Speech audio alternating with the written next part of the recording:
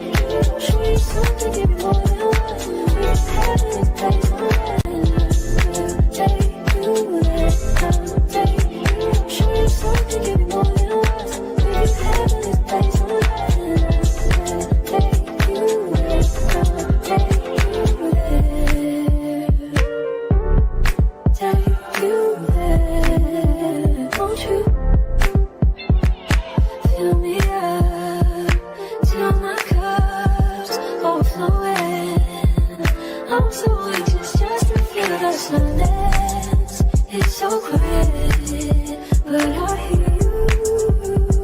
Say and tell me, baby. Say our time, we're making up time. The times you wasn't really waking up. Now you never said I couldn't let you touch. I needed you, I needed you. Needed to distance myself from you. I was just alone without you. So complex without you. Won't you? Can I tell you something for what it's worth? We've had it, that's all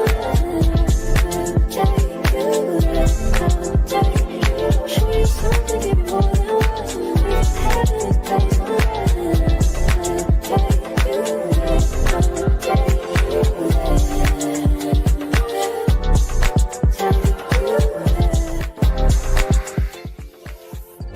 please be done. Please be nothing, give me that. I want you to give to me, yeah. Please be done. Please be nothing, give me that. I want you to give to me,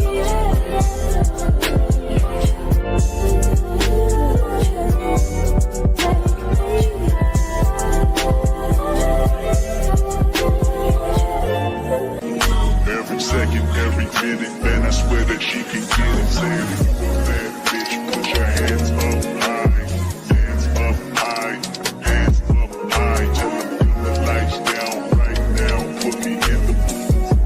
I'm talking about dark blue, purple, go. I recognize your fragrance. Hold up, you ain't never gotta say shit. And I know your taste is a little bit high maintenance. Everybody else basic. You live life on an everyday basis with poetic justice. Poetic justice. If I told you that a flower bloomed in a dark room, would you trust it? I mean, I write poems in these songs dedicated to you when you're in the mood for empathy. There's blood in my pen. Better yet with your friends and them. I really wanna know you all. I really wanna show you off. Fuck not, pour up plenty of champagne. Cold nights when you curse this name. You called up your girlfriends and y'all curled in that little bitty range. I heard that she wanna go and party. She wanna go and party. Nigga don't approach her with that Atari. Nigga that ain't good game home is sorry. They say conversation rule the nation. I can tell, but I could never right my wrongs unless I write it down for real. P.S.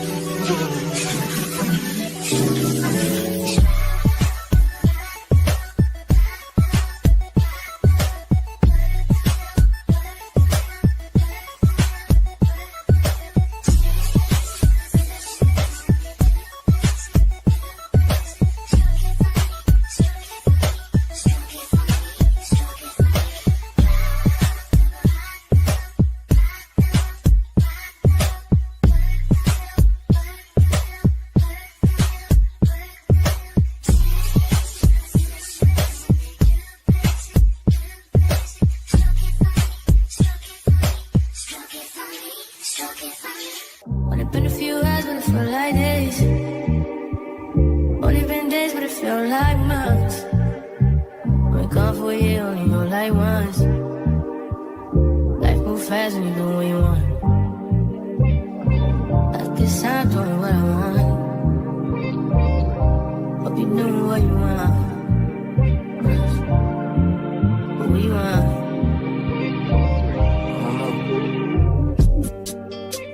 My new bitch look like Tyler Perry, but she don't love me, she too scary. My old bitch front like Jackie Brown. I wanna know if she too down. Will you be my leading lady? I want a contract, get alone, maybe. In the meantime, It's not going where I want. just some me time. Hope you doing what you want.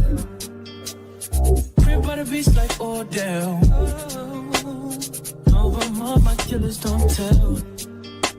Shut over more, cause I knew you off the shelf. Now my bitch is to Chanel. Will you be my leading lady? I wanna call you and get along, maybe. In the meantime, It's not going where I want. get some me time. Hope you doing what you want.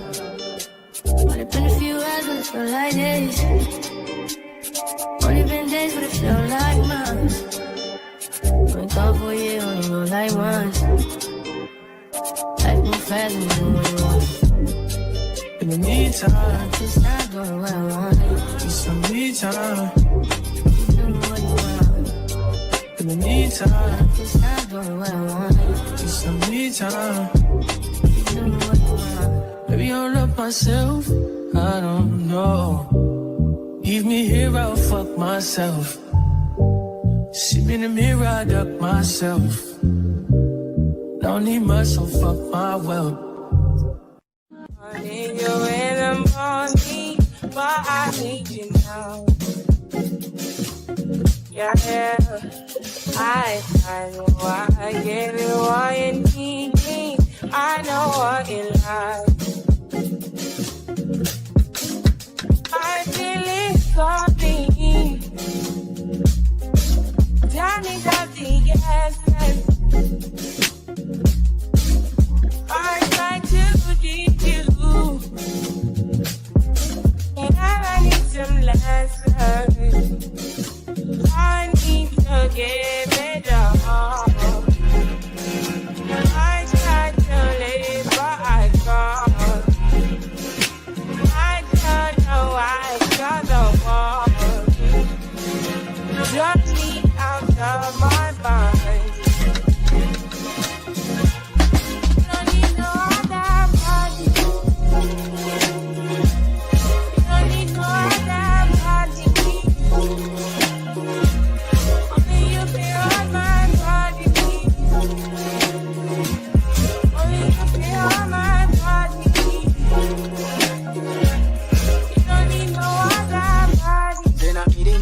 my mind.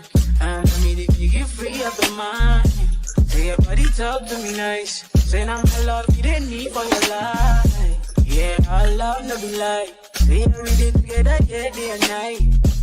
Yeah, if I leave you go by. Yeah, if you leave I go love me your body, baby. Love me your body, baby. As you're whining your body, baby. So crazy. Love me your body, baby. Girl, you want need me. I just wanna let you know. Hope every day. Don't need no other body. Don't need no other body. Only you feel on my body. Only you feel on my body. You don't need no other body, baby. Ask me, baby. No one, yeah. No one, baby. Back to the morning. My one was up on your loving. I just wanna get you beside me. Give me all you need. Give me all you need. Give me all you. Give me all you need. Give me all you need. Give me all. Make I give you all you need. Every touch you need. Give you all. Make I give you all you need. Baby, yeah. Don't need no other body. Don't need no other body. Only you feel on my body. Only you feel on my body. You don't need no other body. I want you there. Yeah, I want you there. I want you to be your girlfriend. I need that. I want you there. Baby, girl, I know you there.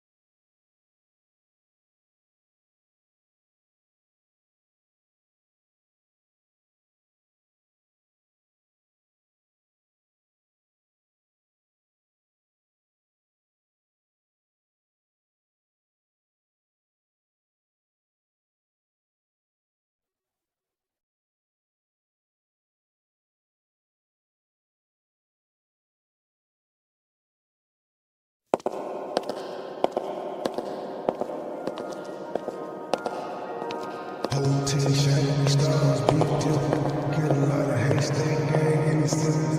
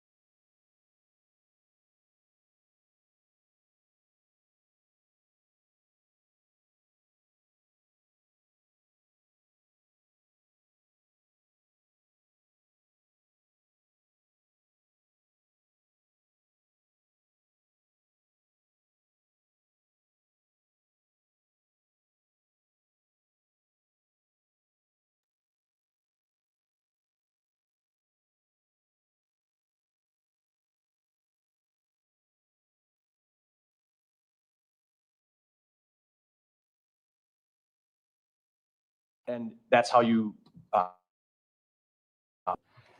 did you reach out to him? Yeah, I reached out to him. He told me to come over. I looked at the place. It worked out. The rent was cheap. I liked it, so I took it. When was this? What year?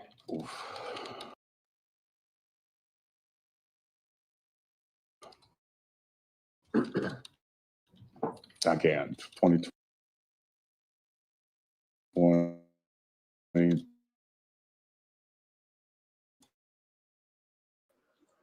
Hey y'all, come on I in. lived there for 2 years or Good 2020. Okay, morning. and you also just, We're gonna see what it's gonna do you had lived today. there for 2 years. 2 years, yeah. This is day 4, y'all. When did you move All right, I'm out gonna of there? exit out for a minute and bring it back so it won't skip. How y'all doing? Hey Miss Lynn, hey Miss Carla, KG to go. Candy corn, ebooks. Hey y'all, come on in. We're gonna get it together. I'm gonna go to another browser. Go to another browser. Not that one. Hope y'all having a blessed day so far.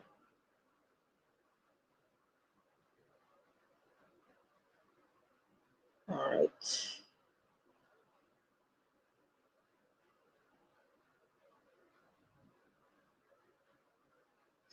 Okay.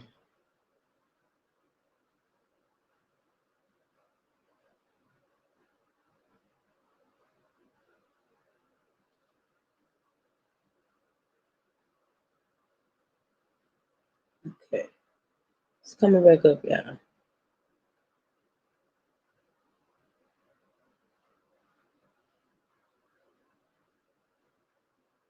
You know, if all fails, we'll do audio, but I really want y'all to see the visual.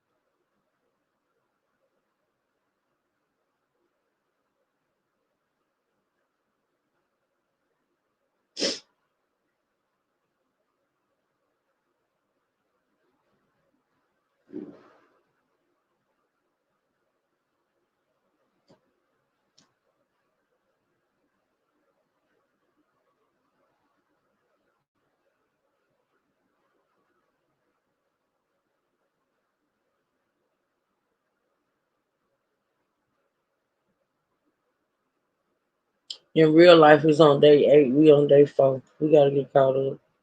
But we will. We'll be on this the whole weekend.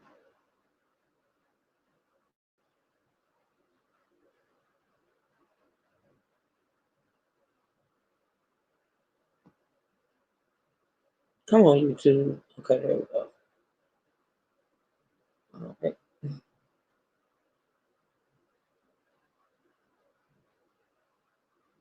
All right. That's it. Hopefully it'll work this time.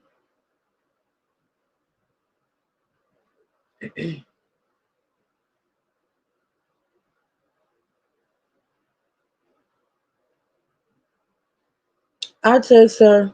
I texted this morning, waiting on her to call me. On word to Miss Lynn. Hey Tanya. Good morning, boo. Yeah, I texted this morning. She'll call me.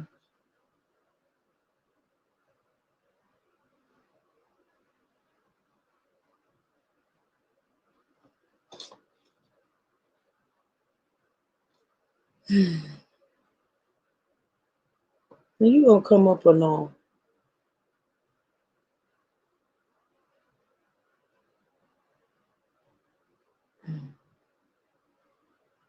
It's on my StreamYard side. Okay, here it comes.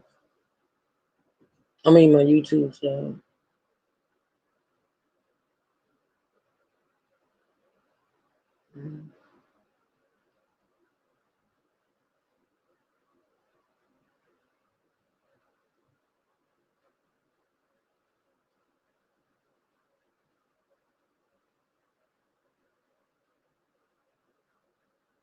I Court, will, Miss Pearson Lee, State, I sure Wisconsin. will. We're joined at.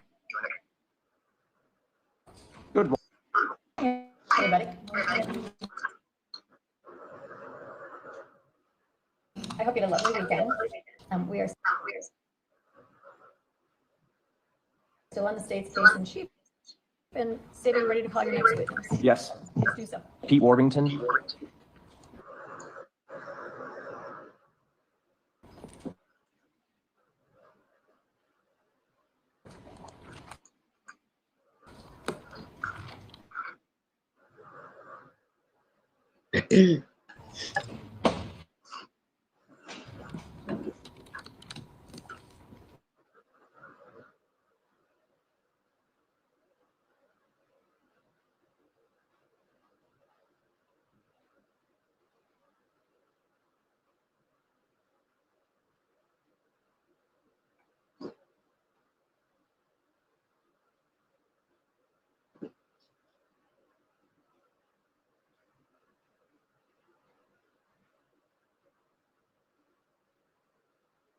Mm.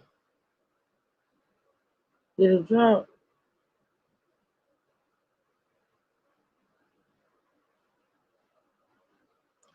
They want to act up today.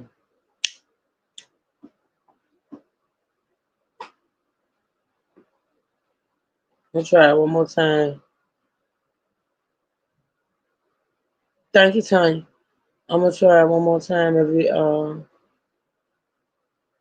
it don't catch on, I'm gonna just do the audio, y'all, and then pull up. Like if they show something, I'll pull it up and let y'all see it. But we gotta get caught up, so I don't have time to play with it. Let me go to audio. Power on. Bluetooth pairing.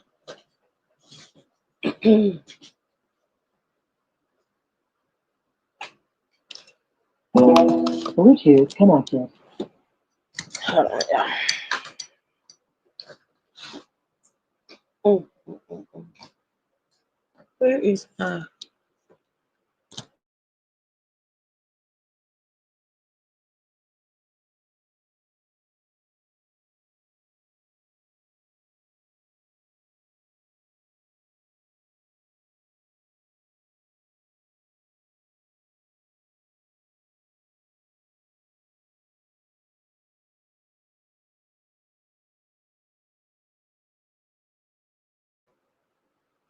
Okay. All right. Let's do the audio. I'm gonna bring you. I'm gonna bring up the visuals though.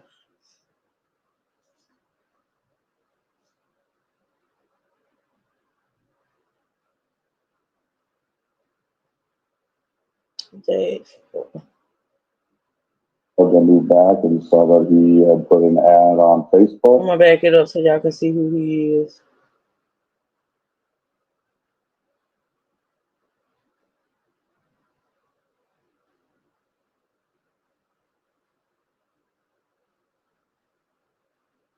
Don't want to stop.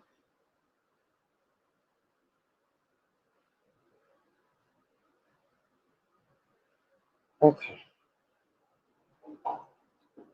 You said, hey, Brooke, you said, I went back and listened to the details on this case. It's horrific. And so very sad. Prayers up for this young lady's family. Yep, Tanya. Yep, pretty bad.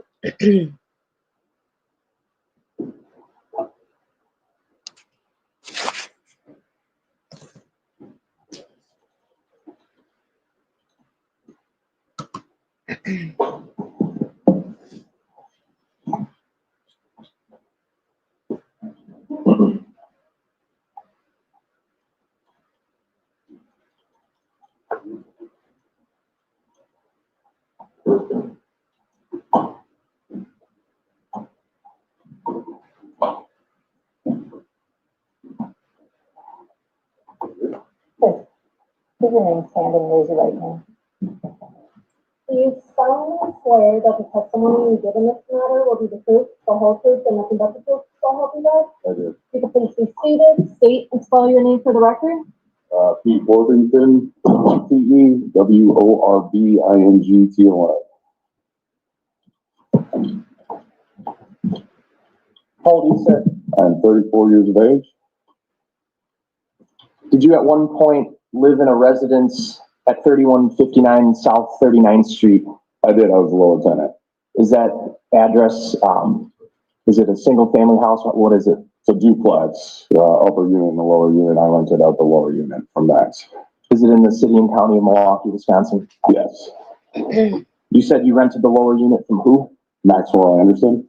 Is Maxwell Anderson someone you knew prior to renting that unit? Yes, I knew him ever since I was a little kid. His father was my baseball coach in Little League, and then I moved down to Texas for 18 years or so. Okay, so apparently, y'all, they're not showing this witness, the guy that's asking the question. The guy that you see on the screen, that's the attorney. So they do that a lot of times in court, like when they televise court cases. Sometimes they won't show the witness. So this guy the guy that's answering, you can't see him. So apparently he rented the lower level of this guy's house. And but you're not seeing the witness, you're seeing the attorney asking the questions. Oh, and after I finished college, I moved back and saw that he had put an ad on Facebook saying that he had a lower unit for rent and I needed to get closer to Milwaukee for work. So that's how that worked out. Is the person you're calling Maxwell Anderson in the courtroom today? Yeah, absolutely.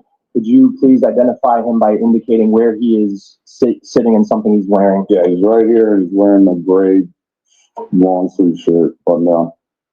I'd ask the record to reflect the witness identified the defendant and pointed at him. Yes, that's fine. The record will so reflect. So you had lived in Texas and then you moved back to Wisconsin? Yeah, once I finished college, I did, yes. And that's how you found this apartment? Yeah, post online, made by Maxwell. Did you reach out to him? Yeah, I reached out to him. He told me to come over. I looked at the place. It worked out. The rent was cheap. I liked it, so I took it. When was this? What year? I can't. 2023, I believe, and I lived there for 2 years, or 2022. I can't nail down. Okay, and you also just said you had lived there for 2 years. 2 years, yeah, roughly. When did you move out of there? I would say probably a week after I was dragged out of my home in my underwear by the SWAT team. What? Okay, would that have been in April of 2024? Yes. And so you lived in the lower unit? I did. Who lived in the upper unit? Maxwell Anderson. Would you pay rent to him? Yes. How would you do that? By check usually. Once a month? He would let me pay pretty much whenever I wanted, which is one of the reasons that I did want to continue renting from him. So I might pay him $500 first week, next paycheck, pay him $500 that week. Sometimes it was all in one, $1,000 a month, and I wrote it to him at the beginning of the month. Did you understand him to be the landlord? Yes. Did you understand him to be the owner of the house? Yes, he explained to me that he was the owner of the house, yes. Did you believe that to be true? I didn't believe that to be true, no. Why not? Well, I guess I could. I'm going to object on relevance grounds to this line of questioning. Tanya, I'm thinking, okay, so Tanya, I'm thinking when he said that, that's when I think the police, April 2024, yeah, it would have been around the time that this happened. So I'm thinking the police is the one that did that to him when they was investigating Maxwell, but we're going to listen. But see, at first when he said it, I was thinking to myself, did Maxwell have that done? But no, I think it was, if it was April of 2024. Yeah, I'm thinking it was around the time the police went into the home. But we gonna listen. Tell you crazy girl. Why is it relevant? Goes towards his knowledge of the defendant. Oh, well, if you can answer it, if you're able to answer it. Well, he told me that he put $40,000 down on his home, but throughout the course of his staying in the house, I came to realize that Max didn't necessarily hold down a job very well.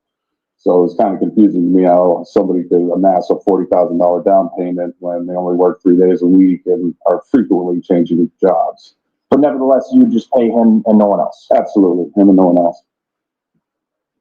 Did you interact with him much other than to pay rent? We probably hung out the first year that I was there a handful of times. Went to a couple of bars, just kind of keeping it amicable as friendly as you could be from a tenant to a landlord. How many times? 5, 10 maybe. And had you ever been in his unit? Yeah, a couple of times I went up there. We were just talking about, whatever. It wasn't for anything in particular, but yeah, when he called me over to look at the unit at first, he didn't even show me the lower unit. He just showed me his apartment upstairs. And he said it was kind of pretty much the same thing downstairs, just with an extra room. So.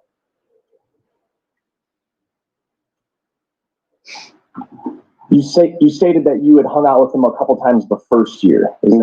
Did you not hang out with him after a period of time? Yeah, after about the first year of living there, he came to be what I would call just an insufferable landlord. He would basically have people over. I'm going to object again. This is getting into impermissible character evidence. I'll ask a more pointed question. Okay. You stopped hanging out with him after about the first year, right? Yes, that is correct. Did you understand him to, I think you said he worked jobs. What did you know him to do for work? I knew that he was a bartender. He just worked at a bunch of different locations, which isn't uncommon for bartenders to do. But did you know what bars? I knew that he worked at Victor's. That was really the only one that I can remember right now. But like I said, he went through a couple. Did he have a car? Yeah, he had a black SUV. Do you remember what kind? Hyundai, however you say that. Did you have a car? Yeah. What car did you have? I have a black Honda Civic. And would you park it at the residence? Yeah, usually, it could go either way. Some days I would park in the front street, and then some days I would park in the back by the garage. I want to talk to you about the layout of the residence. I'm going to show you a few exhibits here.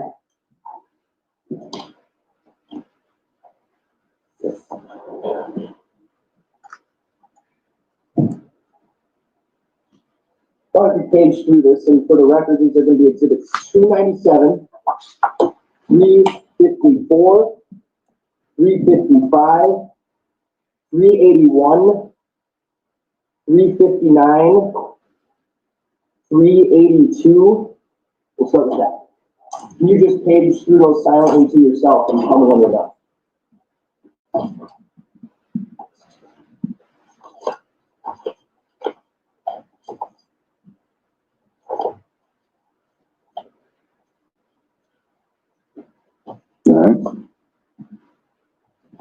Those are all photographs, right? Yep. Do you recognize where these photographs were taken? Yeah, that's predominantly the house that I lived in, and then in the basement as well. I would move those exhibits in again, and I'd read the numbers for the record if not anybody. I have 257, 354, 355, 381, 359, and 382. It was 297. Okay, that made no sense to me because 257 was already in, so that makes more sense. All right. Any objection? No. They're received. Ask the voters. Go ahead.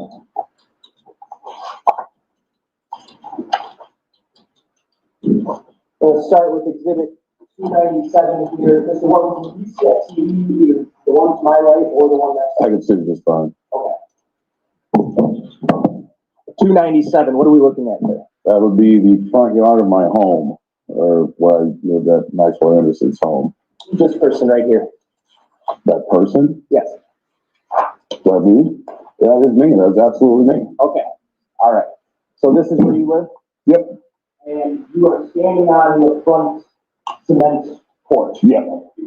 That door that's next to you, is that a door into your unit, the upper unit? Where does that door go? That door goes specifically to my unit, the lower unit, and it did not go upstairs. And that's the door that I use the majority of the time. So that unit, that door, you couldn't get into the upper unit from that door? Not from that door, no. Okay. Did you use that door predominantly? Predominantly, yes. Over here, there's a gate. You see that? Yep. Is there a side door? There is a side door about 10 feet inside of that gate once you walk into it on the right. Okay, hold on, y'all. Let me show y'all what they looking at. keep forgetting y'all can't see what I see. All right, so I'm gonna show y'all. Let me see the timestamp. 31:58. It is the house. Okay, that's what they're looking at right now. Okay, can y'all see it with my seal up? Can y'all still see it? Ooh, that house look run down. Oh my goodness. Can y'all see that house pretty good with my seal up, or do I need to take it down? Let me know. Door lead into? The side door, once you open it, you can either go to the middle floor, which would be my unit. You can go downstairs into the basement, or you could go upstairs to Maxwell's unit. No, you use the side door at all? Very infrequently, only probably to go to work if I was parked out back. A lot of the time, like I said, I was parked out front anyway, because it's easier for me to just walk through the front door. So you would use the side door, but it wasn't common? Girl, No, it it does. wasn't. It looks like, I mean, you know, it looks run down. It looks run down, and you could, ooh, what irritates me about a house, y'all, is like fucked up blinds. How many? Malia? Malia? Malia? You okay? Yeah. Okay. Y'all know what irritates me about a house is like messed up blinds or curtains, the way they look, like the windows are all fucked up. But that house does, listen, it does look haunted, Tanya. It looks bad. But okay, let's listen. I actually would let my dog out of the front door as well. There should be a cable there, so I use the front door more often than not, yeah. You had one dog? I had one dog, yes. Did the defendant have any dogs? He had two dogs. Where would those dogs stay? Usually in the basement. That's where their kennels were located, but when Maxwell was home, he would take them upstairs with him. What kind of dogs did you have? I have a large American Bulldog. And what kind of dogs did Mr. Anderson have? I believe it was a black lab and some kind of pit bull terrier. Both female. Okay. Matters. Let's talk about your apartment first. Can you just kind of summarize the general layout of it? Yeah, if you were to walk in that front door right there to the left, you've got my living room. It's kind of set up in like an X. There's 4 rooms in the 4 corners. The room on the right would be my bedroom, and then you have the bathroom in the middle, and then you have my home office in the far right corner of the home, and then the kitchen in the far left-hand corner. Where's your bedroom? My bedroom is right there. As soon as you open that front door, you're going to walk into a wall. It's on the other side of that wall, so right there on the right.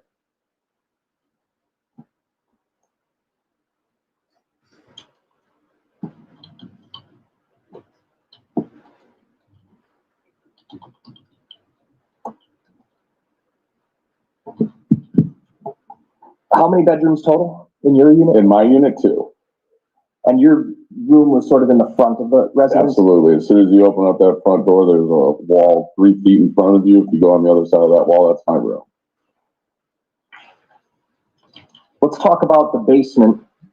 How would you get to the basement? Through that side door. Not through the front door? Not through the front door, no. In order for me to go to the basement, the only way that you can get in there is if you were to go in through that side door. Obviously, you could get there through my unit because there's a door into the stairwell, and that's how I would get to the basement. Okay. Did you ever use the basement? I used the basement probably the first year that I was there doing my laundry. Other than that, I mean, I cut it down. I did not like going down there. It smelled awful. It was oftentimes I would have to report to Max that his dogs had defecated in the basement. It was horrid smelling. It frequently flooded and had what I can only assume is... I'm going to object on relevance grounds. I'll ask a different question. Okay. You didn't use the basement much? Not much, yes. You used to use it to do your laundry, right? Yes. You kind of stopped doing that? Yeah, I stopped probably the last couple of months that I was there. I didn't go down there pretty much at all. Maybe once a month to do laundry. But then his washing machine actually broke and he started utilizing mine, or what was reserved for me. And I didn't want to share the washing machine with him. So I would just honestly just go down to my mom's and do some of my laundry there. Did you keep any belongings in the basement? No. I'm going to show exhibit 354 on the screen here. What are we looking at? That's a stairwell going up from the basement, and that is the side door that I've been discussing. That's the side door? Yep. All right, and then next, I'm gonna zoom in here. There's a, right where I'm pointing here. What is that? Multiple light switch panels there.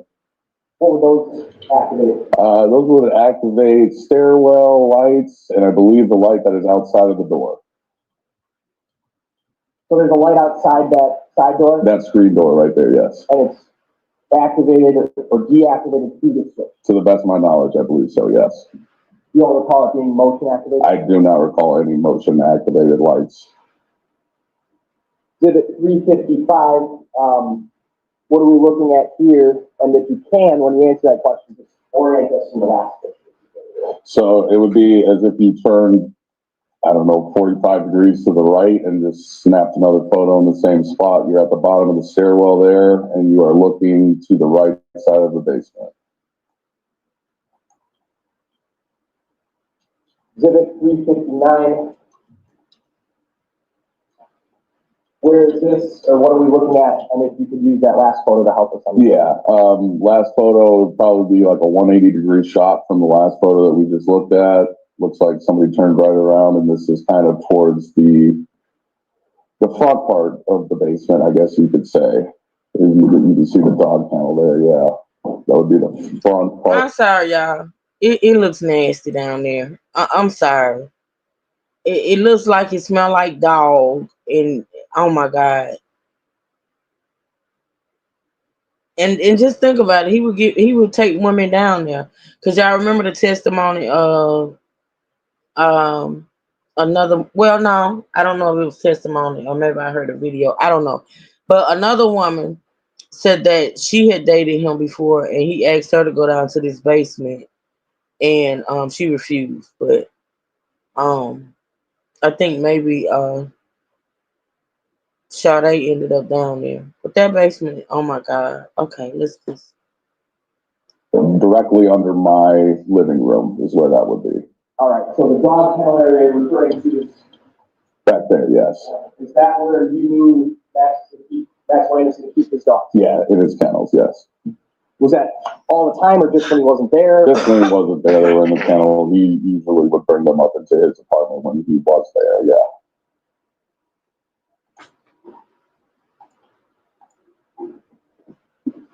$381. What are we looking at here? That looks like so that's the dryer right there. So you're looking, I don't know, towards the back of the basement. If you were to come down the stairs, down the left-hand side, he had a tool bench down there, and that punching bag. So yeah, the back left, if you were to come down the stairs of the basement. Same room as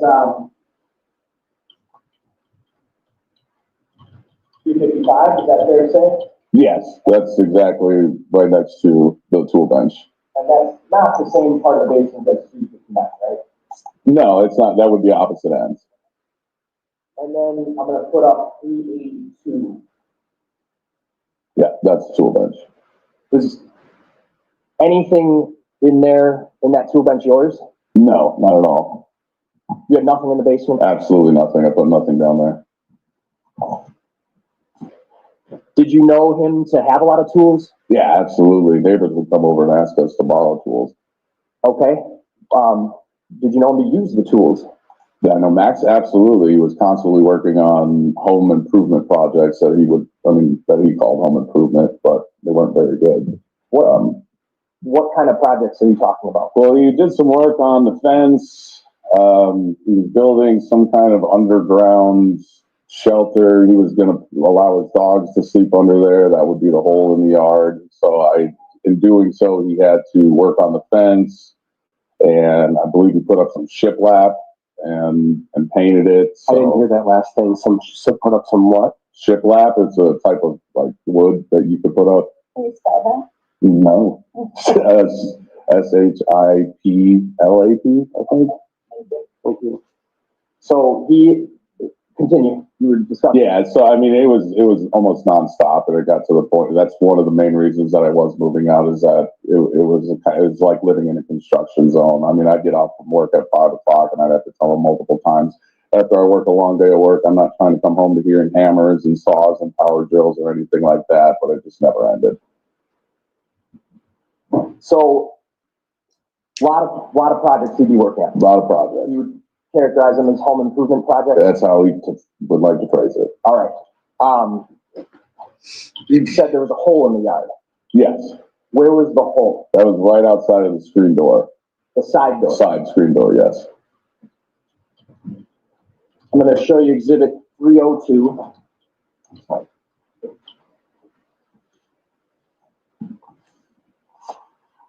You recognize this photo? Yeah, that's the whole discussion. I moved 302 and asked the coach. Any objection? No. It's received, go ahead. 302 is on the screen here. So the camera person is standing just outside the side door facing 39. Yeah. And, Yeah, look at this. Look at the outside. Look at that. Can y'all see that? Baby, he just, ooh. Okay. Where is this hole, if you could just describe, and if you need to get up to points. Yeah, it's right in that back corner right there. You can see the shiplap that I just brought up. It's a lighter texture than the rest of the fence because it was a fresh cut. He was freshly putting that material up, and he freshly It painted looks it. like it don't, to me, honestly, it looked like it could be some trash, but it looks like where he has dug up some stuff, like it looks like brick or cement. I don't know what that is. Tanya, it looked like it could be some trash, but then it looked like it's some rocks and some, I don't know what the hell that man was doing at that house. If you can see, the rest of the fence is a bit darker. It's a bit darker. He had just done that. Now you see, take your finger to the right there. Yeah. Sure. Absolutely. I Sorry. think we have a microphone. You can give me 1 second. Yes, here. Turn it on. As you point out what you're talking about, the hole. As best as I can explain, this is the hole that he started with. So this was here even before I even moved in. This was here. I saw it there. He told me he was going to have it fixed up and he was going to put something there, but obviously that never happened. But as you can see here, this is a natural brown, darker brown, because that fence has been there before I even moved in. And you can see here, these are the shiplap, and he put them horizontally. And so this has been done new because this started to cave in before he could even do anything with this. So this fence started to come down, so he had to fix that. So that's what he did. He put up this new shiplap, whatever this lumber is, and as you can see, it's a totally different painted color because it's been painted at 2 different times. This was the most recent project that I can remember that he had. I can make mine. Yeah. Actually, you know what? Why don't you keep it near you just in case you got it. Screen again, and then the hole is sort of between the camera person and the shiplap that you would put. Yeah, that's correct. Okay. What did he tell you the hole was for? He told me he was going to put some sort of, I guess, shed or something there. He was going to build a shed to keep like a lawnmower in, any kind of yard tools that he was using. And then underneath that, he was going to allow his dogs to go down there, and that's where they would sleep, I guess, if maybe stay warm in the winter. The idea didn't make much sense to me when it was explained to me either. He was going to have his dogs sleep in the hole? From what he told me. Was he planning on connecting it to the house or something? I do not believe so. I think it was just something while they were out there that they could utilize. I don't think he planned on keeping them there and like having them live there permanently or anything. You had suggested before that you were planning on moving out prior to April. Oh yeah, absolutely. And how much prior to when you actually did move out were you thinking about leaving? I mean, two months before, I had asked Max if he would write me like a letter of recommendation to the new apartment complex that I'm currently staying in. Right, Tanya. So you had already looked for a new apartment? Oh yeah, I already got one, signed the lease and everything. I was on my way out. let's switch gears a little bit. Why don't you explain where's the garage? So the garage from here is, if you turn 180 degrees, it looks straight back. It's an unattached garage, so it's way in the back. I'm going to show you exhibit 450, 451, and 452.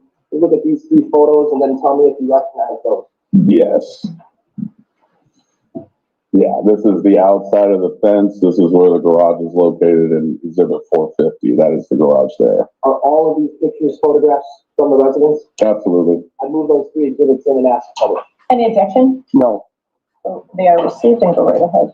We'll start here with 452. What are we looking at?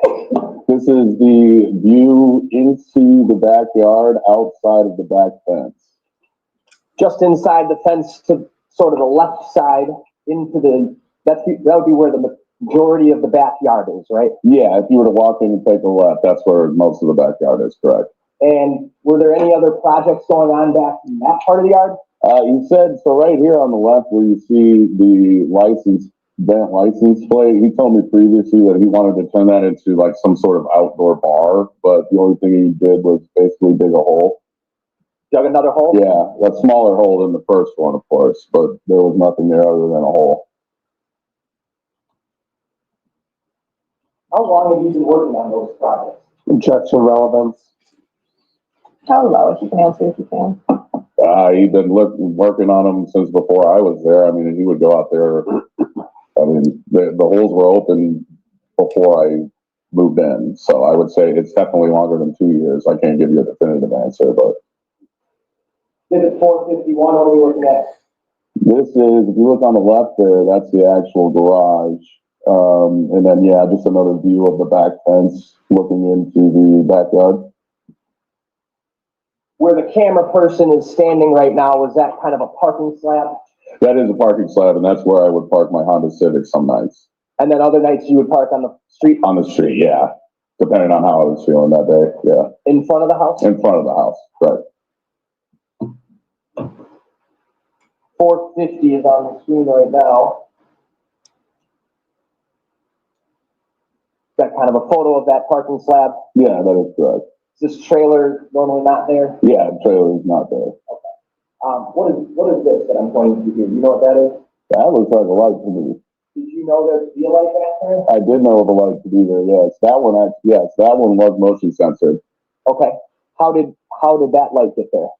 He hung it up one day. I think probably right after I moved in, just so I had a light, so that when I was parking back there, I could see what I was doing. Was it affixed to the tree, or was it just kind of hanging? I think it was just kind of tied up there. Yeah, I'm not sure what he used. I didn't even look, but.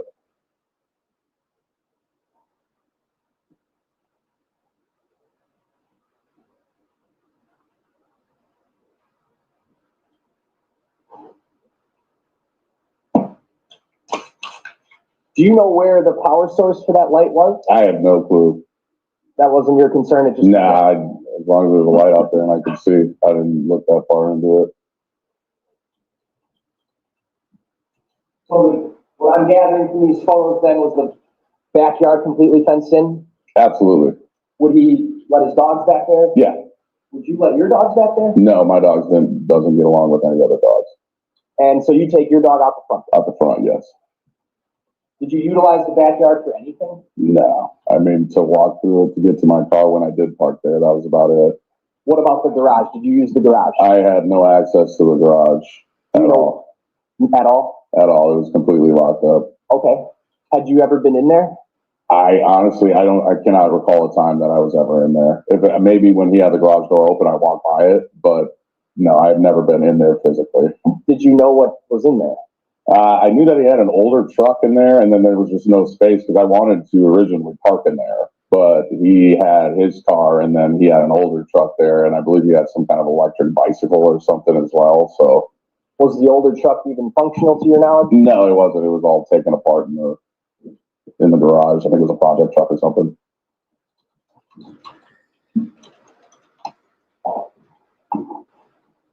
I want to switch gears slightly, Mr. Worthington. While you were living at the house, did you know it to be common for Maxwell Anderson to have people over in his unit? All the time, yes. Were there times where it was noisy? Absolutely. Were there times that it was noisy at hours that would bother you? Oh yeah, I've had meetings with corporate at 8 a.m. and he's been up at 5 in the morning with companies just singing at the top of his lungs upstairs. Where were you working at the time back in April of 2024? In April, I was in the office. I was an inside sales rep, so I was forced to work from inside my actual office, whereas now I work from home. So you had suggested before that there were times when you were working out of your apartment? Yeah, absolutely. If I have to go out on projects or meet with clients, stuff like that. And at strange hours, they would be loud? Always. Okay. How often would he have people over? I would say, 2 to 3 times a month. There was probably a night where I didn't get any sleep until 3 o'clock in the morning. Because why? Because of the noise and the carrying on. Drunk people coming over, falling down the stairs in the hallway. I had to hear all that, knocking stuff off the walls. And this is separate from the project? Yeah, this is completely separate. Okay. It was not uncommon then for you to hear noises coming from his apartment? Not uncommon at all. Particularly even at night? Even at night, yes. Okay. I want to take your attention back to around the time that you indicated you'd been removed from your apartment by police. Mm-hmm. That week, where were you working that week? That would be in office. So I was in my office in Menominee Falls. What was your daily routine in your work week? I assume it was Monday through Friday? Yeah, Monday through Friday. 7:30 is the time that I start. So I'm usually up at 6:30 getting ready, and then I'll leave. And then I drove to Menominee Falls from 39th Street. I would stay there until about 3:30, 4 o'clock, and then make my way home. So Menominee Falls, how long is that? 20 minutes? 25, 30 maybe. You had to be there by 7:30? I had to be there by 7:30. That week that you were removed from your apartment, did you work each day that week? Each day was in the office, yes, correct. What time would you get up? Right around 6:15. And that week, what do you recall what day of the week that the police came? I believe that was on Thursday, the 4th or so. The 4th? Yeah, April 4th. Earlier that week, follow the same routine? Same routine, just like any other week. Okay. At any point in that week, did you recall, well, actually, let me ask this question. What time would you go to bed? I'd try to go to bed around, 9:30, 10 o'clock. Were you able to do that week? That week I was. It was surprisingly, like I told, the investigators, I didn't really hear much from Max in the 2 weeks prior to, it was actually quite pleasant around the house. I didn't even think he was there. I thought he was elsewhere, Had you seen him in that 2 week span? No. So you hadn't seen him? No. Did you hear him? I did not hear him up until I heard him. On which day, I'm not exactly certain, but it was definitely the week before the cops came and pulled me out of my house. I heard him getting ready, and I was packing what I thought was, a suitcase or something, like he was going to stay elsewhere. And in my head, I'm like, oh, well, thank God he's leaving. It'll be quiet around here. So I heard him bringing down something, which day I can't confirm. Tuesday, Wednesday, it could be any day. And I heard him bringing something down the stairs. That's the only piece of information that I've heard of him. That's the only interaction that I have with him, probably within 2 to 3 weeks of me being pulled from the house. All right. So I'm going to break that down just a bit. Yeah. You hadn't seen or heard of him in probably 2 weeks up until you were removed from your apartment. Correct. And at some point that week, we'll call it the week of April 1st, which would be Monday to the 5th, Friday. And then you said you were removed on the 4th, Thursday. Yeah. At some point earlier that week, before you were removed, you heard him up in the morning. Absolutely. Do you know which day? I do not. I cannot confirm which day that was. You don't know if it was Monday, Tuesday, Wednesday? It was one of those 3 days, but I do not know which day. And that's what you told investigators? That's what I told everybody. I've always held that I did not know which day it was, but that was the last time that I'd ever heard from him. Outside of that, did you hear anything else of him throughout that week? No, absolutely nothing. Like I said, I didn't even think he was there. Okay. Would there be times where he wasn't there for periods of time? Yeah, he would. Sometimes he would go and just, stay with some friends or whatever, from what I understood, or he would go help his dad, I think, doing some work wherever they went. And so there was some time periods where he'd be gone for a couple of days on end. Yeah. It would be quieter around then? Absolutely.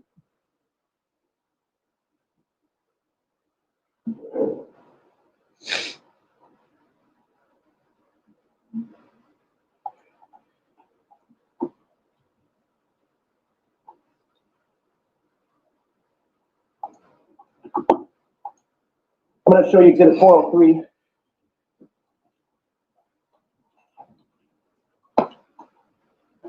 Before I get into 403, you indicated you've always maintained you weren't sure which day that you heard him off the morning, right? Absolutely.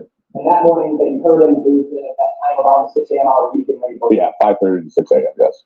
What's 403? That's my cell phone in my hand holding my phone in my living room. And do you remember the police taking this photo? I do, yes. Any objection? No. 403 received. What is 403?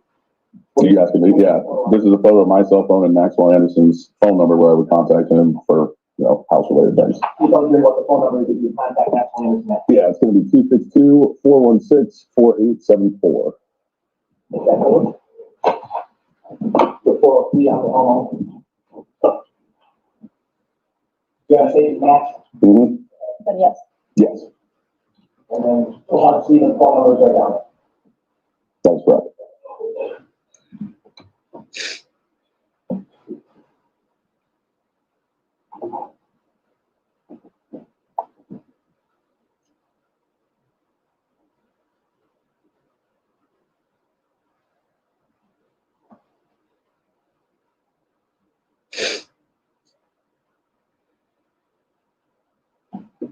All right, I just have a few more questions, sir. You had indicated previously that you were having problems with the laundry, right? At some point. I wasn't having problems with my laundry, but one of his washers had broken, and so he started to utilize, obviously, there was 2 washers and 2 dryers in the basement. So 2 obviously were reserved for me, 2 were reserved for him. One of his I think his washer broke or something, so he started to utilize mine. Well, I go down there and I try to do laundry, and I'm staring at a thing full of his clothes, and I just didn't want to deal with that, so I stopped even going down there to do laundry. Was that happening all the way up until the time you had moved out of there, or no? I would say it only happened like that thing must have broke like 2 or 3 months before all this even happened. So how did you communicate with him about that? I didn't say anything about it. I would just turn the clothes over if there was, and then after a while I just got sick of it. And I mean, it didn't matter what I brought to his attention. He wasn't going to change anything. So did you ever move his laundry? Yes. Would you let him know? Yeah, I'd shoot him a text and say, hey, I just put your stuff over. I just need to dry something real quick or whatever. Sure. Okay. As a courtesy. Yeah. Would you do a lot of woodworking? Always. Objection, relevance. He's a woodworker and then. Okay. He said, Objection, relevance. Okay. It is relevant. I can ask a different question though. Okay, ask a different question. He had a lot of power tools. From what I understood, yes, he had to. Tools used for what? Used for cutting, sawing, drilling, things of that nature. Like we were just talking about the fence. That was some fresh work that he did. And would he use these to do the woodworking? Yes, I believe so, yes. Do you know exactly what kind of tools? I do not. All I could do is hear him through the walls. How often would you hear him using power tools? I mean, there would be definitely 2 or 3 days a month where he was going on and on. That date here, 451 on the sheet. This back date, to your knowledge, did that door latch or was it loose? So the back fence door, I believe it was loose. The locking mechanism had shut. However, Maxwell would put a little socket or something at least so it would be secure and wouldn't blow open. But I would say 9 days out of 10, it was just wide open like that. Okay. And I'm pointing to this door here. Is that what you're talking about? Correct. So it wasn't a secure door? No.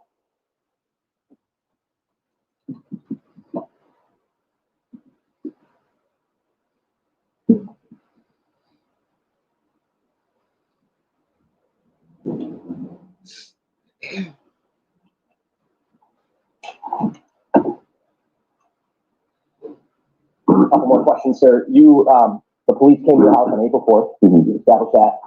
They pulled you out of your apartment, right? Yes. Were you otherwise cooperative with them? Absolutely. And did they ask you for permission to search your apartment? They did. And did you let them? I did. Nothing else. Thank you, sir. Thank you. Cross-examination. Good morning. How are you? Good. How about you? Good. Do you, with respect to these photographs that you have looked at today, do you know when those photos were taken? So that trailer there was brought to the house, I believe, by Maxwell's family. So this would be after April 4th. And I believe they brought the trailer to clean out the apartment. So, and the one of you on the front step, do you know what day that was taken? That would have been probably April 4th. Yeah, maybe 5th. Okay. After they were doing the search of the house. Right. They allowed me back into the house after everything happened. And so there I was on the front porch. Right. I just sort of wanted to jump into that part of things too. Mm-hmm. Obviously, we think that this picture right here. Yes. Yeah, I think I'll put some So just to sort of recap, as the house is laid out, you have a front door, but that front door is only for your unit. Only for my unit, yes. Max doesn't go in the front door to get up to him. No, never. Side door, all three areas of the home are accessible. Basement, your unit, or upstairs. Correct, absolutely correct. And the basement is not locked in any way. You can just go right down there if you want. Yeah, there's not even a door. You just walk right down, yeah. Exactly. And so everyone has free use of the space, meaning the two of you, except you've said you don't keep any of your stuff down there. Well, you're clear on that. Correct. I never put anything down there. And with respect to Max's tools, you saw a workbench there, right? Correct. Did you ever go through his tools and look at the various things that he had? There was only one time specifically that I even went over into that area. And that was when our neighbor asked to use a handsaw. And so I went down there, found the handsaw, and provided it to her. Got it. So that's one. Yeah, that was the only time that I would ever go down there. And in terms of the opportunity to show you the picture again, it's in that 452. You can see that here. See what here? It's in the 452. Yes, I see. Yeah. Okay. And Max's home, or your home, if you will, on the left, and on the right, neighbor's home. Yep, right. And the fence actually runs almost right up to that house next door. Yeah, they're very close, yes. Yes, correct. And that's common in this area. If you were to go up and down the street, all the houses are just close together. That's correct. These are big acre lots with tons of space. This is correct. It's a working class neighborhood. Absolutely. Okay. And if you look at the home to the right side, as we're looking at the picture of the home on the right side, there's even a window right up there, isn't there? That is correct, yeah. And there's even windows right on the side of the home that look sort of I don't want to say into your house, but at your house. Right? Absolutely, yes. Is this the neighbor that you gave the tool to? That is correct. That is right? That is correct. Okay. And so this was somebody who obviously was comfortable enough to come over and knock on the door and say, hey, do you got a saw I can borrow? Yeah, well, not so much maybe with me because I'm just the tenant, but Maxwell lived there for a large portion of time and he knew her, yes. Right. There's no bad blood between them. No, not at all. She's the sweetest lady I've ever met. Okay. And you knew Max's dad because his father had coached you in Little League? Yeah, in Little League. Right? That's correct. Okay. So you knew the family? Well, I knew his father, not so much his mother or his father's new girlfriend, but yes, I know his father, yes. Okay. And so just so it's clear, that upstairs patio that we see on the left side of your guys' house, that's Max's. That's all Max. I've never even been up there now. And you're the basement guy coming all the way back to the backyard, right? That's true. This window right here, that's my kitchen. On the first floor there, that's my kitchen. You could look right out that window, right out those three windows, you could look right into the backyard. Yes. And there's a walkway, there's a path that goes, as we're looking right now, the path that goes from garage to the house. Yep. Straight shot. Yep. Directly alongside a neighbor's house, right? Yep. It's a yes, right? Yes, sir.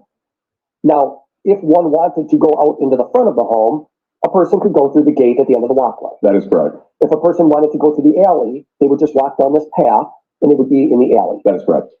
First, they'd go past the garage on the right-hand side, but then they'd be in an alley. You are correct. And you could park your Honda Civic. You had a Honda Civic? Yeah. It's a common car, right? Yes. You could park your Civic in the back if you wanted to, but often you would choose not to, right? Yes, that is correct. But if you wanted to, you could park it right on the slab there, couldn't you? Yes. And just walk up that pathway and get in the side Yes, door. absolutely. In that side door, a couple things I want to point out about the side door, if you remember, okay? Number one, you can see there's an overhang over that door. Isn't there a little white metal awning, if you will, hanging over the door? Yes, that's correct. And that door actually had a hydraulic arm, if you remember, that would control it opening and closing. Well, it did, but then it came off, and I asked Max to fix that, and he never did. Right, you didn't fix that. No. That was some. Seems like I'm just going to go out on a limb here and say it seems like you were bothered by him in some respects as a landlord. I mean, it was, like I said, it was a trade-off. I knew that I was living in a place that I didn't want to live in because of how loud and disruptive he was, and Max was going to do whatever Max wanted to do at any time of the day. But the trade-off is he was very lenient, flexible with payments and stuff like that. Me just getting my foot in the door in professional America, I needed that at the time. And I don't want to ask where you work, but it's a corporate type job. Yes, absolutely. Your clients. So thank you for your discretion. I said thank you for your discretion. Your clients and a schedule, though, is the point, yes, right? Absolutely. And the hydraulic arm on the door, Max didn't fix that. No. The reason why that was a problem is because then instead of the door sort of halfway closing, it just slammed shut and would wake me out of a dead sleep no matter what. Right. And so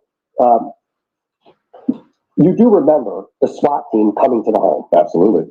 Because that's the only time that's ever happened. That's the only time it's ever happened in my life. And it was a very chaotic event, if you will. Yeah, I had just gotten home from work, and I believe I was taking a nap, and then I just heard some beating on the side door, and I initially thought Max had just like lost his keys or something and needed to be let in, but then as I go out there, there's guns and helmets and Kevlar vests and whatever. And They just knocked on the door. I opened the door. I said, "Hey, what's going on? I don't know what you're here for, but I know it's not me. So what can I help you with?" So.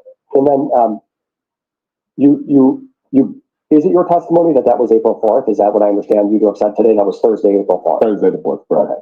You also spoke with the police further on Saturday, April 6th. You would agree with that? I believe so, yes.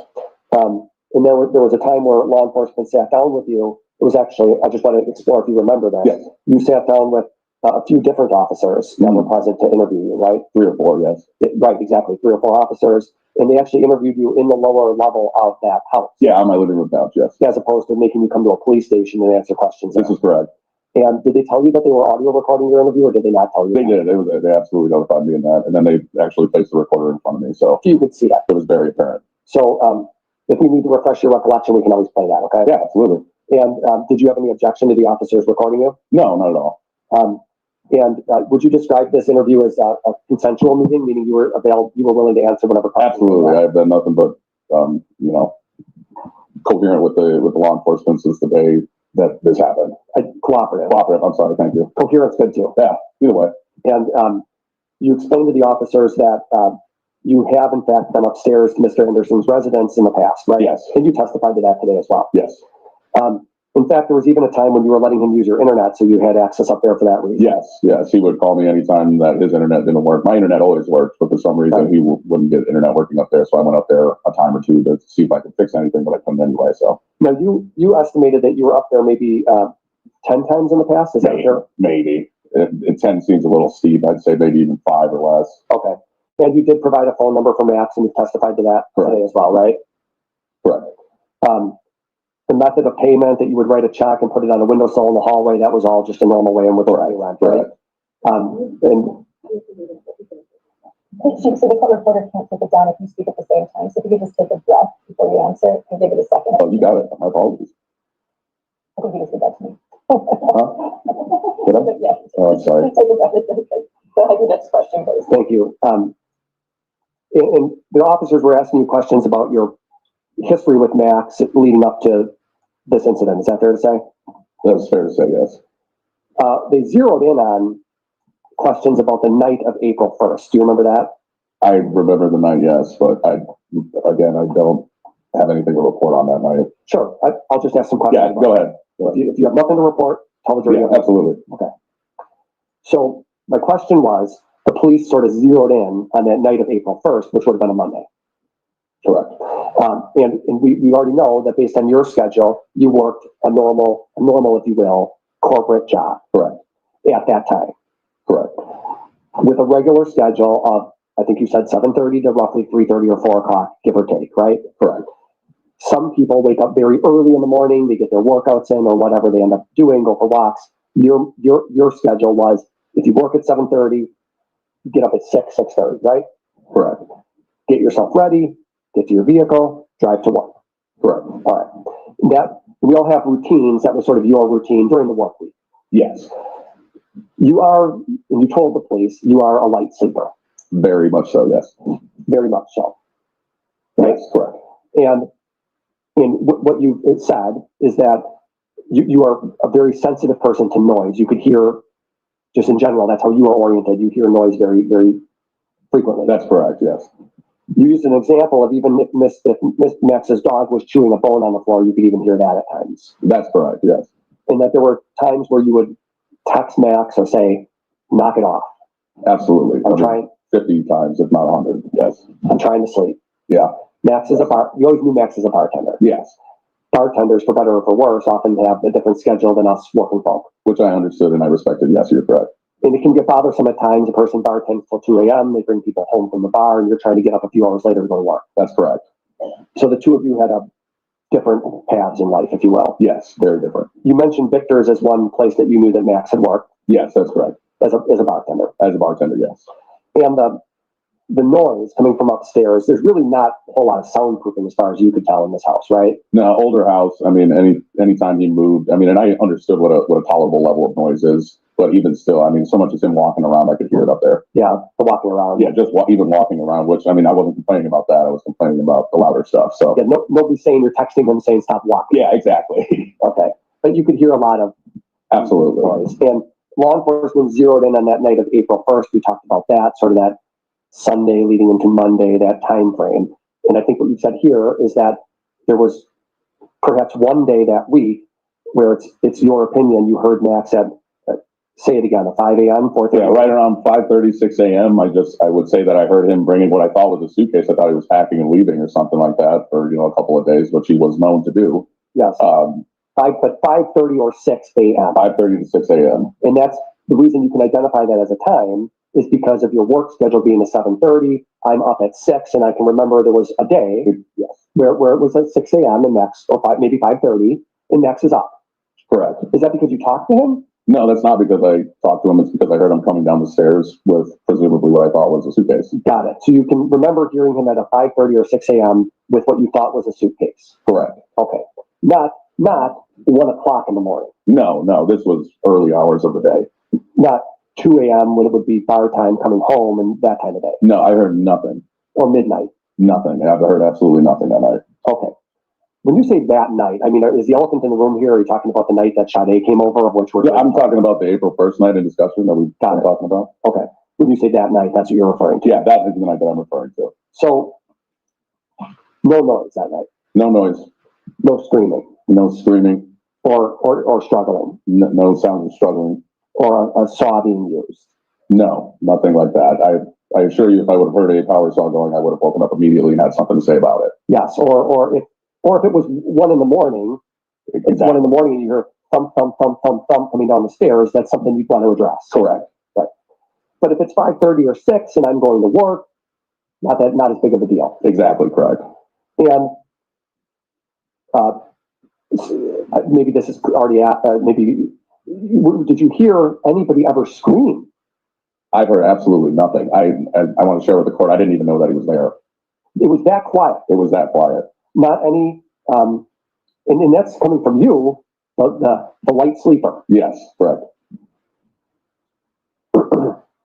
And similarly, you didn't hear someone rummaging around the basement collecting a bunch of tools. No, nothing like that. Or anything in the basement at all. I didn't hear anything in the basement at all. And actually, if a person, if Max were to exit the house, the only way Max is getting out of his unit, other than jumping off a balcony or a window, is to go out that side door. Out that side door, correct. With the hydraulic arms at the door. You are correct. Right into the neighbor's home, literally right up to the neighbor's home. You are correct, yes. So, and then down the path to his car. Correct. Did you hear him dragging a body down the stairs at 1 in the morning? I did not hear anything at 1 in the morning. The only thing that I heard was what I thought to be a suitcase or something coming down, like I said, at 5:30 in the morning, 6 o'clock in the morning. And you don't even know what it is because you didn't see it. You're correct. I have absolutely no idea. All I know is that something large was being transported down the stairs at approximately 5:30 to 6 a.m. I cannot testify and say I knew what it was. No. Well, Max had dogs, right? Correct. And you said 2 of them. I think you said, didn't you have 2 dogs? 2 dogs, correct. So dogs sometimes need to go out, right? That's correct.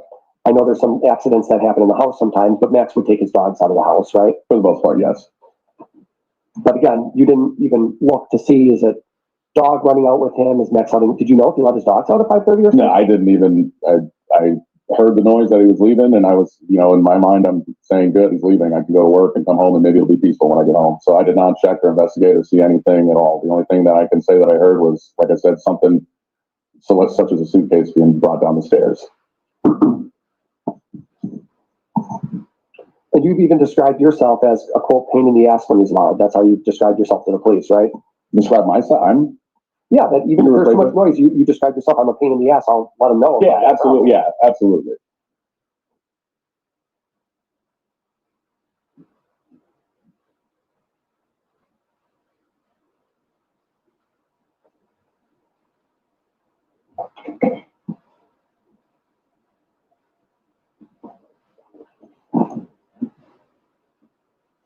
Now, I'm going to go back to when you were seated in the, was it your family room talking to the 4 officers or 3 officers? And one of the officers you remember was a female, right? Well, one of the detectives, I'm sorry, one of the detectives. They could have very well, but I do not recall what each individual person looked like. I can't answer that definitively. And you said I heard no strange or loud noises coming from Anderson's residence Monday night, April 1st, going into Tuesday morning, April 2nd. True? I heard, yeah, like I said, the only noise that I heard was him coming down the stairs, and I cannot testify and say honestly which day that was. I don't know if that was Monday. I don't know if that was Tuesday. Right. The coming down the stairs with the suitcase, leaving the house or something. Correct. That's all that I heard. Could have been Tuesday. Correct. Or Wednesday. Could have been any day. Okay. But what you are sure about is the time being at 5:30 to 6:15. I'm 100% positive of that as I'm getting ready for work. That we're 100% on. Right? Correct. And then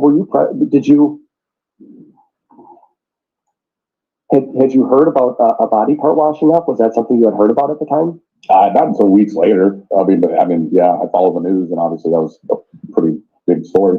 People were reading articles. I just saw it on Facebook, yeah. Click on a link or something? Yeah. Because it's interesting, or? Yeah, it's a web, yeah, absolutely. Now, in terms of you using the side door, there's some questions about your car being in front, but you would use the side door as well. Yes, correct. It's not like you never used it. No, I have before. I mean, I would say, honestly, it's probably a 50-50 crapshoot on whether I park in the front or whether I park in the back. And even if you wanted to take your trash out, every week if you want to take your trash out, you'd use the side door for that. That is correct, yes. So you're using it at least once a week for that purpose. Yes. And was trash pickup on Mondays, if you remember? I cannot recall.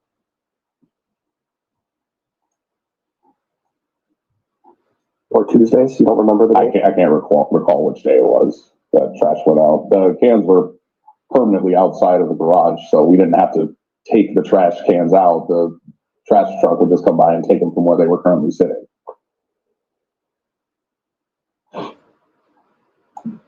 And Max you've never seen Max drive any vehicle other than his Hyundai. Would you agree with that? No vehicle other than that black SUV. I've never seen him drive anything other than that vehicle. There was the truck in the garage you told the jury about, but that was in a state of disrepair. Yeah, that truck was not going anywhere, and it never did go anywhere as long as I lived there.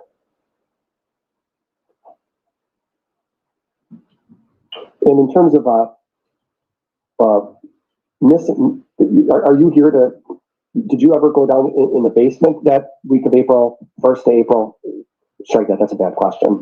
There's the laundry machines down in the basement, obviously, right?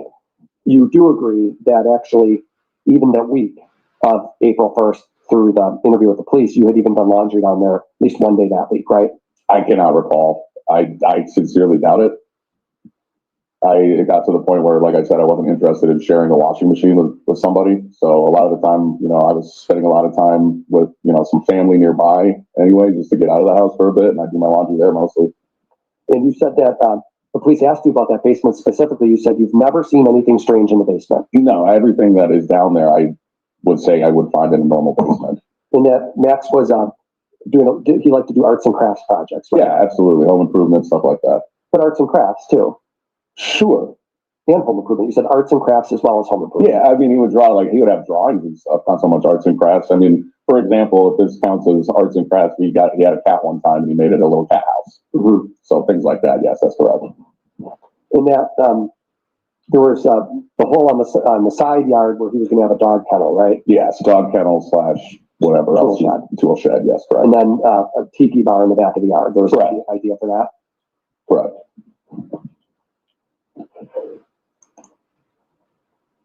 1 minute, Judge, please.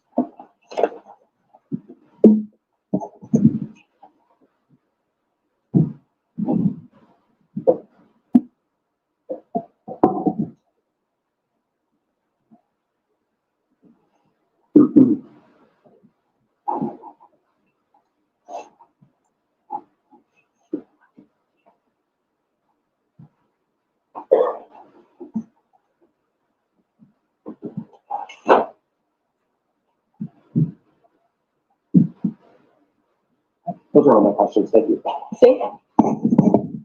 Was Mr. Anderson aware that you were a light sleeper, so to speak? I believe so. The countless interactions that we had where I'm having to tell him to quiet down, I would assume he got the picture, yes. Your reason for assuming you would have gotten the picture is because of the times you had complained to him? Yeah, countless times, correct. Were you, that week that the police were at your house, were you ever going out into the side yard in the middle of the night? No, never, no. You would have been what? Doing what? I would have been dead asleep. This time that you heard what you believe to be a suitcase Did you also hear that door opening and slamming? I did hear the door opening as he was leaving with whatever it was that he was bringing down the stairs, correct? Was it a loud door? It's a screaming loud door with the hydraulic arm not there. It just slammed right shut. But your testimony is that you are not sure which day of the week that was. I am not sure. I cannot pinpoint. I do not feel comfortable sitting up here and pinpointing a date. I do not know which day. Back when you first spoke to detectives, just days after they were at your house, did you also inform them of whether you knew which day that was? I also held with them. I wasn't sure. I've always held that I was not positive as to which day it was that I heard him coming down. It had been raining for like 2 weeks. There was no sunny day that I could differentiate one day from the next, and I was working on a good deal of projects with work that week. I have nothing else. No. Thank you. Oh, thank you. Okay, your next witness. Dr. Lauren. Right. Just a moment. Just take your notebooks out of your chair.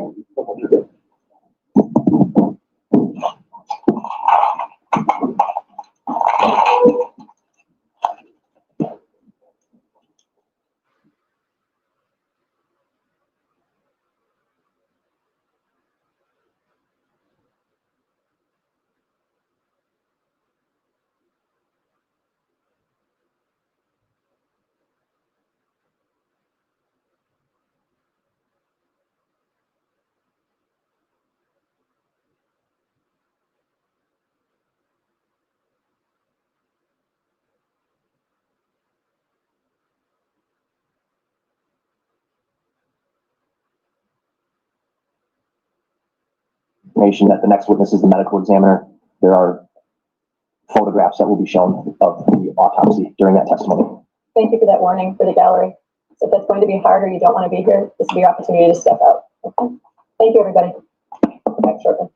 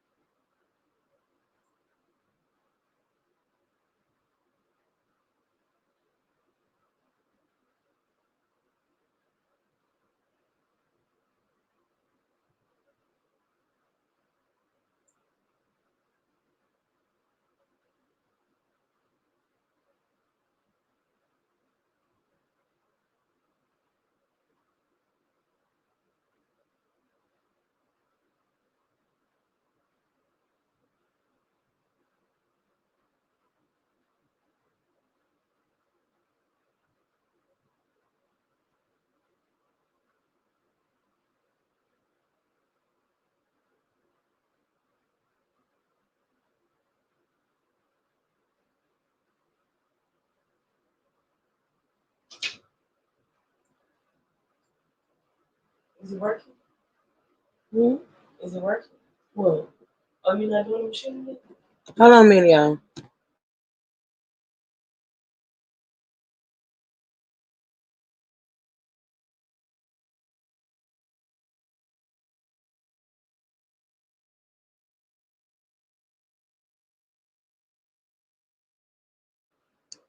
Give me a minute, y'all. Let me get to the timestamp.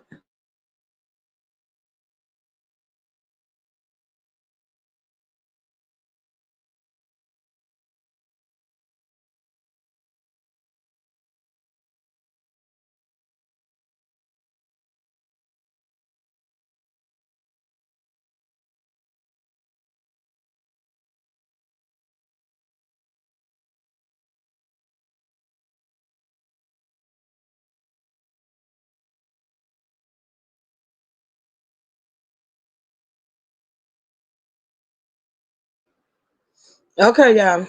Hold on.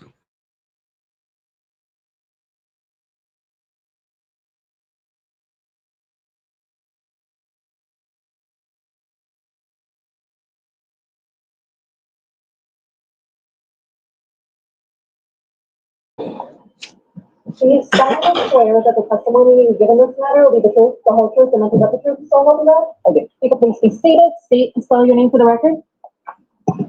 My name is Dr. Lauren Decker, Laurendecker. How are you employed? I work at the Milwaukee County Medical Examiner's office as an assistant medical examiner. What do you do as an assistant medical examiner? I am a physician who determines cause and manner of death by examining a person who has passed away. Could you just briefly summarize sort of the training and experience you have? Yes, I completed an undergraduate degree at the University of Illinois. Following that, 4 years of medical school, also at the University of Illinois. Following that, 4 years of anatomic and clinical pathology residency. That was done at the University of New Mexico. And then following that, a 1-year forensic pathology fellowship, also at the University of New Mexico.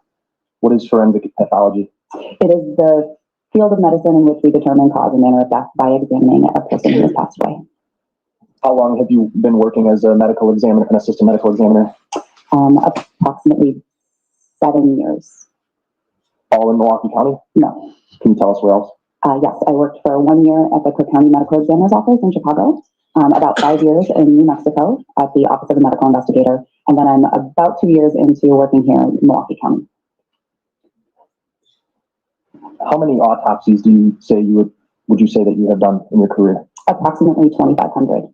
And have you testified as an expert in the field of forensic pathology before? Yes, I have. And you've testified about coming to determinations of cause and manner of death before? Yes. How many times? A little over 40. Can you tell us what the typical components of an autopsy are? Yes, the autopsy starts with an external examination. That's where we document how we receive the body, what the body is wearing, what the body looks like, any injuries or natural disease we might see. Following that, we collect evidence. And then following that, we do an internal examination where we look at the organs, both inside and outside the body, to look for natural disease and injuries. And then after that, in some cases, other testing needs to be done, toxicology and microbiology, things like that. When a body comes to you, how does that typically happen? So usually our investigator is called to the scene. So those are people who go to the scene on our behalf. They gather information about how the body is found, information from family members. That body is then placed in a body bag, which is sealed at the scene, brought to our office.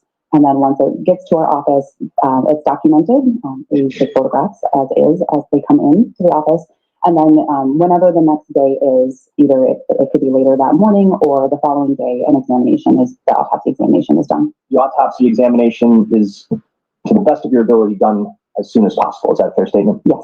Why is that important? The body can continue to decompose even if it's in a refrigerated environment. Any evidence is also, it's important to collect that as soon as possible. The body, you had already said it, you're done. Hold on, y'all. Let me see the visual to play for y'all. I forgot I wanted to try to see that so y'all can see. Hold on. Let's see it to play.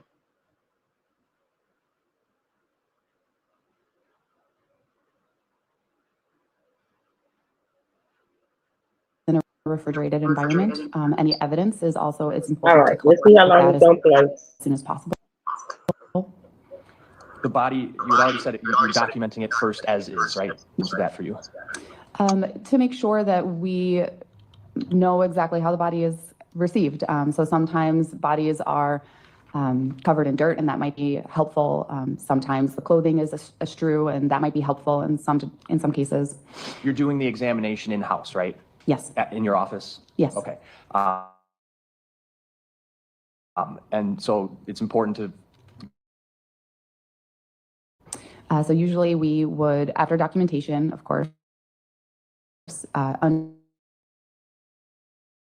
the body if they're wearing clothes,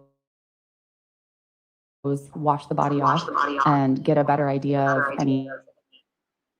Yeah, What let's does the keep it. internal examination I'm entail? gonna take it down and bring it up. So we Hold on, y'all. start with. Let's see.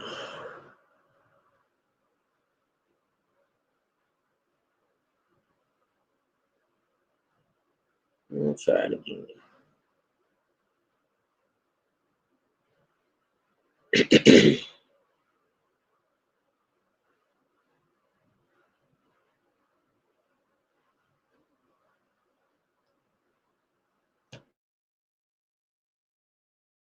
With the typical Y incision that you probably have all seen on TV.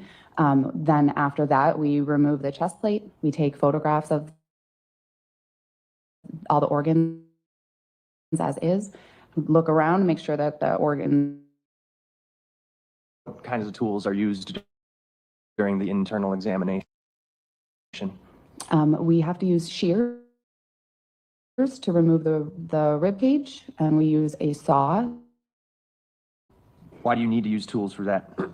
The bones are very difficult to, it requires tools to remove the bones in order to see inside the body cavities. In addition to the internal external examinations, do you review any available reports to get information about how this person came to you? Yes, so our investigator will write a report detailing what they have seen on scene. Sometimes law enforcement reports are important for us to review. How about medical records if available? Yes, medical records also. Did you conduct an autopsy into remains recovered that were determined to belong to Sade Robinson? I supervised the autopsy, but I was there, yes. Can you tell us about that? What do you mean when you say you supervised it? Yes, so just like I had to perform a fellowship in forensic pathology to be accredited, to become board accredited, we have fellows who work with us. In this case, a fellow, Dr. Rohr, was the one who performed the autopsy under my supervision. And for the record, that's spelling of Rohr is R-O-H-R-E-R. Yes. He was a forensic pathology fellow back in April of 2024. Yes. And when you supervised him, was a final autopsy report done? Yes. What do you call that report? The autopsy protocol. Who signed off on the autopsy protocol in this case? I did. I'm going to show you what's been marked as Exhibit 408.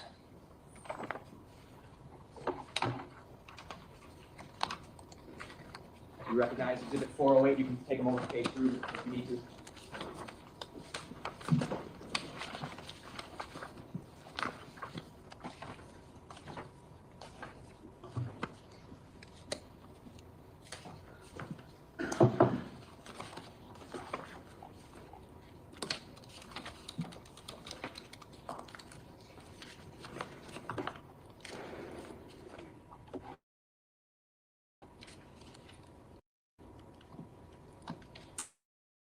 I do.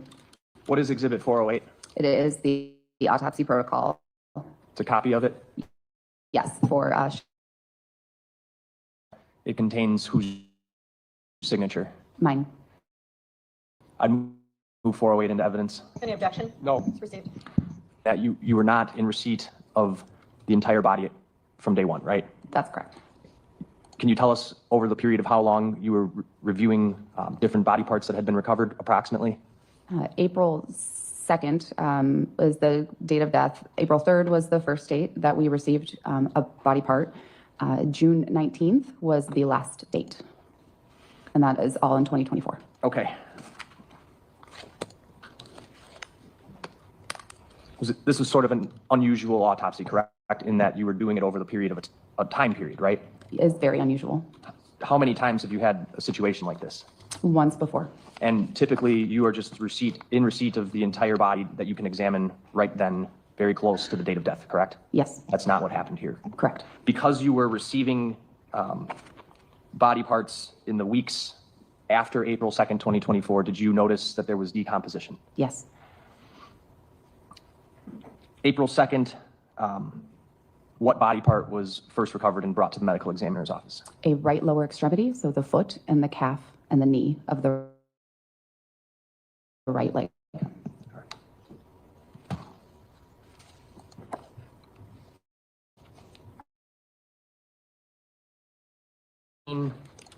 413, 414. It's actually 413 through 418.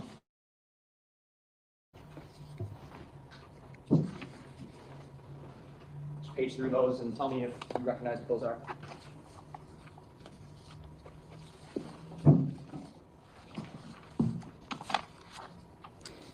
These are photographs taken at the time of autopsy of the case that is given the number 24-02296. It is a right lower extremity. The case number 24-02296, that's a case number unique to the Milwaukee County Medical Examiner's Office, correct? Yes.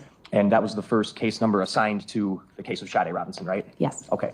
When other body parts were received by you at subsequent times, were they given different case numbers originally? Yes. At the end, when you prepared your autopsy protocol or your autopsy report, did you put all of those under the same case number? Yes. And was it that case number? It is, yes. Okay. I would move 413 through 418 and then ask to publish. Any objection? No. They've received. Doctor, before I publish these photos, can you tell us what you observed upon receipt of the leg and your external examination of the leg? Yes, so it is a right lower extremity. It had been amputated from the rest of the body at the level of the thigh. There are incisions at the amputation site, meaning that a sharp instrument was used to cut the skin and tissue. The bone itself was fractured, and there were linear markings on the bone that indicate likely due to the knife that was used to cut the tissue around the bone. I'm going to do exhibits. We're going to start with exhibit 413.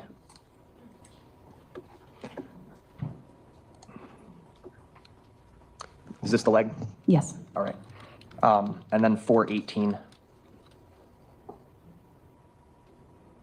There's a measurement tool at the bottom of the page, right? Yes. Based on the measurements that you were able to do, did you have an approximation as to how tall the person was whose leg this belonged to? Yes, we estimated about 5 foot, plus or minus a couple of inches either direction. The tissue at, when you said amputation site, what are you talking about?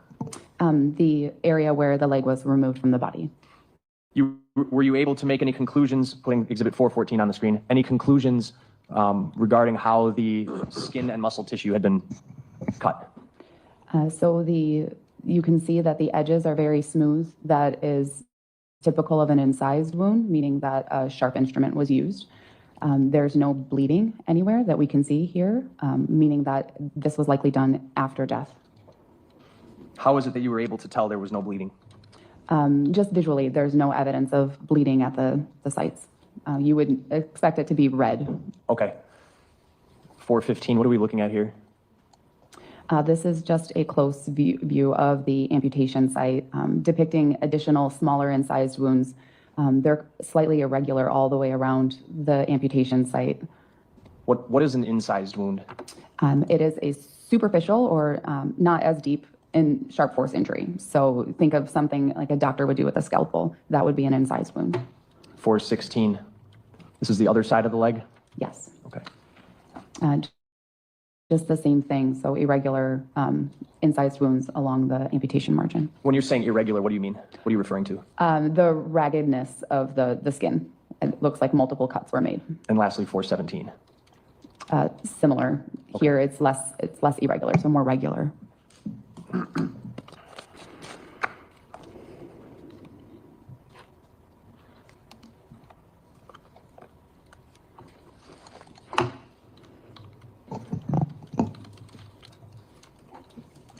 Were you able to come to a conclusion as to what part of the bone was cut? Or was the bone cut, I should say?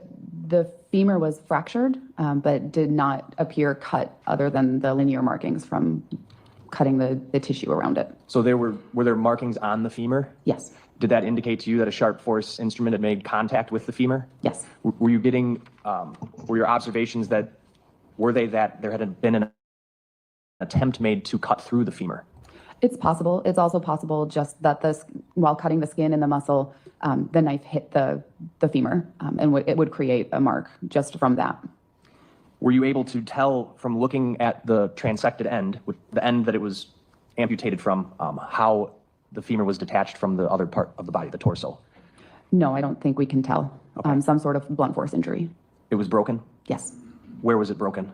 And the mid shaft. How difficult would it be to do that? Very difficult. Can you explain that? Why would it be so difficult? The femur is a very strong bone. It's the strongest bone of your body. And we see fractures of the femur in young, healthy individuals in instances like car accidents. So you can think of that amount of force necessary to break the femur. That's what was done here? Yes. I want to briefly retouch on the vital reactions. You observed no vital reactions in that leg when you examined it, correct? That's correct. What is a vital reaction?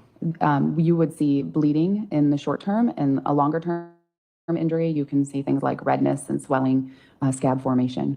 Did that lead you to come to any conclusion on whether or not the leg was amputated from the body before or after death? It's more likely after death.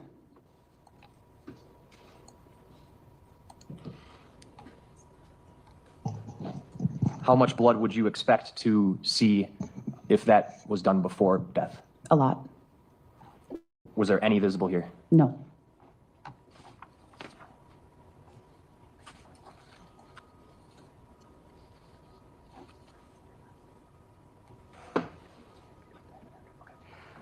Can you explain for us why there would not be blood after death? Yes, the heart is not pumping anymore, and so whatever blood is left in the vessels is kind of stagnant. So it's staying wherever it was when the heart stopped pumping. So you might get some blood spilling out of vessels, the larger vessels that you cut, but not in the smaller areas.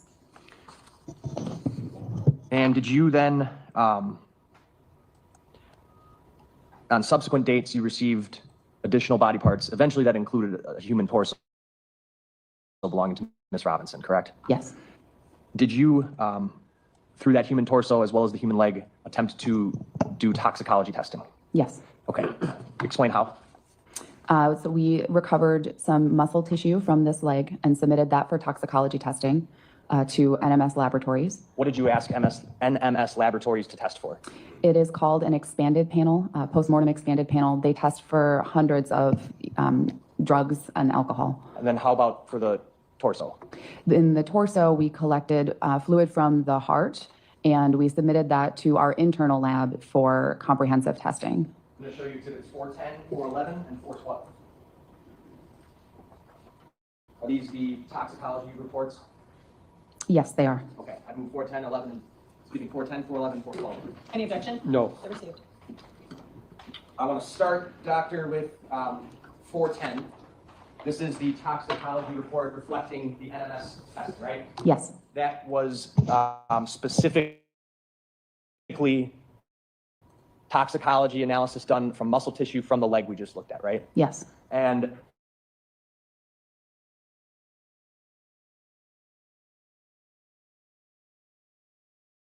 at least 200.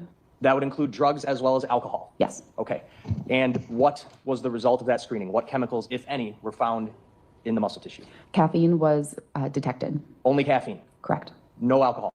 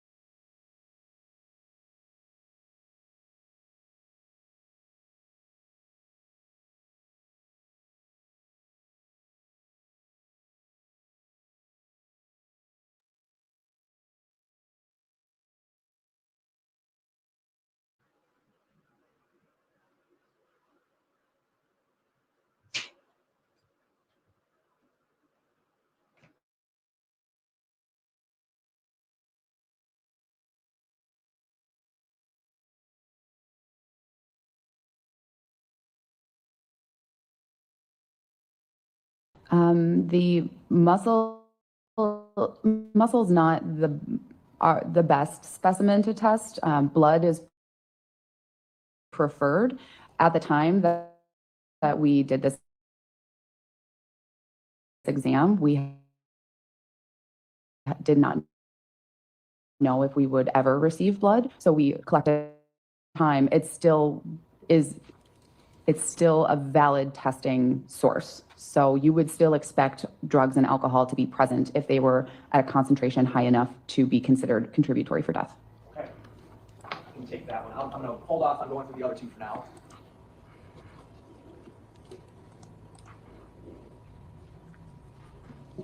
Chronologically, doctor, the next human body parts you received that were determined to be Miss Robinson's was a foot and some other tissue, correct? That's correct. Okay. Why don't you tell us what you received? Exactly.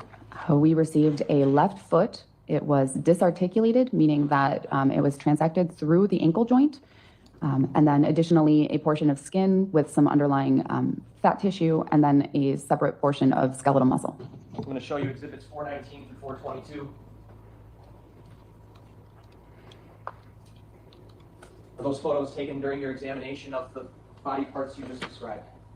Yes, they are. Move 419 through 422 in. Any objection? No. Go right ahead. 419, what are we looking at? This is a photograph of the left foot, specifically depicting the smooth edges of the incision at the amputation site. 420, what are we looking at? This view is the top-down view of the ankle joint, showing that you can see the joint surface, meaning that whoever dismembered this foot did not go through bone. Did not go through bone? Correct, just the joint. Okay. And were you able to tell what kind of instrument was used to do that? A knife would be adequate to perform this. And were you able to tell what caused the bone to break then? Or was there even a broken bone? There was not broken bone. 421. This is a photograph of the portion of skin and underlying subcutaneous tissue that was received. What were you able to notice about the cuts to this piece of tissue? Again, they're all incisions, and none of the incisions had a vital reaction. None of them had a vital reaction? Correct. Like the leg? Correct. Suggesting to you what? That this was done post-mortem or after death. And lastly, 422. This is a fragment of skeletal muscle. Do you recall what date that you reviewed these pieces of Miss Robinson's body? April 8th.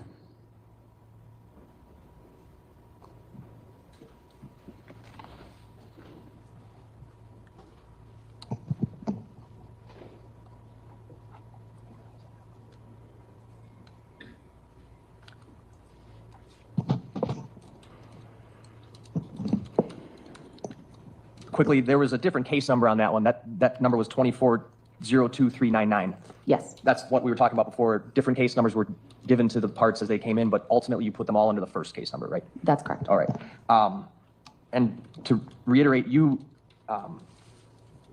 if she had been alive at the time of that dismemberment or that amputation, you would have expected to see vital reactions. Yes.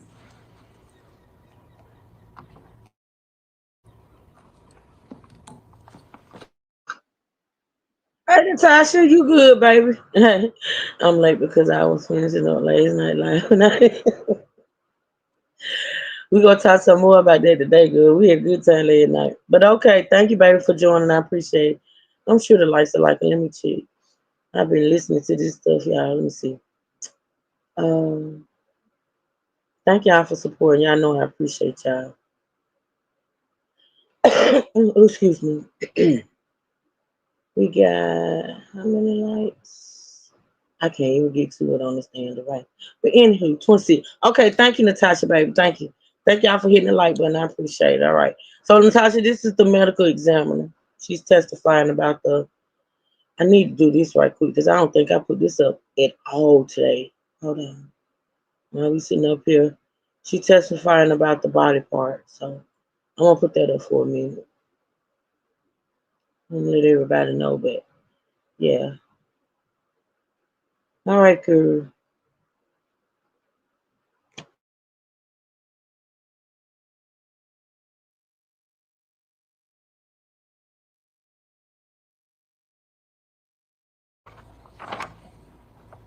Good? Yes. All right, I'll show you exhibit 426.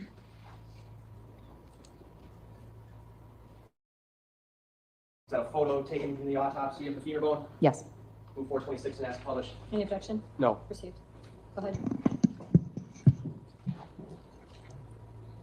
The femur bone, tell us what you received. What condition was it in? What did you observe? So the larger fragment shown is a portion of femur bone with attached muscle. The muscle is desiccated. It's been exposed to the air for some time, so it's sort of dried out.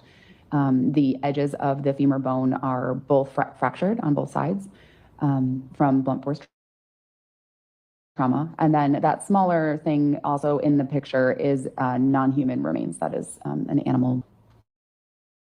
Also April 8th. All right.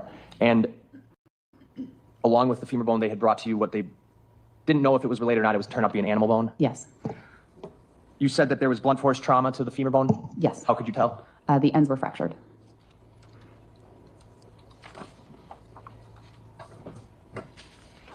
And how is it that you could discern that that was not just a human bone, but a femur bone? It has specific characteristics, but we did send most of the bones involved in either the transection sites or the amputation sites to anthropology for a full detailed report. Do you recall who the person was who did that? Dr. Jordan Carson. Were you able to tell just by the bone itself what leg that would have come from, left or right? Yes, we thought the left. Why'd you think that? Just because of the characteristics and the sighting. And then did you ultimately attempt later on to align that femur bone with other body parts that you eventually received? Yes, we did.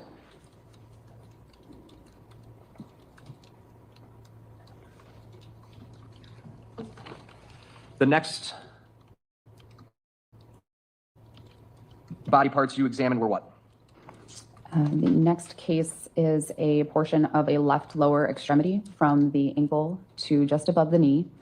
Additionally, a portion of skeletal muscle was received and another fragment of a long bone. What date did you conduct this examination with Dr. Rohrer? Also April 8th. I'm going to show you exhibits 423 through 425.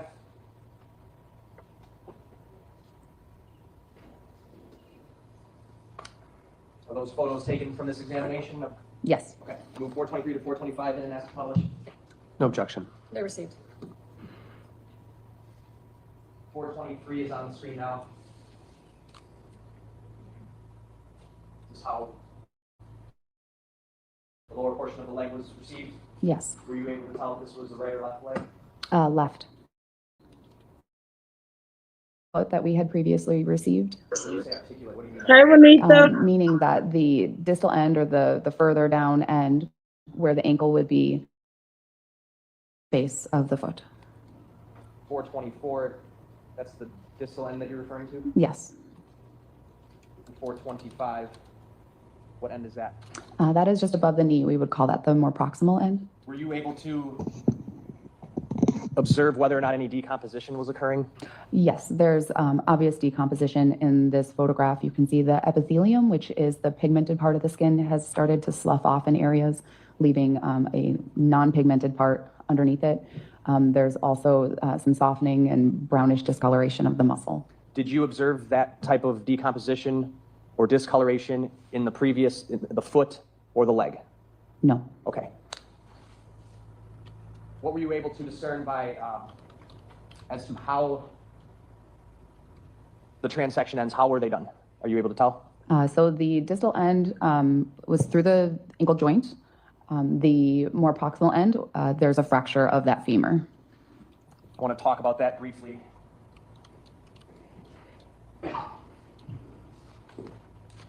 .423 is on the screen.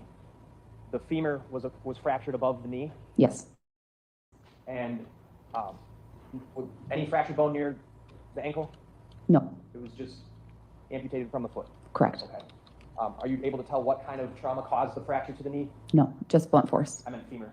Oh, that's correct. Just blunt force. Okay, blunt force. And were you able to tell whether that femur, that long bone we had previously discussed, matched to that part of the leg? Yes, it did. Okay. Did you examine the bone within the calf at any point? Yes, the long bones, the tibia and the fibula, that would be in the calf section of the leg. We did look at those bones as well. And to do so, you had to cut into the leg, right? Yes. What did you notice when you examined the tibia and fibula? They were fractured. Okay. Was there any corresponding injuries to the skin or tissue to those fractures? Not that we could discern. What does that cause you to conclude as to how they were fractured? Probably they are postmortem injuries as well. There's no bleeding. When we looked inside the tissues, you'd expect a decent amount of bleeding from an injury like that. None here. Correct. And there was no corresponding incisions or cuts into the leg where those fractures occurred, right? Correct. What kind of force would be needed to fracture those bones without cutting the leg? It would again be a decent amount of force, similar to like a hard fall, a jump from height, motor vehicle collision, things like that. Blunt force? Yes. Not sharp force? Correct. You could conclude there was no sharp force injury to that part of the leg? Correct.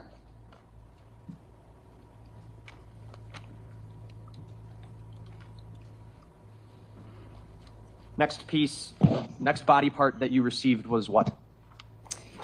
A portion of, it was labeled as proximal bone. It's a portion of the left femur, the part that articulates with the hip. Is 427 a photo of it? Yes. Move 427 in. Any objection? No. Received. Okay. Putting 427 on the screen here. That's the proximal bone. Yes. What date did you examine this? Also April 8th. Were you able to conclude whether that came from any of the other body parts? It is a left, the ball of a left femur. It did not articulate or match up with any of the pieces that we had received so far. But you did have a left femur? Yes, portions of a left femur. Anything else that you could discern from examining the proximal bone? Just that it is fractured. And do you know how? Just blunt force injury.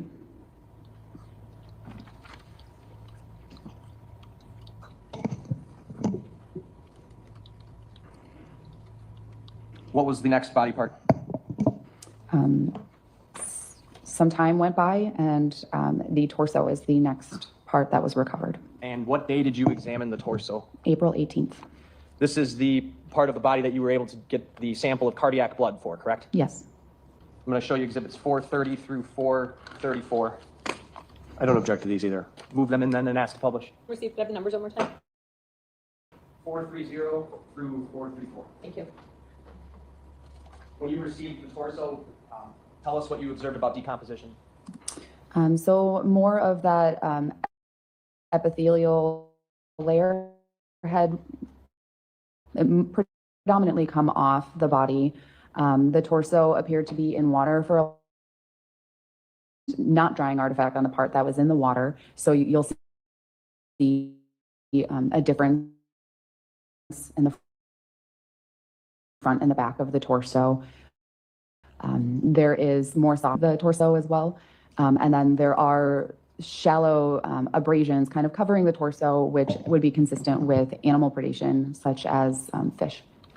When you're saying torso, what body parts are we specifically talking about that you examined? So in this case, the torso consists of the chest, the abdomen, and pelvis without a right leg, without a left leg, and without a right arm, and without a head and neck. No head and neck? Correct. So only the left arm is attached.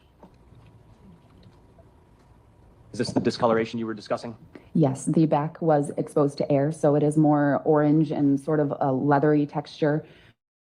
And you can still see some of the epithelium in the lower part of the back and the buttocks. The transection margins at the legs, as I put 431 on, what could you observe about those?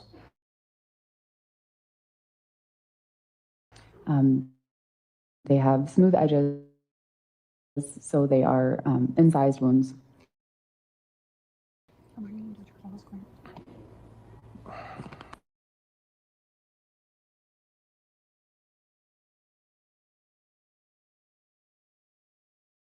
neck was transected through the cervical vertebrae, sort of low on the neck,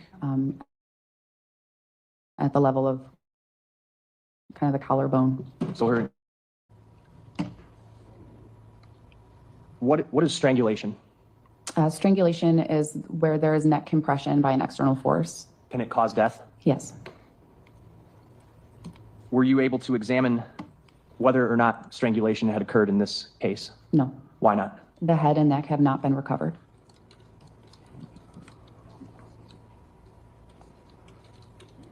Was there another part of her torso that had been cut off as well?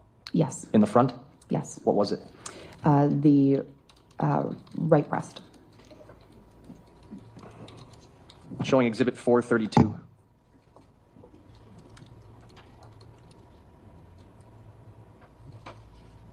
What are we looking at? This is a photograph of the torso as it's received from the front. So you can see the head is absent, the right arm is absent, the right breast has been cut from the body. Both legs are amputated at the level of the groin. What needed to be cut through in order to amputate the neck and head? The cervical vertebrae. What needed to be cut through in order to amputate her right breast? Just skin and soft tissue. Did you observe any other either blunt or sharp force injuries around where the right breast was? Yes, in the chest wall at that amputation site, there were 2 defects that exposed the right chest cavity to the environment. 432 back on the screen. Sorry, I'm just clarifying the record here. Are you referring to underneath the breast? Yes, so you can see the 2 black marks. Those are the 2 defects. Can you please stand and point them out? I think there's a microphone next to you. Yes. That should be on.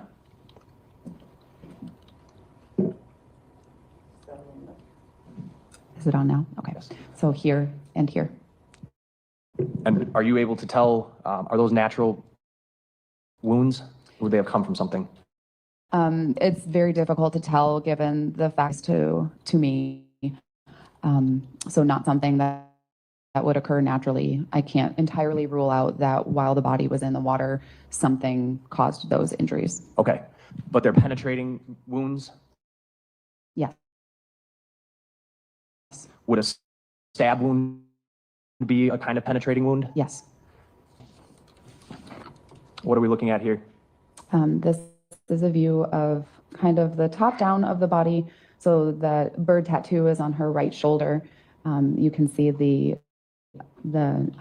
amputation site of the head and the neck, and also the right arm. And then one of those penetrating wounds is where 434. What are we looking at? The upper part of the torso, specifically in the middle of the photograph, there are a series of incised and stab wounds above the left breast. Can you point those out, please? Yes, the group is right here. How many stab wounds are there? There are 7 incised and stab wounds grouped together. I just gotta say, it still behooves me that, Are there any other incised I don't know if it's gonna come out. 7 on the torso? Okay, hush me, hush. I don't know if it's gonna come out during this trial because of course we behind, but we're trying to get caught up. Where he did this at, like from what she's describing, stab wounds, and we know she was dismembered. Like where is all the blood? Like where did he do this at?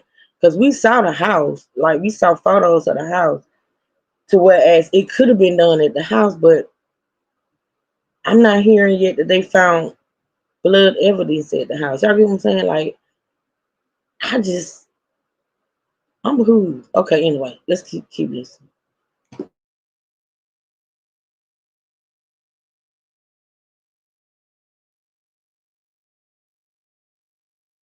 Kind of, I'm not sure this is the best photograph for it, but these are the ones that are the most, they were more, they were further down. It could possibly be these here. All right. But the ones that you pointed out up here, those were. Some of them are stab wounds, meaning that they're deeper than they are long. Like puncture wounds? Yes.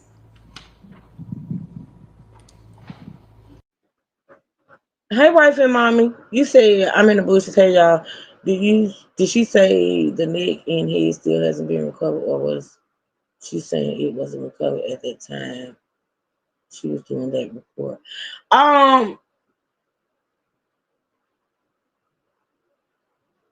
I don't know if it has been recovered yet, because I know all of her parts have not been recovered yet, and I'm pretty sure they wasn't recovered at the time she did that initial report. Have they found it yet? I don't know. I do know that they still looking for body parts. I don't know which which parts. Let me do this right quick. But they are still looking for body parts, so I'm not sure, wife and mommy, what she meant. Because this trial is going on now, but she did that report last year. So, yeah. Let me try to listen more carefully so I can sort of kind of figure out what she's saying.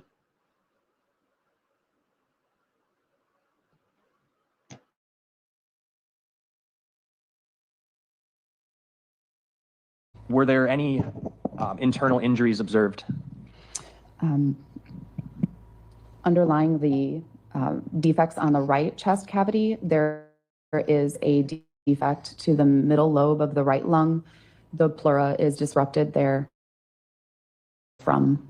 And is partially that due to the level of decomposition of the body?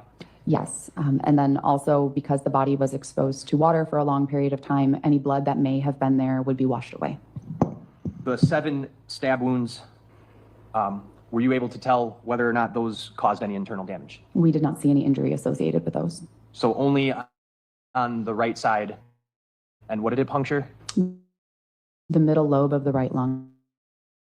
Difficult to breathe. You could get a pneumothorax, meaning air accumulation in the chest that prevents you from breathing. You could also theoretically bleed to death from an injury like that without medical intervention.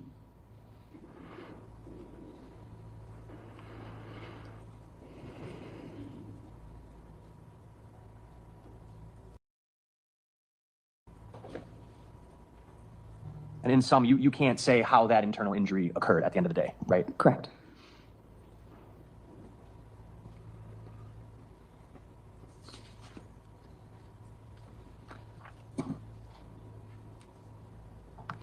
Any of the sharp force injuries or stab wounds, including the internal injury, were you able to come to any conclusion as to whether those would have occurred before or after death?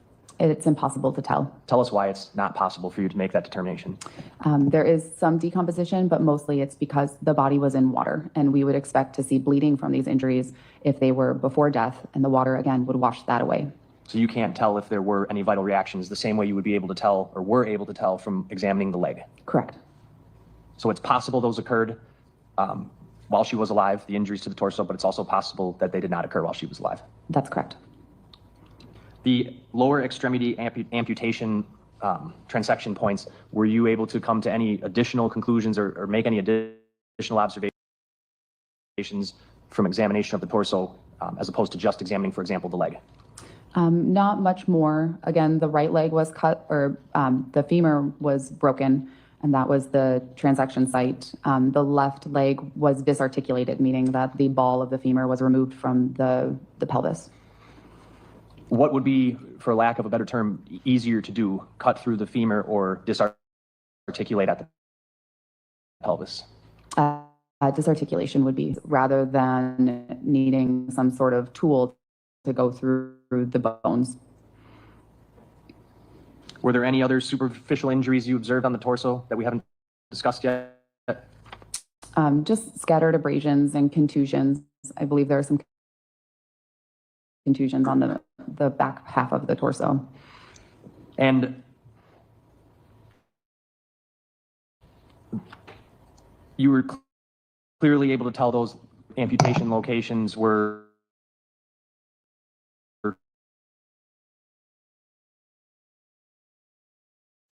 the instrument intentionally severed from Sade's torso.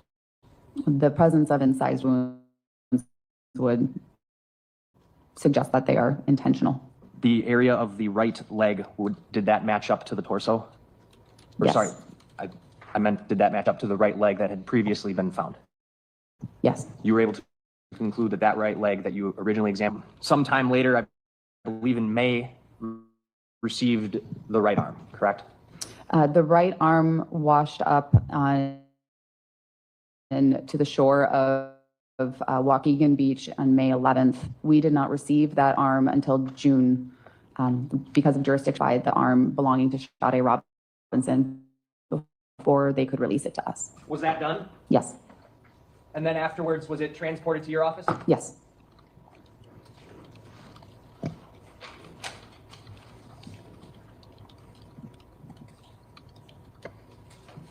I'm going to show you Exhibit 262.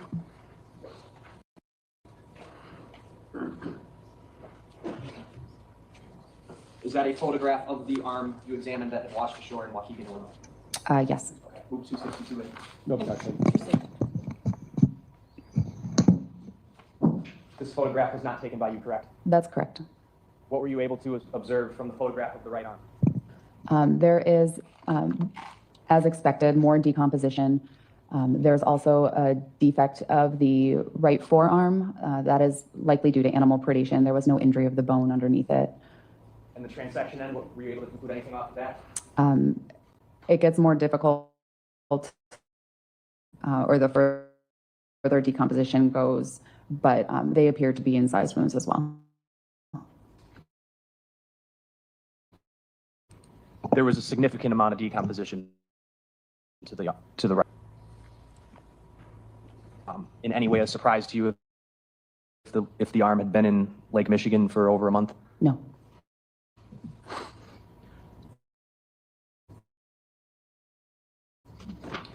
Does that, those were all of the body parts. Torso, I want to return to, I think it's exhibits 411 and 412. They're two toxicology reports, is that correct? Yes. All right, and this was of the cardiac blood from the torso. Yes. Explain what cardiac... Obtained from the heart. And again, blood is the preferred source for toxicology testing. So when we noticed that there was some fluid within the heart. Into what could be done with this particular cardiac sample? Yes. Explain that. So first, there was a limited amount of the fluid. And then second, I'm using the term fluid because, again, all of the transaction sites are open to the lake water. So a lot of this fluid might be lake water. Diluted, if you will. Yes. Okay. But that was not a problem for the muscle tissue. That's correct. That leg had not been in the lake, to your knowledge, right? Correct. All right. So with that being the case, and you had already, by the time that the tissue from the leg, yes, did you opt to, but you nevertheless opted to do toxicology analysis for the cardiac blood? Why? Just to be thorough. All right. Did you have the result back yet from the NMS lab? It's likely we did. And so what were you testing for in the cardiac blood? If you had already known that it was just caffeine, tell us what you were testing for. Similar things. Because we have an internal lab, we can look at the data ourselves and kind of get an idea of whether there's anything strange that shows up on the machine. I'm not the one who does the testing, so I don't know specifics, but I know that our toxicologist will say, hey, there's this thing, do you want us to look for it more thoroughly? It's nice that we have that ability to do that. And what was the results from the cardiac blood toxicology analysis? So caffeine was again detected. Was that surprising to you based on what had been detected in the muscle? No. All right, caffeine, what else? Theophylline. Theophylline is a metabolite of caffeine, so again, not surprising. Beta-phenylethylamine, that's a mouthful. Can Yeah. you spell that for the court? It's B-PHENETHYLAMINE. And that is a compound that we see not infrequently in bodies that have been decomposed. It is created during the decomposition process. All right, and can you, just while we're on it, spell the first one? I think it was theophylline or something? Yes, THEOPHYLLINE. Was there another substance that initially was screened for but then determined to be too low? Yes, that is spelled PHENDIMETRAZIN. Phendimetrazine. And what is phendimetrazine? It is a diet pill. Okay, but there's actually, and the reason you have two reports is because one of them actually, you guys took the phendimetrazine off the toxicology report, correct? That's correct. How come? So all of these are initial screening tests, meaning that we do one method of toxicology testing to screen for compounds, and then with whatever positive results we see, we confirm using a different method. When we went to confirm the phendimetrazine, it was not present. So it was believed to be either a false positive or too low to detect. So at the end of the day, based on all the toxicology analysis that was done, not just by your office, but by NMS lab, what in total, can you just summarize what was found in her through toxicology? Caffeine is found, and there is nothing else that would contribute or cause death. All right. And how does caffeine inform on cause of death to you? It doesn't. Most people have caffeine in their blood. A lot of autopsies, if not most of them that you conduct, you see caffeine. Yes.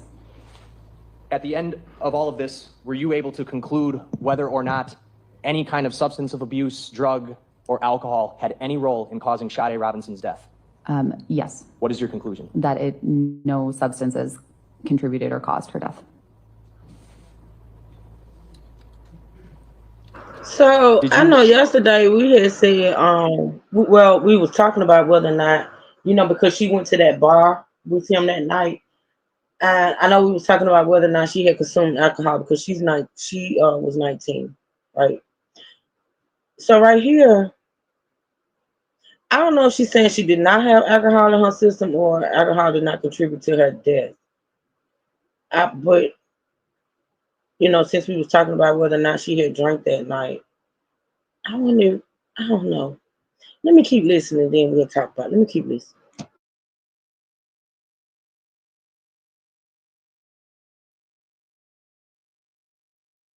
Throughout your examination of her body parts, notably her torso, did you observe any kind of evidence of natural disease or physical deformations or anything like that? No. And I have a moderator in the chat. Hold on, let me get my override. I don't have time for foolishness. Hold on. I know a lot of y'all are working. Let me get to my chat, y'all. Hold on. I don't have time.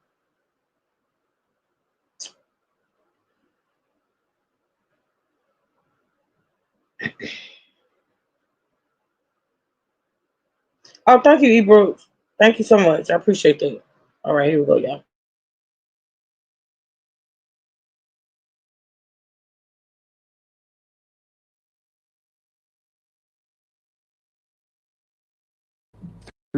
No.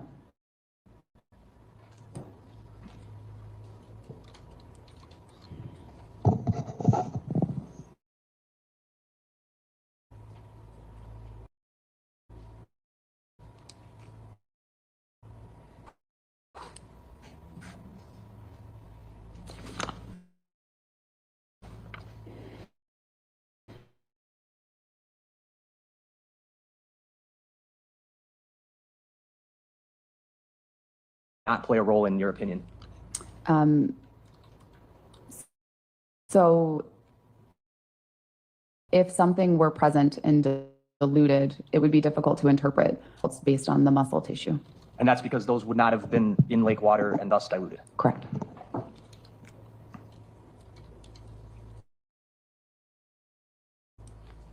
And does that assist you in being able to conclude that drugs and alcohol did not play a role in her death? Yes.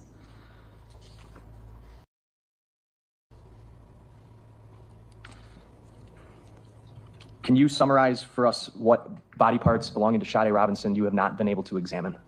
Yes, the head, the neck, and it's possible that portions of her left thigh are still absent. There you go, Martha, Mama. So her head, neck, and portions of her left thigh has not been recovered. So just imagine them having the family having to lay her to rest without her head. And I don't know where he disposed of. It's just crazy. Let's listen.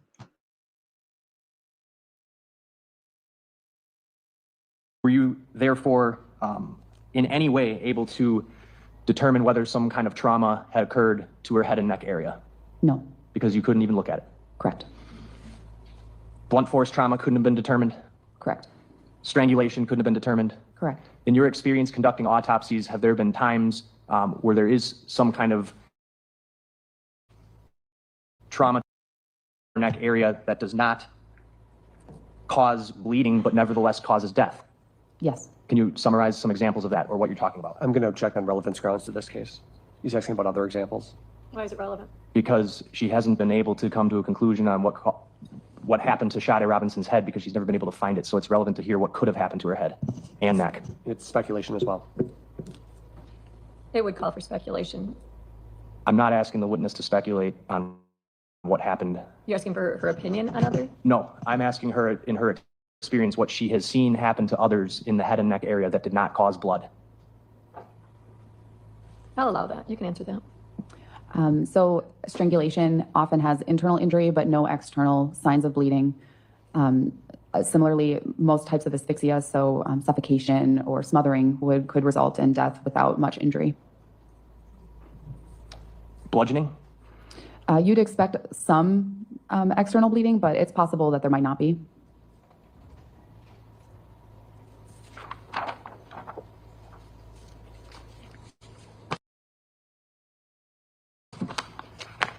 Were there DNA swabs or samples taken during autopsy of each of these parts? Yes. Is that routine practice for every autopsy you conduct? No. Okay. Why was it done here? We did not know if all of these body parts were from the same individual or if we were dealing with multiple individuals. And so we couldn't know that until everything was identified. Were there... were there other attempts made? So basically the investigation, you were going to have forensic testing to see if we could determine whether these body parts belong to the same individual through DNA. Yes. Did you attempt to, but you've already discussed you've attempted to fit pieces together, right? Yes. Did that work? Yes. Can you tell us which pieces? Yes. So the right humerus matched with the torso. The right femur matched with the right femur from the torso. Several fragments of the left femur matched together, except for the disarticulated end, but that fit inside the acetabulum of the torso. Showing you 428 and 429. Were these photos taken from autopsy? Yes. Move 428 and 429 in and ask to publish. Fine. They're received. Go ahead. You attempted to see if the foot and leg recovered later on matched the original right leg. Yes. Here's 428. Did it appear to you that they were the same size and potentially one and the same person? Yes, visually they were the same. 429. The feet matched? Yes. It matched in size, right? Yes. And she even had pink nail polish on each foot. Correct.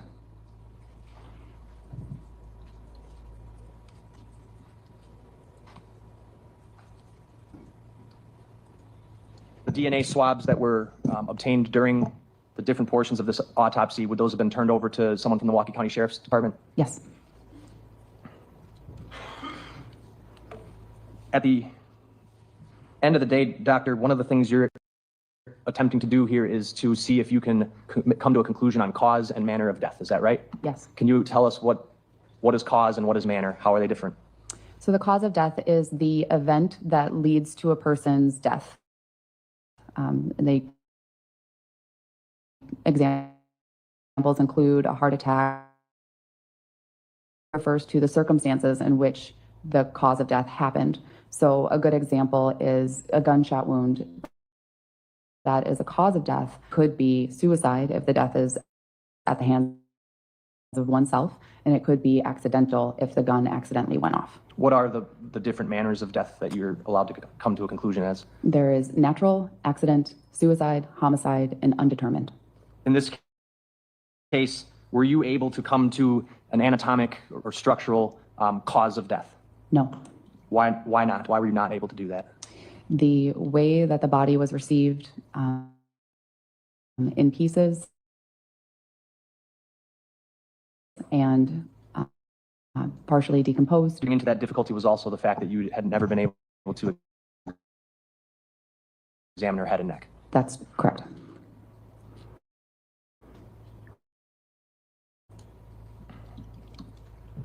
were you able to come to a conclusion on the circumstances in which the body is found? So the fact that there is dismemberment of the body and an attempt to conceal the body by disposing of it in different locations, also in the water, all of that is objectively suspicious and is most consistent with a homicide. And were you also considering toxicology, environmental factors, natural disease, that sort of thing? Yes, all of that has to be ruled out for me to feel comfortable determining the manner as homicide. And did you rule out all those things? Yes. What was your final conclusion as to manner of death? Homicide. I have nothing else. Ross? To be clear, homicide by unspecified means, right? Yes, that is what the cause of death is listed as. That's your conclusion. Yes. Unspecified meaning no idea how it happened. Correct. And unspecified means no idea how it happened, right? Yes. Now,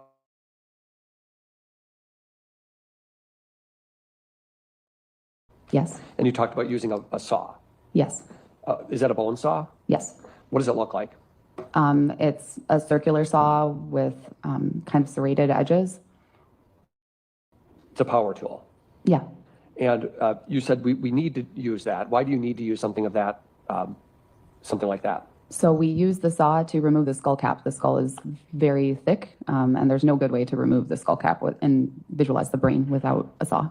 Okay, and you said that bones themselves are very difficult to remove. It requires tools to remove bones as well? The disarticulation would only require a knife. The rest of the limbs were fractured, so I'm not sure if a tool was used in those cases. How would one remove a leg from a human body without a tool? So essentially just breaking it. Okay, and what level of force would be ready? A high level of force. And what does that mean? I can't give you a specific number associated with that, but femurs can break in car accidents, and that's the best I can compare to. So you're talking like a high velocity motor vehicle collision? Yes, but that doesn't have to be the case. It's just an example. Okay, falling off a building used as an example. Yes. Those are the types of events that can fracture a femur, right? Yes. But we're talking removing the entire femur from the body, right? Yes. Which is a much different experience than just getting in a car accident and having something break the bone.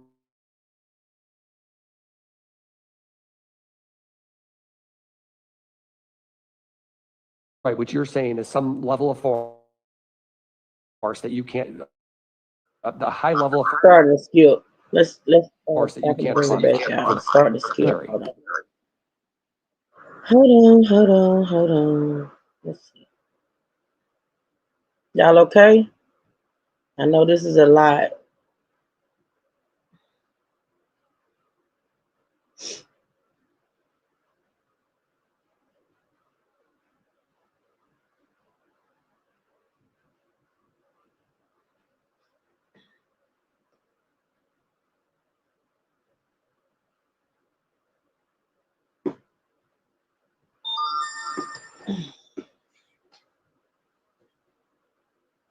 Hi, Latoya.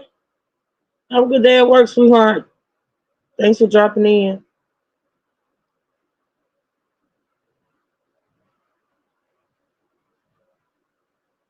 It came up.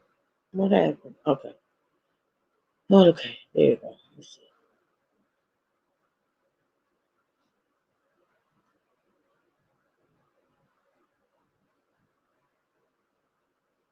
Don't hear it.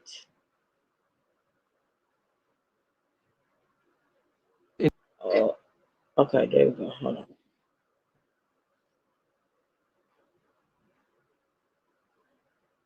on. You're cutting into the bone of the body and producing residue, aren't you? Yes, some dust is created. And you wear a mask? Yes, Do you wear protective covering over your clothes? always, Okay, why? because I don't want to be covered in bodily fluids. Right. We And do that as a normal course of autopsies. don't want to be covered in bodily fluid. Correct. And that's because when we're cutting into a body, it produces fluid, right? There can be, yes. And the protective clothing you wear is essentially just, is it what we're just picturing, like an apron, basically? Yes, I wear a hospital gown and then a plastic apron.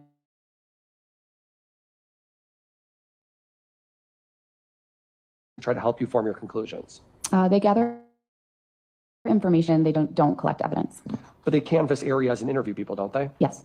And it's the police, obviously, who collect the evidence. Yes. But as part of your report that you did in this case, you read the investigative reports that were done as well by the people who work for the medical examiner's office, right? Yes. And and that's all part of the analysis, right? You read the reports. Do you also look at police reports too? Yes. Is it important to try to identify? It is for the portion of it. Okay, you used the example before of like gunshot wounds, for example, right? Yes. And then there's different ways in which a shooting can happen: accidental, suicide, intentional, right? Yes. That's true with homicide in general. It can be an intentional act. It can also be a reckless act and other variations, right?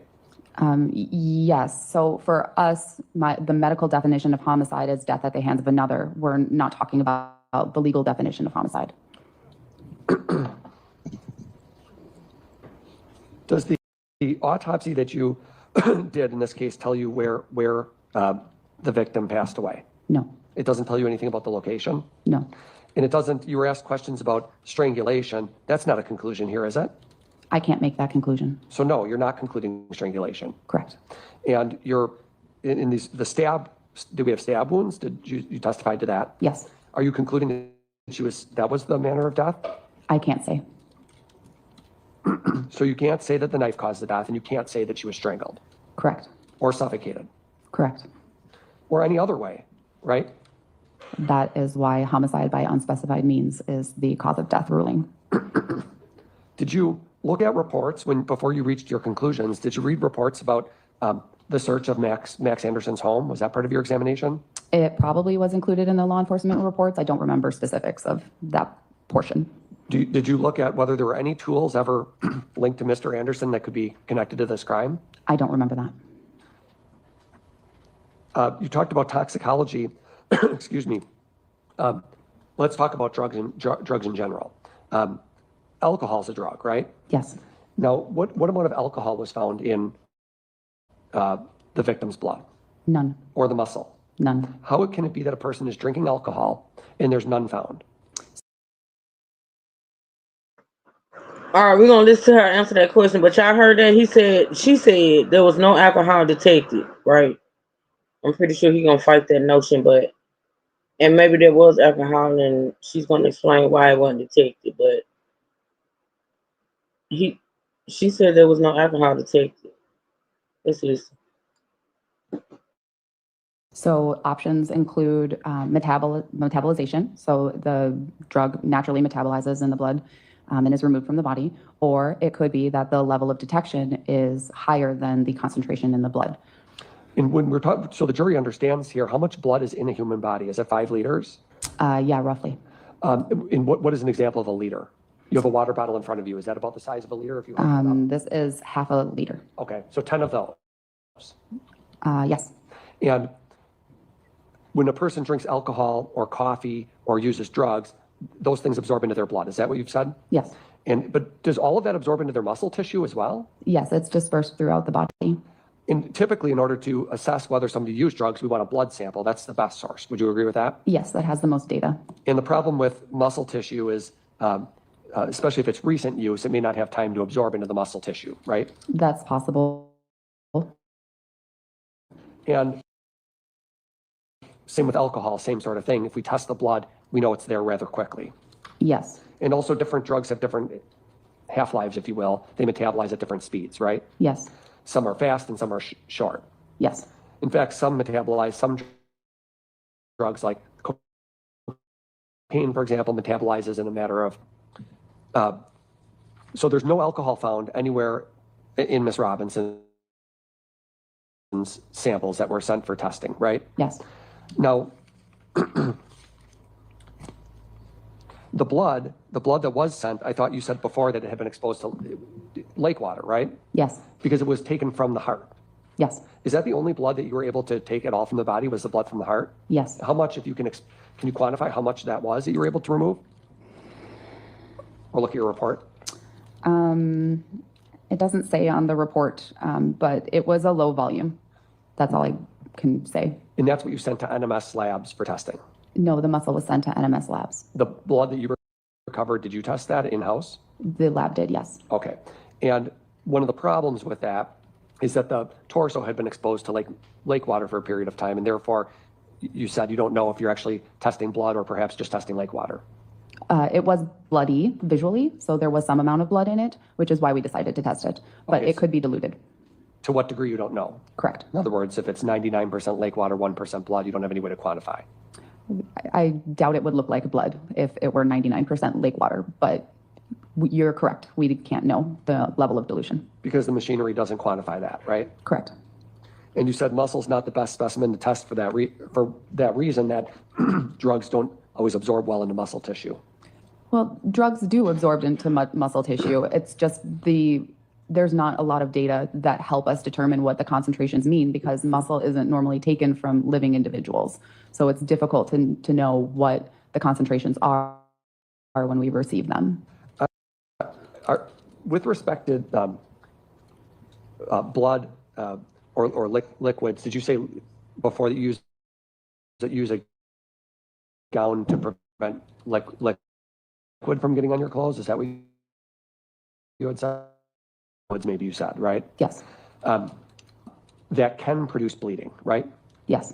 And you said before that depending on the size of the blood vessel will be different amounts of blood that's released, right? Yes. We know for sure that in this case, the only measurable amount of blood that was ever located is the tiny amount from the heart that you found, right? Yes. Meaning that the rest of it is dispersed somewhere, right? Yes. Whether that would be at a location, you don't know the location of where that blood would be. Correct.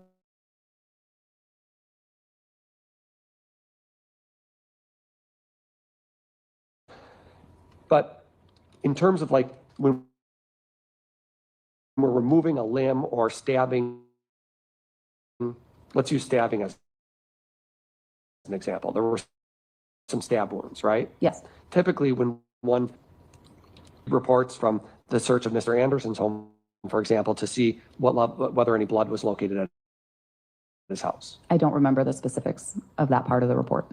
Isn't that important for you to know whether there's any evidence of any blood at all in Mr. Anderson's house? No, that doesn't change what I see at the time of exam. Doesn't matter. Correct. It doesn't matter to you whether there's any evidence of blood at Warnemont Park, for example? Again, it doesn't change what I see at the time of exam. Okay. So really all you care about is what you're seeing on the examination. The circumstances of the police investigation don't matter a whole lot for purposes of your unspecified homicide conclusion. I don't think that's entirely true. The circumstances are important, but where Sade passed away, where her dismemberment occurred, that doesn't change anything in my cause and manner of death determination. But what's most important is who did it though, right? I do not, that is not my job. Well, you've testified that obviously all the body parts belong to Sade and it's an unspecified homicide, right? Yes. But you offer no conclusion about who? No. Or where? Correct. Or how? I try my best to figure out how. But at the end of the day, the conclusion is I don't know. That's correct. Okay, that's all.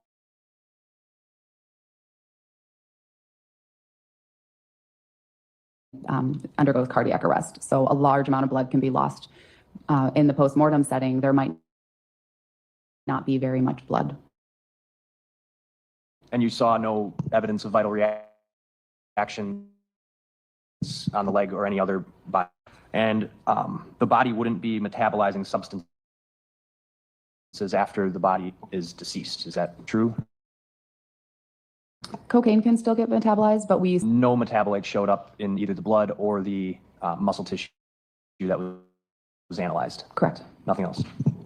Attorney Cotton. 1 minute, please. No, nothing. Thank you, Doctor. Thank you. I I think, can we take a break, please? Sure. Okay. Okay, leave your notebooks on your chair. Be back relatively quickly. Okay, thank you. Oh, thank you. Okay, y'all, we're gonna fast forward and let me see. We're going on a break. I would need a break after that too, child. My God, today. All right, let's see. This man's sick. Sorry, he's sick.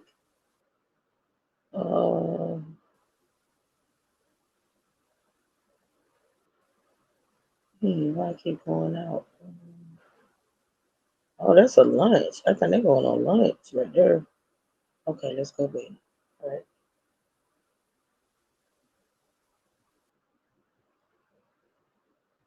Okay. Y'all put any questions in the chat. Thank y'all for joining. Well, Thank you Anderson, for hitting the like button as well. correct? That's correct. Correct, yes. And you identify Wait a minute, hold on. I must have missed something. Is that the same? Wait a minute.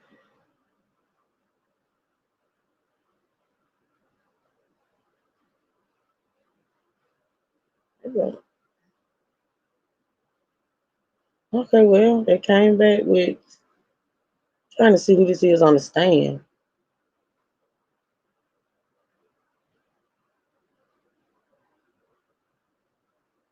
Start right there.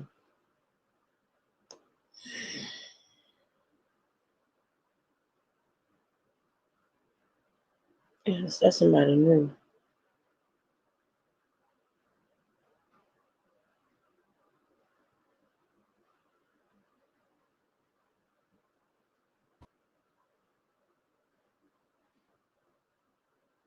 You given Yeah, this that's 20 and somebody new. Anything but the truth, so help you God? If you could please be seated, restate and respell your name Let's for see the record. who this is. Detective John, John, Guillot, Guillot. prior to lunch, you testified that you arrested Maxwell Anderson, correct?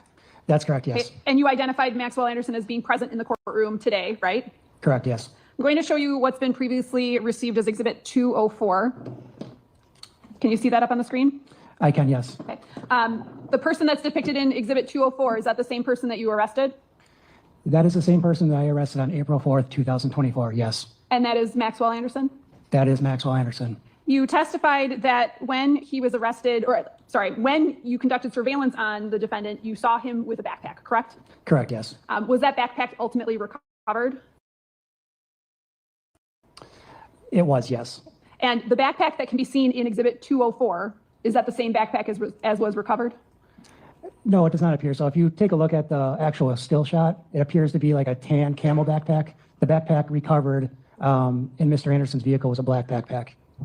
So let's go back to the traffic stop. You had interaction with him, correct? I did, yes. Okay, and when did that begin? So when we got to the area of South 38th Street and West Lakefield Drive, like I stated before, we activated our emergency lights. We exited out of our vehicle and we approached Mr. Anderson's vehicle. My partner, Detective Blanchard, informed Mr. Anderson for the reason of the traffic stop, to which I then asked Mr. Anderson, where are you heading to? Mr. Anderson responded by saying he was going to the Greenfield Greenfield DMV. Are you aware of where the Greenfield DMV is located? Yes, I believe it's 5500 Grange Avenue in Greenfield. And at this point, you testified you were about a block or a block and a half away from the defendant's house, correct? That's correct, yes. Was he traveling in the direction of the Greenfield DMV? No, I believe that Mr. Anderson was heading to his house. Can you describe how the defendant appeared during your contact with him while he was still in the car? Yeah, Mr. Anderson was seated in the driver's seat, physically shaking as he was talking to Detective Blanchard and I. To which point, again, we then asked Mr. Anderson to shut off his vehicle. He does. We asked Mr. Anderson to exit the vehicle. He does. You testified that you told him what the reason for the traffic stop was, correct? That's correct, yes. What did you inform him? So we kind of did a ruse. We informed him that it was for expired registration, which was a valid traffic stop. You didn't come out and say you're wanted for the homicide of Sade Robinson. That's correct, no. So at the point where he's talking about going to the DMV and physically shaking, he wasn't aware of why you were actually investigating him, correct? That is correct, yes. Describe how he was taken into custody. He was asked to step out of the vehicle. He stepped out of the vehicle. He placed both his hands on top of the roof rack of his SUV. He placed, I believe, his wallet and a cell phone on top of the roof rack, at which point we brought down his hands. We placed his hands behind his back and secured him in handcuffs. The wallet and the cell phone, were those items recovered? What kind of cell phone?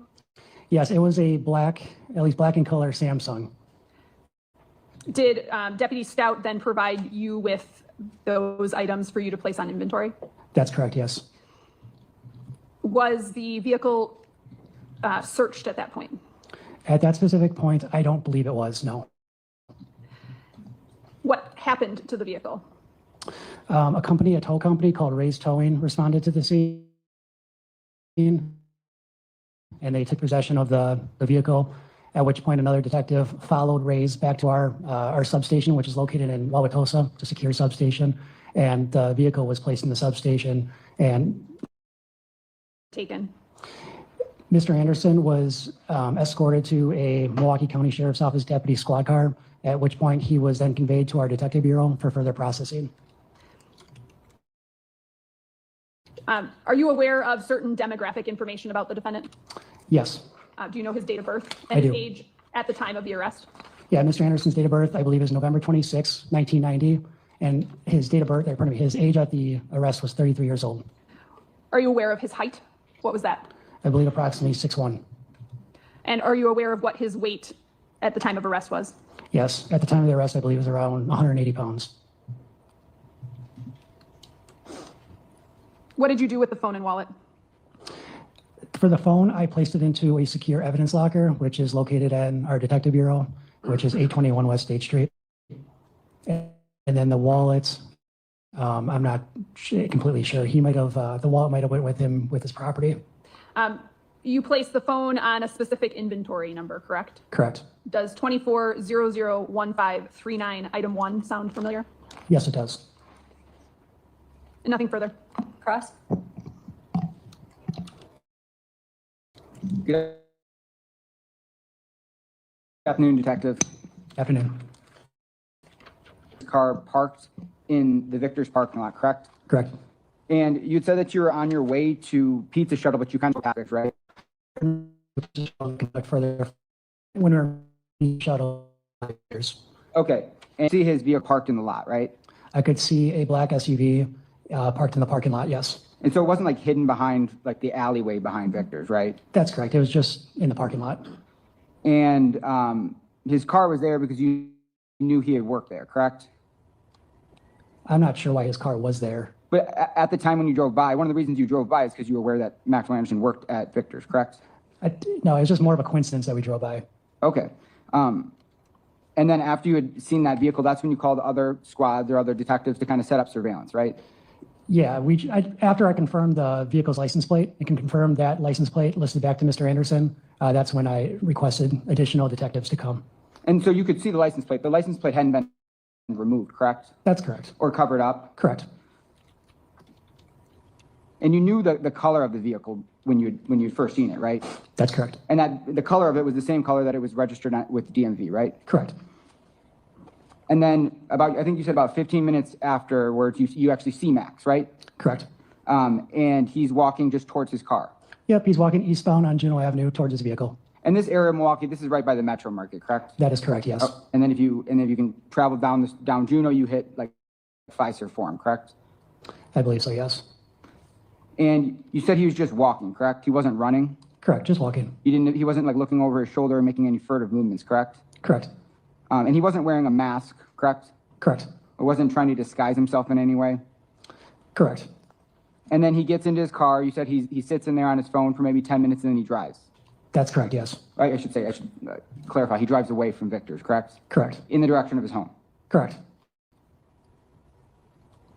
And when you see him walking, from Juneau, you said he's wearing a backpack? Correct. And you were aware that he was seen carrying a backpack while on that? Correct. And you'd seen that before all this happening with you, surveilling him outside Victor's, right? Could you ask that one more time? I'm sorry. Had you seen this photo before you'd seen his vehicle at Victor's? I'm not 100% sure. Okay. And you said the backpack that, well, now you know, the backpack that he's wearing while he's walking his vehicle at Victor's is different than that backpack, correct? Correct. And you had testified that you don't believe this backpack was recovered, the one on the screen. I'm not sure if that backpack was ever recovered. I just testified the backpack in his vehicle, which was black in color, was recovered. Oh, okay. And were you involved in any of the searches of Mr. Anderson's vehicle or his house? I briefly assisted with the search at his residence. I was not part of any search with his vehicle. Okay. But are you aware that there was 2 different searches conducted at Mr. Anderson's home? I am aware of that, yes. And the reason why the police can do sometimes secondary or second searches is because sometimes evidence can be missed. Correct. And that's why they did the secondary search, correct? I'm not sure why they did the secondary search. It wasn't out of my scope. Okay. But we do know you've seen, at least on 2 different occasions, Mr. Anderson wearing a backpack, right? Correct. And sometimes people carry backpacks, to carry belongings inside of them, right? Fair. I mean, if you ride the city buses, if you walk, driving around the city of Milwaukee, you constantly see people with backpacks, right? I don't know about constantly, but you see a fair share. Okay. And then after he gets in his car, you said he waits about 10 minutes and then he drives in the direction of his house, correct? Car, right? Correct. So what does that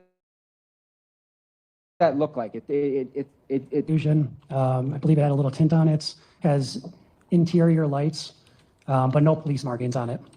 And so if you were a standard person and you see this vehicle, you wouldn't particularly know it was a police vehicle, correct?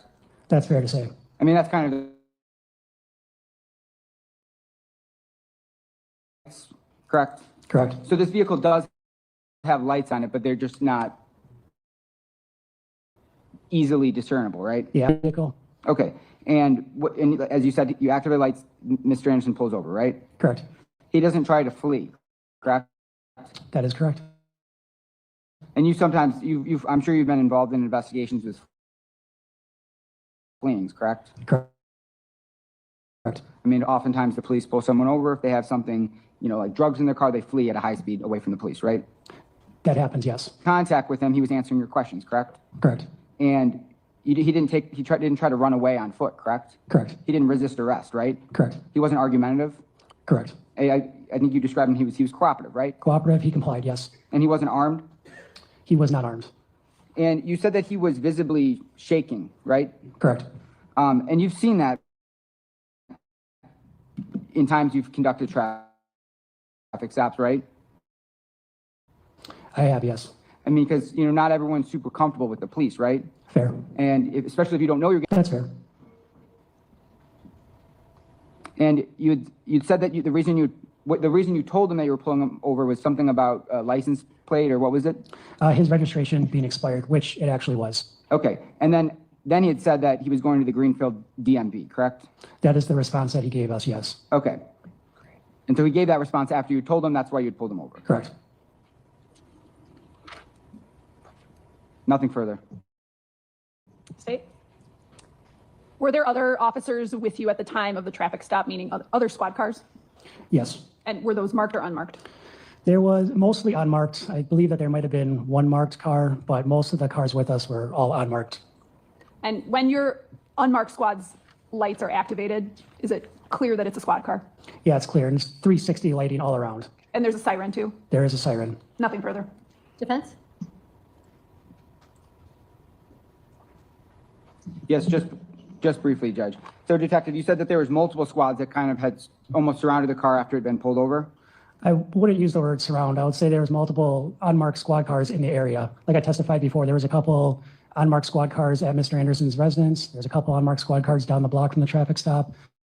And I believe there might have been another unmarked squad car behind our actual unmarked squad car during the traffic stop itself. Okay, so it's your unmarked squad and also another unmarked squad behind yours, correct? That's fair to say, yes. And so multiple officers, correct?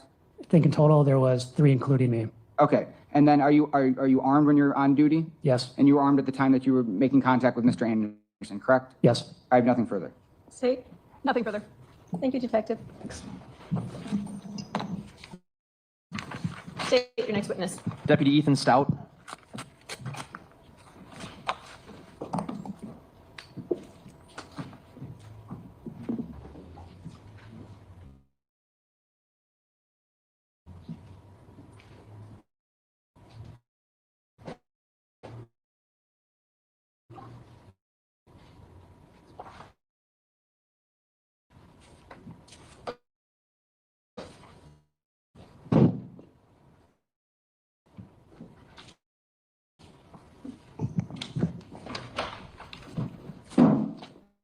Ethan, last name Stoudt.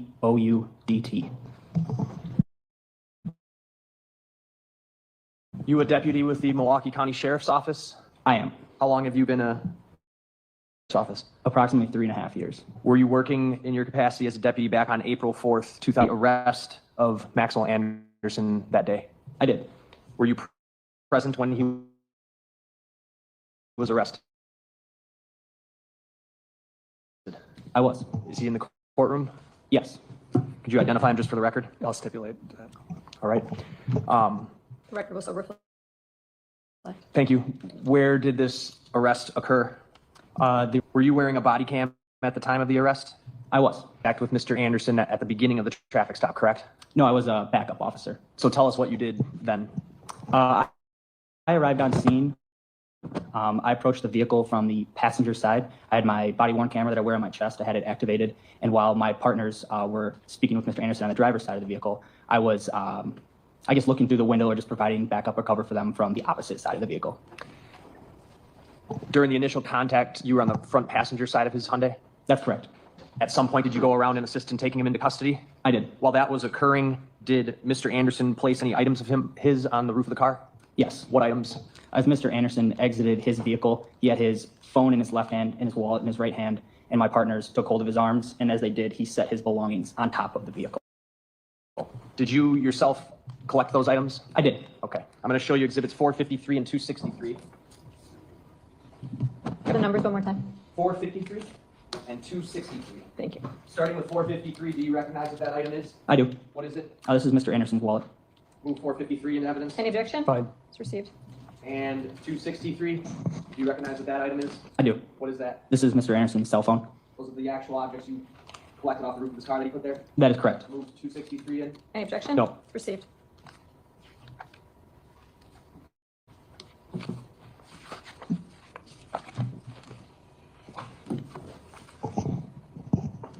I've got on the screen next to you and over here, whatever TV you're more comfortable looking at, exhibit 449.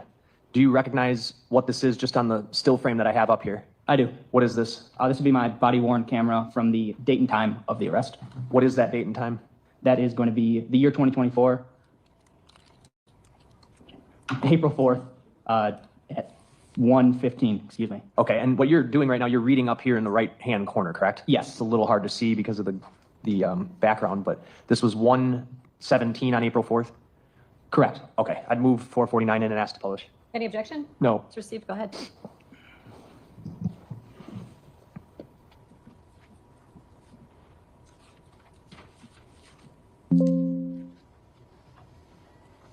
Playing it from 23 seconds is where I picked up the video.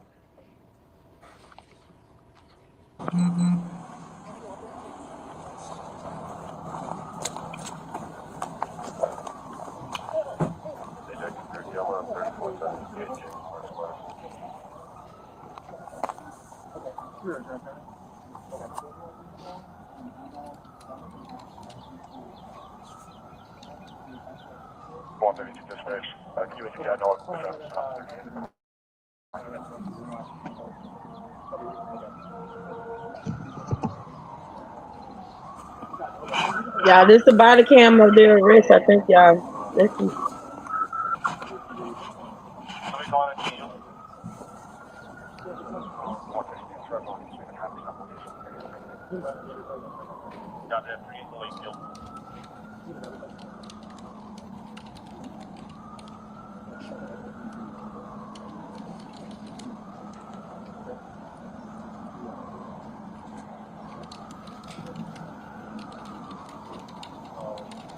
568 dispatch C16 1 ready. 516, go ahead, put your info. 13:15 hours, case number is 24 Frank Adam 1849. Last name of defendant is Allison Adam Lincoln, Ida Sam Ocean Nora. First name is Eric. Middle name of ours is Robert. No firearms.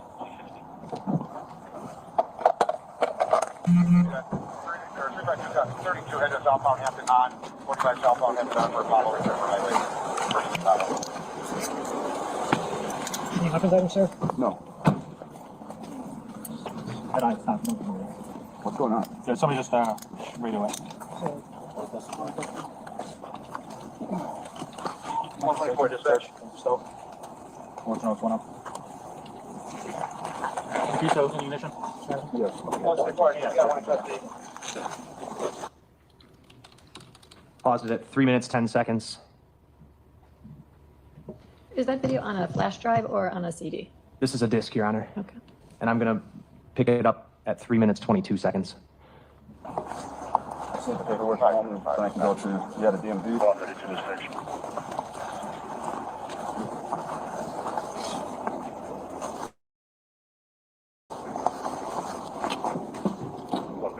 I'm just going to unbutton this just to search it, okay? Yeah. Go ahead.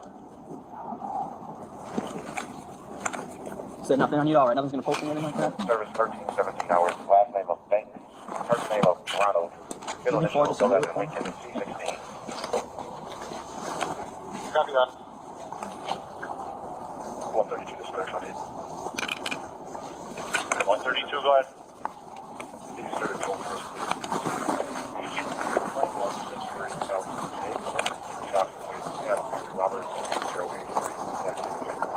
Alright. If you need the address and now you need me to play, I gotta go to a different street. Go ahead with the plate again. Wisconsin. And I'm sorry, 16.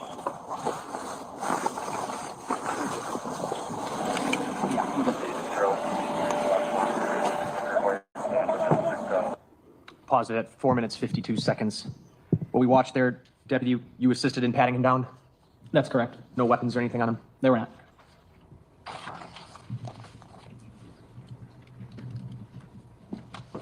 I have nothing else. Cross? 1 minute, please.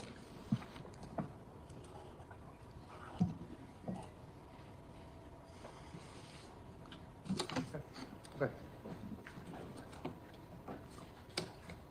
Yeah. Okay.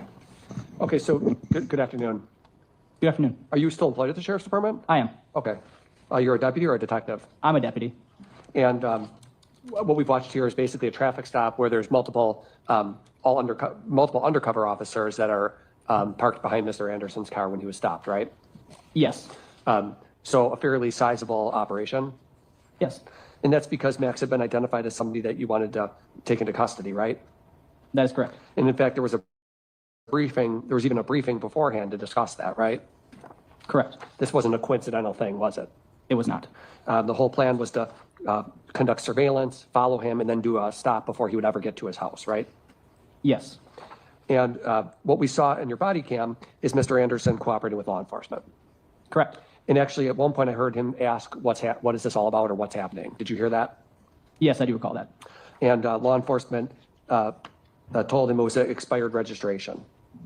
Yes. He was never told during this time that you're a suspect in something much more serious. At that time, I do not recall hearing that. Certainly, a person might draw the conclusion that there's something else that they're suspected of when they see all these unmarked squad cars behind them for a traffic stop, right? Yes. Nevertheless, Mr. Anderson did not flee. He did not. Didn't struggle one bit. No, he did not. And in fact, the way he looked when you saw him, he had a beanie on or a winter cap on, right? Yes. But in terms of how he looked when his picture was shown at the briefing and how he looks at the stop, there was no difference, right? In his physical appearance, you mean the demeanor that he had? Yeah, physical appearance. He didn't change his physical appearance, right? No. No haircut or facial shape, anything different about his appearance, right? Not that I recall, no. Were you involved in the search of the vehicle? I was not. I don't know. Well, you did obviously recover a phone and a wallet, right? Correct. And that wallet, you identified it. It was an exhibit, right? Yes. Okay. And you were the one who, you were the one who recovered this, right? I was. Did you examine it? On scene? Yeah. No, I don't believe so. Okay. Well, there was nothing about the blood, the wallet didn't have blood on it that you saw or anything like that, did it? Not that I recall. And the cell phone, Mr. Anderson put that on top of his vehicle as well, right? That's correct. And certainly as a deputy, you're involved in traffic stops on a regular basis, I would assume, right? Yes. You've had certainly you've had situations where the lights go on and they flee. Yes. They just floor it and try to get out of there. Correct, yes. Or even once they're stopped, they open the door and try to run from the scene of the stop, right? Yes. So we could call this essentially a normal traffic stop with a cooperative person, right? Yes. And were you involved in the, well, you also did other things in this case, including going to Victor's and speaking with people that work there, right? That's correct. And you learned that Mr. Anderson worked at Victor's, right? Correct. He was a bartender there for a number of years, right? Yes. Or and you talked to his manager even, didn't you, Jose Hernandez? That's correct. And in fact, one of the things that you did there was you even wanted to access their camera system at Victor's to study that, right? That's correct. And you even served a subpoena on the, would you call it a restaurant, a bar, what would you call it? Bar, nightclub. You served a subpoena on the bar and nightclub, right? Yes. And essentially what you got from that was a couple of videos that show that Max Anderson and Sade have had contact there, right? Yes. Nothing about that showed any threatening behavior by Mr. Anderson? No. Or something suspicious between the two of them that you would identify? No.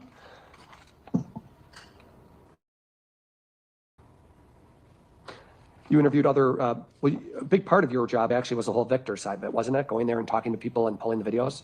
Yes, I talked to multiple people from Victor's. And the reason for that is because you want to try to figure out if there's something that points to Mr. Anderson as having committed this crime, right? In the grand scheme of things, yes. And all that revealed was that Mr. Anderson and Sade Robinson had interacted with each other and obviously knew each other, right? Yes. Were you involved in any side of the case to get footage from Twisted Fisherman or Duke's on Water Street? Did you involve yourself in any of that? I did not. Obviously, you went and conducted neighborhood surveillance canvases where you pulled video footage on April 4th from various houses, right? Reviewed potential footage, yes. And what was the point of that? From what location specifically? Well, I saw that you did that in the Gordon Place area. Sure. That specific area, I believe the purpose was to look for footage of a vehicle or anything unusual that happened during a certain time frame that had been pointed out to me and fellow deputies. The East Concordia, North Gordon Place area? Yes. Is that near Mr. Anderson's house? No, it is not. Just a different area? Yes. And part of what you do in general, though, is, you can look for things like Ring doorbell videos and other such things to try to piece cases together, right? Yes.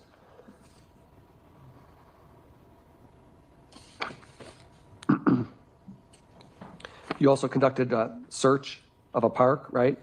A Pleasant Valley Park? Yes. Nothing noteworthy there, right? Correct, nothing. No body parts or human remains? No.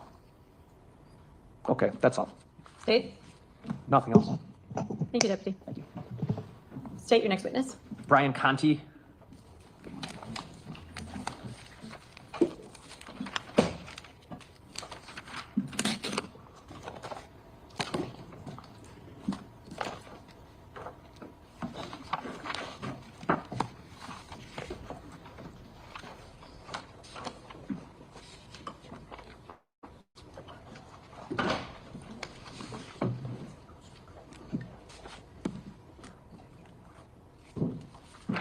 Do you solemnly swear that the testimony you give in this matter will be the truth, the whole truth, and nothing but the truth, so help you God? I do. If you could please be seated, state and spell your name for the record. Detective Brian Conti, BrianConte. Are you a detective with the Milwaukee County Sheriff's Office? Yes, How long have you worked for the Milwaukee County Sheriff's Office as law enforcement? 29 years. Were you working as a detective back on April 5th, 2024? Yes, Did you participate in general into the investigation into the disappearance of Sade Robinson? yes, On April 5th, 2024, did you have personal contact with Maxwell Anderson? yes, The person I'm referring to as Maxwell Anderson, do you see that person in court today? Yes. Could you just stipulate to this in general, for it's clear for the record, this is Max Anderson here. Okay, so you had contact with the defendant on April 5th, correct? Yes. Was the purpose of having contact with the defendant on April 5th to get a DNA sample from him? Yes. Can you tell the jury what that is and how you go about obtaining it from a person? Yes, we needed to get a DNA sample, and it's called a buccal swab, and it's a swab of their cheek cells on the inside of their mouth. So we put fresh gloves on. We use fresh, unopened cotton swabs, one swab for one inside of his cheek, second swab for the second cheek, and we place it in a cardboard box, and then we seal it in an envelope, a paper envelope. To the best of your ability, you're trying to ensure the swab is not contaminated, correct? Yes. And why is it that you swab the cheek? Because we've been instructed or trained that that gives the best human cells to contain DNA, and that's how we've been trained. What do you do this with? With what do you use to do it? Cotton applicator swabs that are provided to us for that purpose. And you did that with Mr. Anderson? Yes. Showing you 407. 407 is a sealed envelope. Do you know what that is based on the markings that are on it? Yes. What is it? This is the envelope containing those buccal swabs that I obtained on that day From the defendant? from the defendant. I've moved 407 in. Any objection? No. Received. There's additionally a yellow sticker on this envelope, not the exhibit sticker, but a different one. Do you know where that is from? Yes, that is a evidence sticker that the Wisconsin Crime Lab places on items submitted to the lab for testing. And the purpose of getting the buccal swab, or the DNA swab from Mr. Anderson was to ultimately at some point send it off to the state crime lab for DNA analysis, right? Yes. Nothing else? Defense? No. Thank you, Detective. You're welcome. State your next witness. Let me check the hallway. I think, well, I'll check the hallway.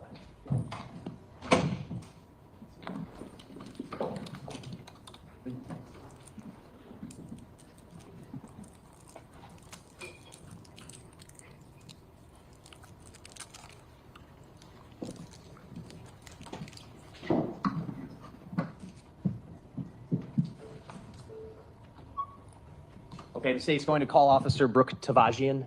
I think she's coming from another room.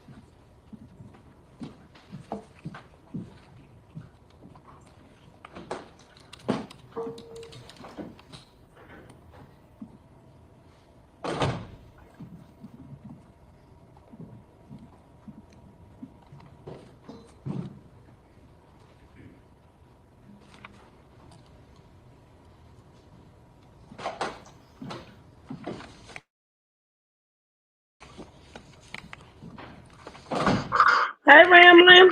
How you doing?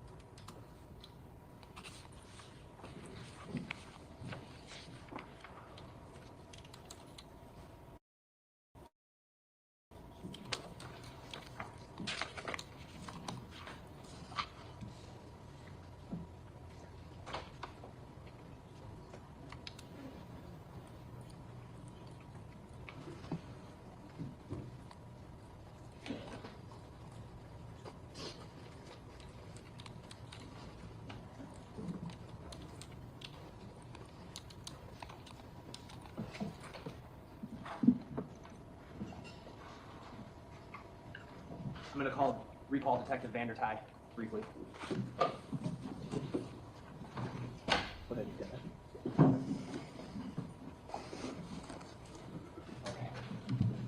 Do you solemnly swear that the testimony you give in this matter will be the truth, the whole truth, and nothing but the truth, so help you God? I do. If you can please be seated, restate, and respell your name for the record. I am Detective Matthew, M-A-T-T-H-E-W, Vandertye, V-A-N-D-E-R-T-I-E. Detective Vandertye, you had previously testified in this trial about the exigency records for Shadi Robinson's phone, as well as doing warrants for those records, as well as the records for Maxwell Anderson's phone and the Life 360 accounts, right? Yes. And did you do something upon the arrest of Maxwell Anderson regarding his phone? Yes. I'm going to show you Exhibit 263, which has already been admitted. Do you recognize what 263 is? Yes, this is Samsung cellular telephone that was recovered based on my knowledge from Maxwell Anderson. You were not there for Maxwell Anderson's arrest or the recovery of that phone, right? Correct. After he was arrested, did you take possession of that phone at some point in time and take it anywhere? Yes, on April 8th, 2024. And where did you take that cell phone? The cell phone, I transported it to the Wisconsin Department of Justice, Division of Criminal Investigation, out in Brookfield, Wisconsin. I'm sorry? What was the last part? Out in Brookfield, Wisconsin. And for what purpose was that? For forensic examination or forensic download. What is a forensic examination? Essentially, an analyst will download the information or the data from the phone using forensic techniques that they are trained to do. Did you communicate with the person who did that in this case? Yes. With that phone? Yes. Who was that? It was DCI, or Division of Criminal Investigation, employee Juan Luis Villegas.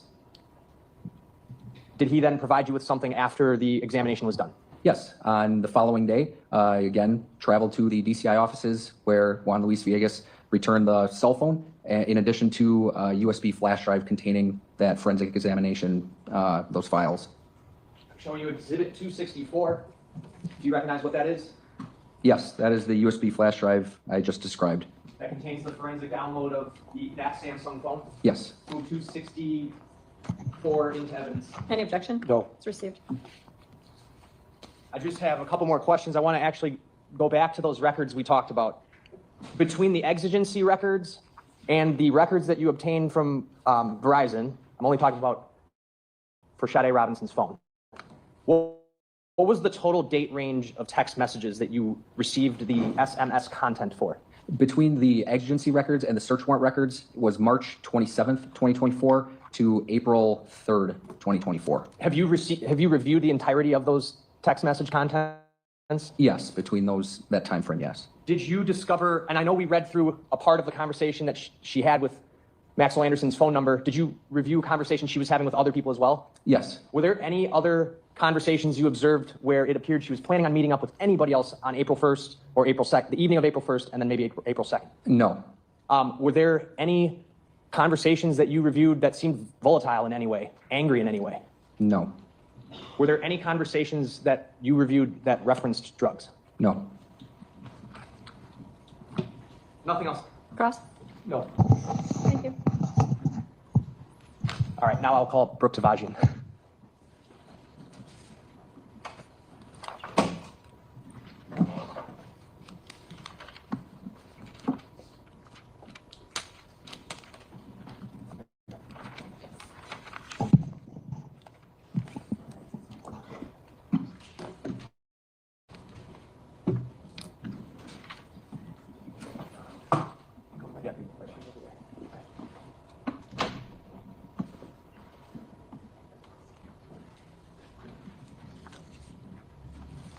Do you solemnly swear that the testimony you give in this matter will be the truth, the whole truth, and nothing but the truth, so help you God? Yes. If you could please be seated, state, and spell your name for the record. My name is Brooke Tavagian. First name spelled B as in boy, R-O-O-K-E. Last Tavagian, T as in Tom, A. V as in Victor, A. J-I-A-N. All right, good afternoon. How are you employed? I am a police officer with the Waukegan Police Department. Waukegan, Illinois? Yes, That's about 50 miles south of here, give or take? approximately. Okay, you drove up here this afternoon to testify? Yes, How long have you been a police officer with the Waukegan Police Department? almost 9 years. Is Waukegan is it a city or is it a village? It's a city. City, okay. Is it on the shores of Lake Michigan? Yes, Were you working in your capacity as a police officer with the Waukegan Police Department back on May 11th, 2024? yes, Were you just assigned to routine patrol, or what's your shift like? I was working as an evidence technician that day, And what shift times were you working? 3:30 p.m. to 3:30 a.m. Around 8 p.m., shortly prior to 8 p.m., were you dispatched anywhere in particular? to the lakefront, which was 200 Seahorse, What information were you given upon being dispatched to that location? that there was a potential body part located on the north shore of the beach. I think you were giving an address. What was the address? 200 Seahorse Drive. Driving alone, but I met with other officers on scene. The location of 200? On the beach. Right on the shores? Yes. Is it a sandy beach? Yes. Are there dunes as well? Yes. Okay. Are you aware of what the person who called for a police response had reported? From my understanding, the person who made the complaint said that there was a potential human arm located on the beach.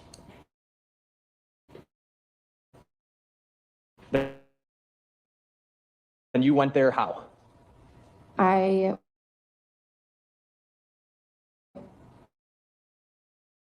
drove my squad car to the beach, to the parking lot. ATV? And that was, how far did you have to go off the beach? You just have to walk it. Not easily. What did you observe? I observed an apparent human arm laying on the beach. How did it look to you? It looked decayed. Washed ashore? Yes. What about it gave you that impression? The coloring of it, it was discolored, sometimes common to seeing stuff in the water, like body parts. There was pieces of the arm missing from like the forearm, kind of looked like maybe it was being chewed on by, marine life. And was it close to the waterline? Yes. Did you take some photos of it to document where you found it? Yes. I'm going to show you exhibits 258, 259, 260, 261. And I stipulate to these as well. Okay. Thank you. Then there. Tell me if you took those photos.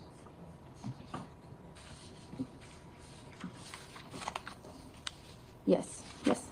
Are those all photos of the arm that you found at the beach? Yes. And I'm actually going to show you what's already been admitted into evidence, exhibit 262. Does that appear to be the same arm? Yes. Okay. And you're able to tell that how? By the decomposition on it, and I remember this area and these areas. Okay. And you're pointing to sort of where it linked to the shoulder as well as the wrist? Yes. And it's the right arm. I'm going to show you 260.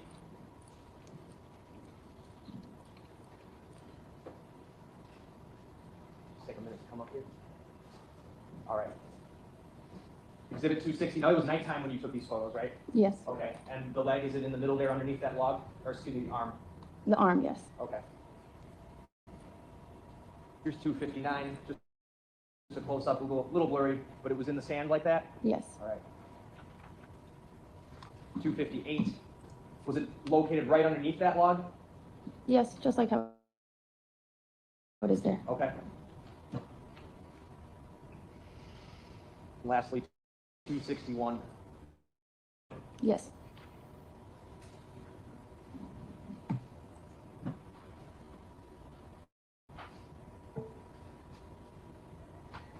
Was the Lake County coroner called out to the scene? Yes. What did you do when that happened? I took some more photos along with the coroner, and I just allowed him to do his investigation. Did the coroner recover the arm and take it back to the Lake County coroner's office? Yes. Did you stay with that person, or did you go on doing other things? I went on doing other things. But you stayed with the arm until the coroner recovered it from the scene? Yes.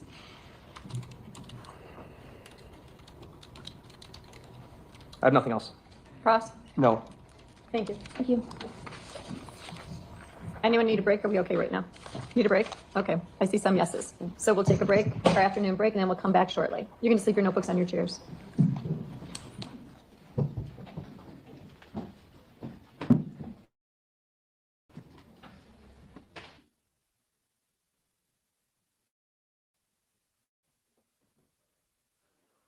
All right, y'all, we're going to fast forward through this break.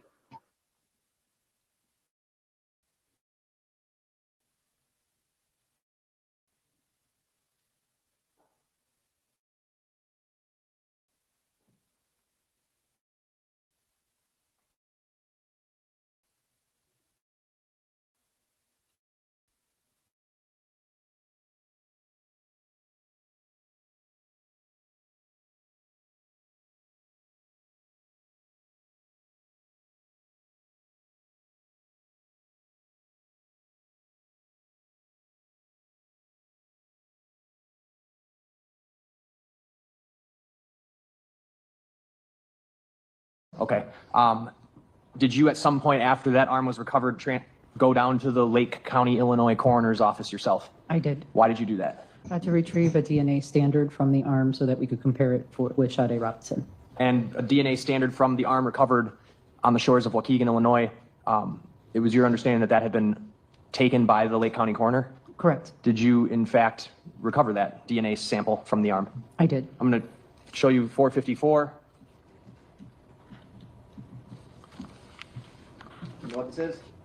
Yes, this is what I recovered. Okay. This is the DNA swab from the arm recovered in Waukegan, Illinois? That is correct. And were you able to discern between the arm in Waukegan, Illinois and the torso recovered in South Milwaukee? Were you able to come to any conclusion how those items got there, how those body parts got there? Yes, that they would have traveled via the lake due to the currents in a southerly direction. Is that something you actually looked into yourself? I did. Okay. Lastly, you also were part of transporting the arm from the Lake County coroner's office to the Milwaukee County medical examiner, correct? That's correct. Once it was confirmed that it did belong to Sade, I went down and followed a transport company back to the Milwaukee County medical examiner. That would have been in June of 2024? That's correct. Okay, and that's why Dr. Decker, when she was testifying earlier, she didn't examine the arm until June. That would be the reason? That is correct. We were waiting for the DNA results. To confirm that it was in fact Sade's? That's correct. Once that was confirmed, that's when you went down there? Correct. Nothing else? Press. No. Thank you. Thank you. State. Recalling Detective Galat.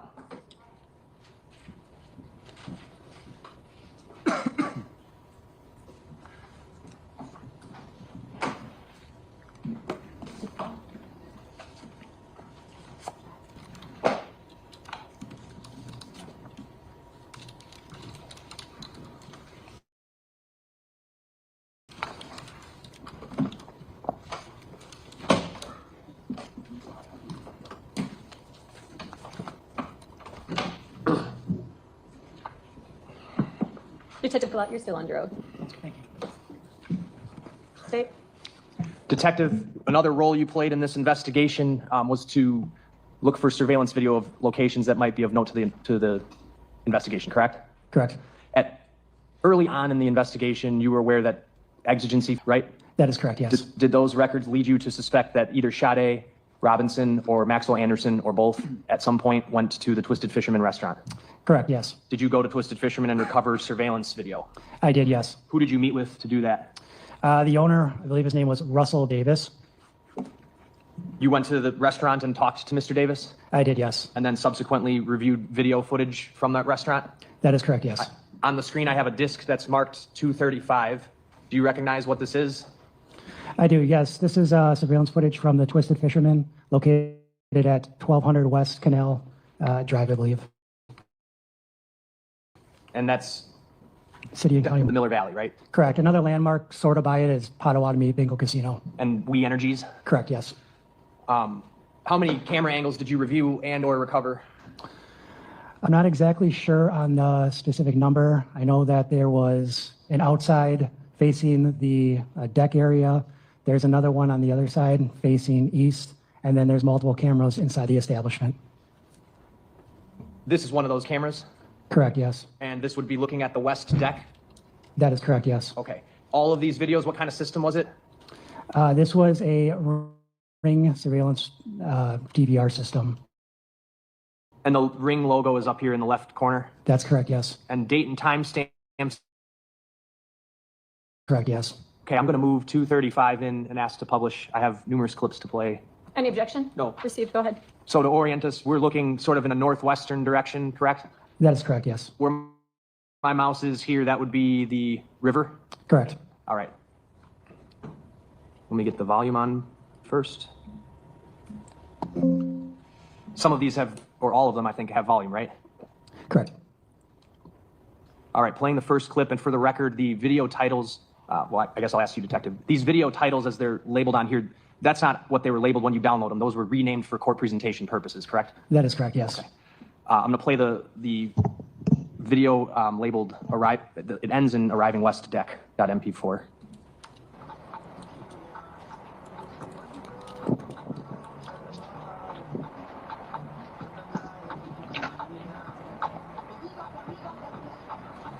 That 14 14-second clip. I'm going to just go right to the beginning of it. It's a 14-second clip that starts at what time? 17. Anybody in that clip that you recognize? Yes, I saw Mr. Maxwell Anderson. And he does what? He walks into the establishment from the west. And he's alone? Correct. All right. Next clip, the end of it is titled Arrival Inside Bar. It's 2 minutes long. And as it plays, this is... Correct. Okay.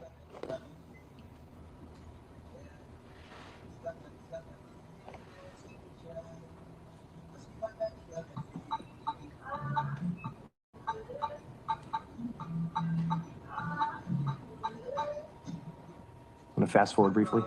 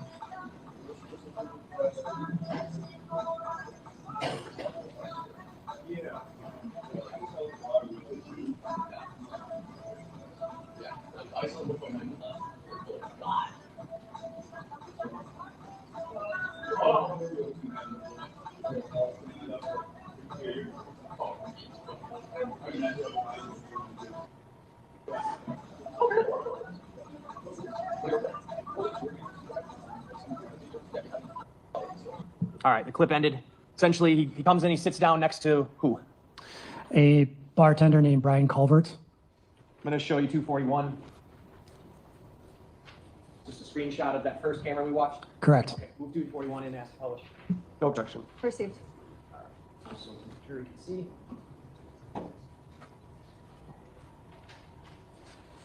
All right. That's Mr. Anderson? That is Mr. Anderson. That is correct. And what were you able to observe that he's wearing? Mr. Anderson's wearing a black and color Carhartt t-shirt, appears to be wearing a red and color flannel over that t-shirt, and blue jeans, and his hairstyle is in a bun fashion.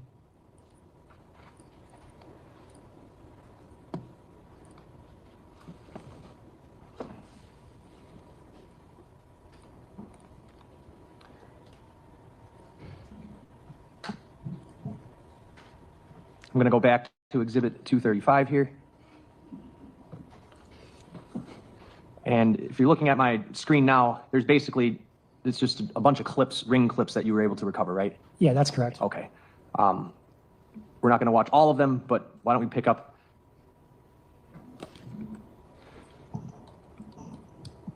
This clip picks up at what time, Detective? 19 hours, which again is 5:19 p.m. After he arrived?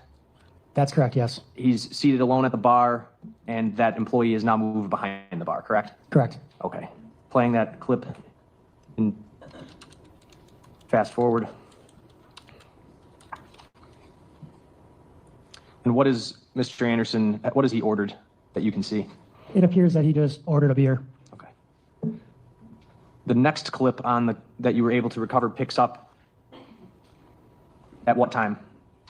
That is 17:21 hours on the footage, so 5:21 p.m. And at this time, someone is seated next to Mr. Anderson now, correct? That's correct, yes. I'm going to go back out, playing the video. It ends in arriving Twisted Fisherman.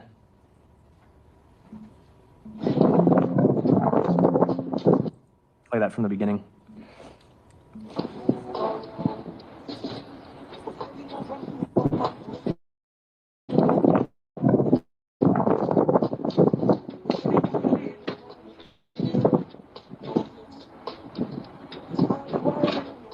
Pause that clip at 16 seconds. What did we just observe? We observed Sade Robinson walking into the Twisted Fisherman from the east. And that was at about 5:20? That's correct, yes. Okay.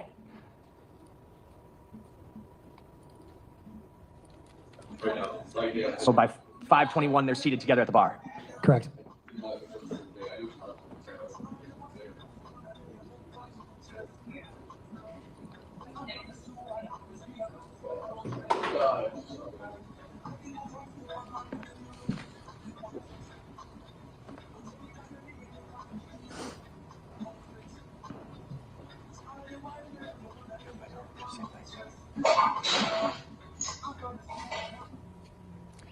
All right, that last clip for the record picks up at 17:21:40 is the timestamp on it. That's how I'm going to keep the record of the clips we're watching. And they're just sitting there next to each other. It's not even talking at that point, right?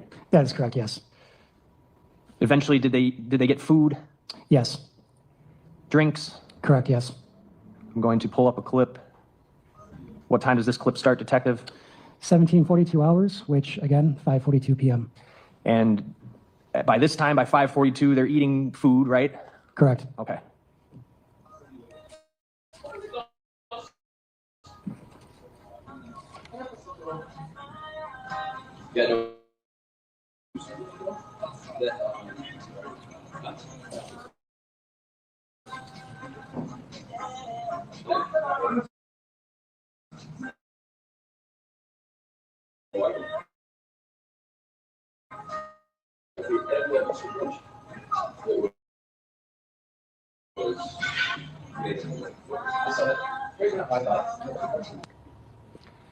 Conversation with the bartender, and the bartender later pours out a shot.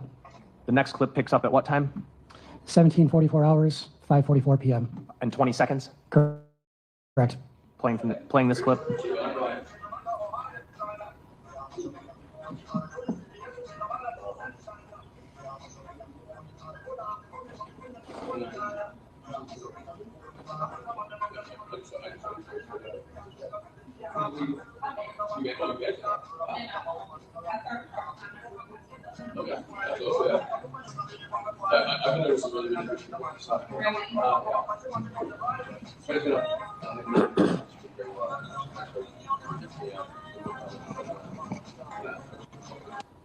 All right, and in that clip, did all three of them do the shot together? That's correct. I believe I heard the bartender say cheers, which then proceeded them to all do the shot together, yes. And Sade has what appears to be in front of her some kind of food, and then there looks like there's a cocktail and perhaps a water? That's fair, yes. Okay. The next clip I'm playing picks up at 5:48:26, and again, that shot that they did was at 5:44? Correct. Okay. My two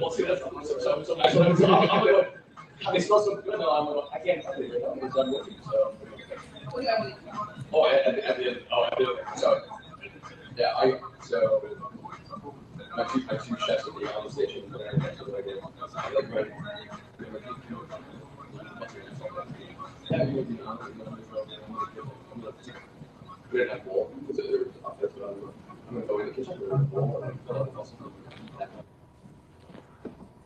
In that clip, what happens? It appears that Mr. Anderson briefly steps away to possibly use the restroom, and then in the meantime, Miss Robinson is just having casual conversation with the bartender. Next clip I have up starts at what time? 17:58 hours, which is 5:58 p.m.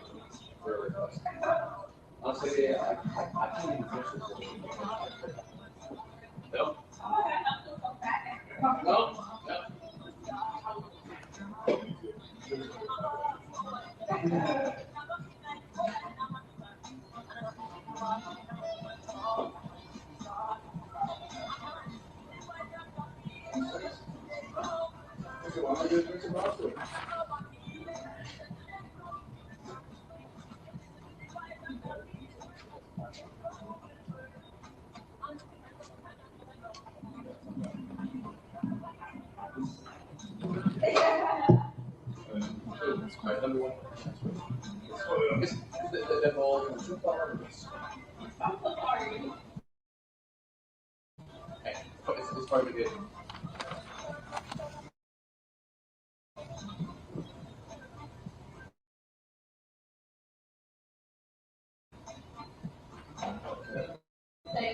That's why they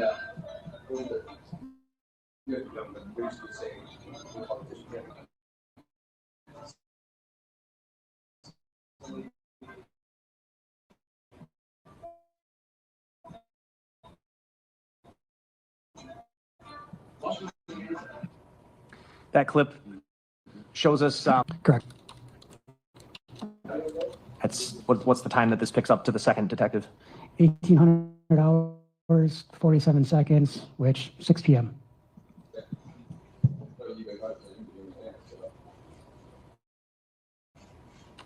But my friends that are not in the industry don't understand that.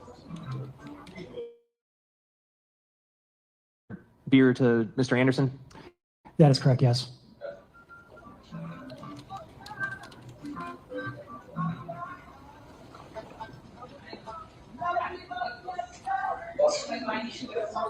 That's his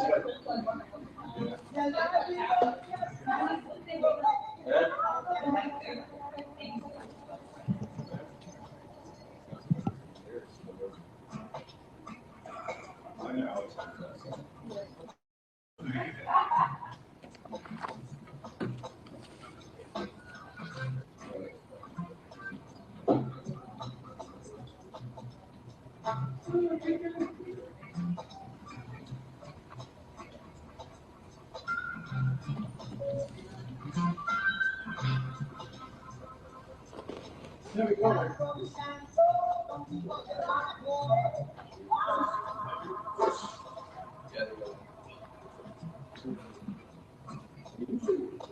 I'll try it. The back of my left hand is just.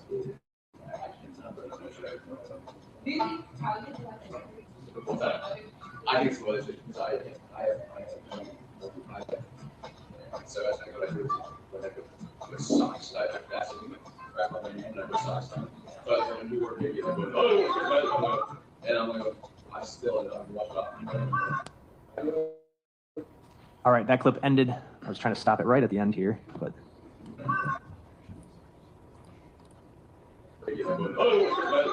Somewhere just prior to 6:03 p.m., correct? Correct. And so Mr. Anderson got another beer, and then it looks like the bartender does what? He goes and obtains their check. So to this point, and I know we didn't watch all of the clips, but you've watched all of them, right? That's correct, yes. How he's had 2 beers and a shot. Is that fair? That's fair, yes. And Ms. Robinson, 1 drink and a shot. That's fair to say, yes. Were there more drinks ordered? Do you recall? Not to my knowledge. Wait a minute, hold on. So she was drinking. Next y'all. clip Hold picks on. up. I'm gonna beg that just a little bit. I want to hear that again. It ain't that important whether or not she was drinking. I was just, since we had the conversation yesterday, I ain't gonna bag it up because I'm gonna go back too far. That's okay. Unless y'all want me to, let me know in the chat. So I guess she did have a drink or something. But first of all, I was gonna say this, but I didn't want to stop it. That place is like empty. It's just them two in there. Yeah. So I guess she did have something to drink, but I don't. They served a minor. But you do know that place that they're at right now, he used to work there. So they probably ain't even called her because she's with him. And we know that he's at this time, she's 19, but he's like 33, 32, 33, something like that. So I don't know. Anyway, let's this. Lord have mercy.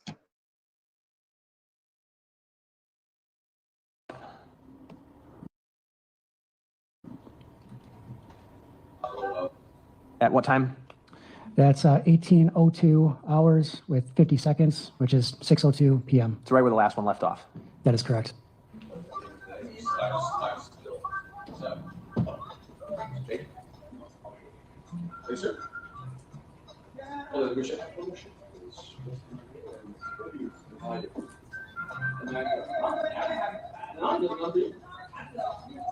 Paused at 22 seconds in this first part of the clip.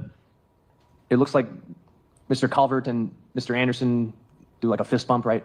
Correct, yes. And then it seems he's offering up another shot, correct? Correct. How does shot A respond to that? I believe she, That we just saw. I believe she declines it. Okay, I'll play it again. I'm going back to 9 seconds.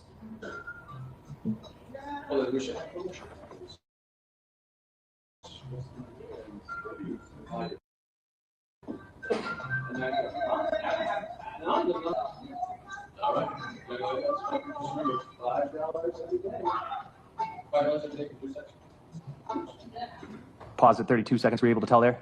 Yeah, so it appears that the bartender puts down 2 shot glasses, and when he puts down the shot glass in front of Miss Robinson, she kind of makes like a right hand motion indicating that she's declining it. And what does the bartender do with the shot glass? I believe, I'm not exactly sure what he did with hers. Okay, I'll back it up here. Playing from 12 seconds. Oh, okay. So did y'all hear? Like I heard that she declined it. So maybe she didn't drink.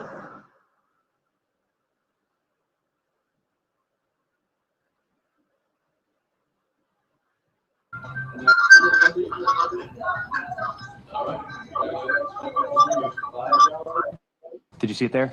I did, yes. He physically picks up the shot glass and 26.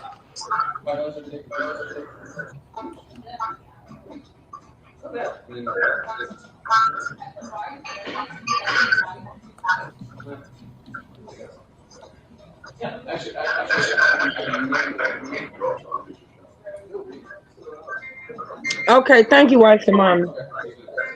Okay, so she had one. Okay.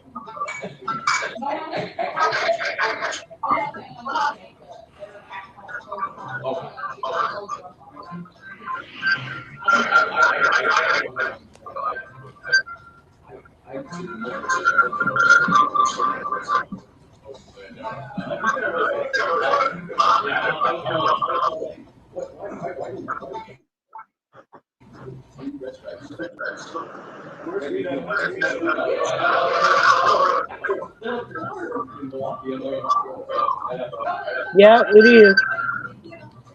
He probably wanted to get her drunk.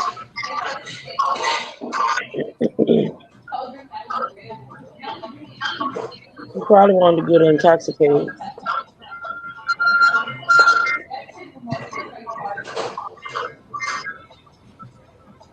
All right, I paused it just before the end of the clip. The timestamp is what? 18:04 hours and 52 seconds. Okay, sorry, I pulled it away before you could read it. The next clip picks up at what time? 18:04 hours and 54 seconds.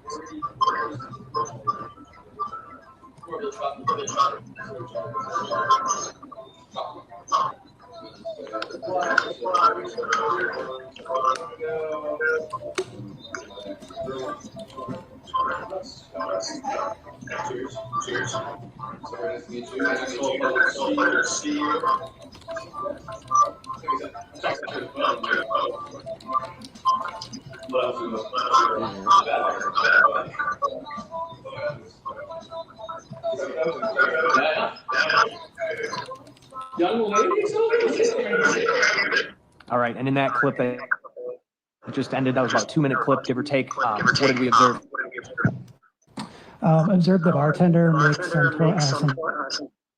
and then the 3 of them, he pours the beverage into 3 shot glasses, and the 3 of them do the shot together. Okay, so he gives that shot to both shot A and Mr. Anderson. That's correct, yes. I'm gonna advance a little bit here. Next clip picks up at, what time do we got? 18:21, correct. After they just did the other shot.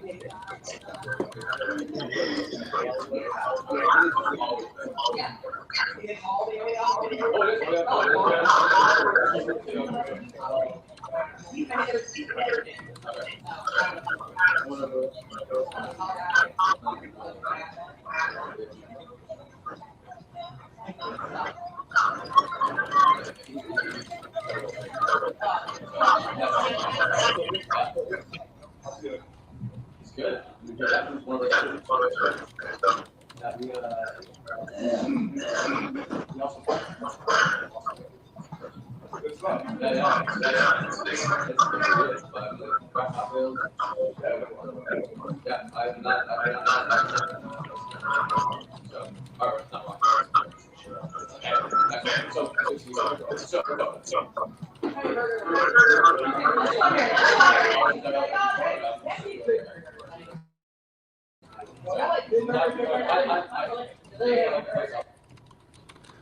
All right, that clip looks like they're getting up to leave.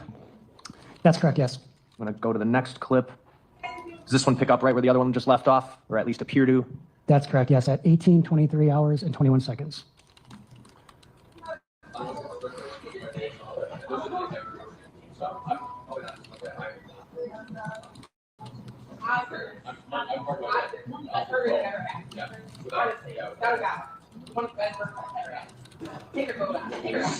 So many Hey, have you ever, don't talk to them, but yeah, we're all concerned about that. They are looking for murder. Yeah, I'm gonna fly. Yeah. And it says, you know, where you go. Yeah, that's fine. Right. Yeah, there we go. So. Thank you so much. Bye. Good on, guys. You too.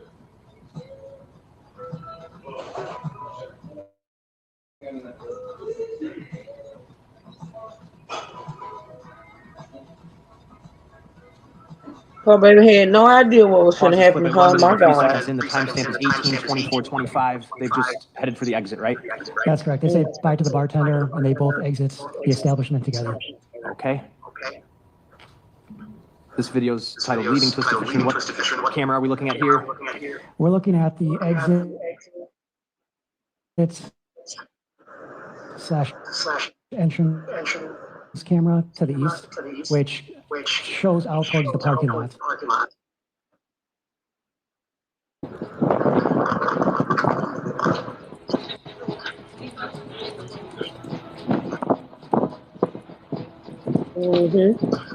Natasha. In that clip, they leave, they're exiting to the east, and then they turn the corner of the building, correct? That is correct. Yes. So in some, Detective Mr. Anderson arrives at about 5:09 p.m.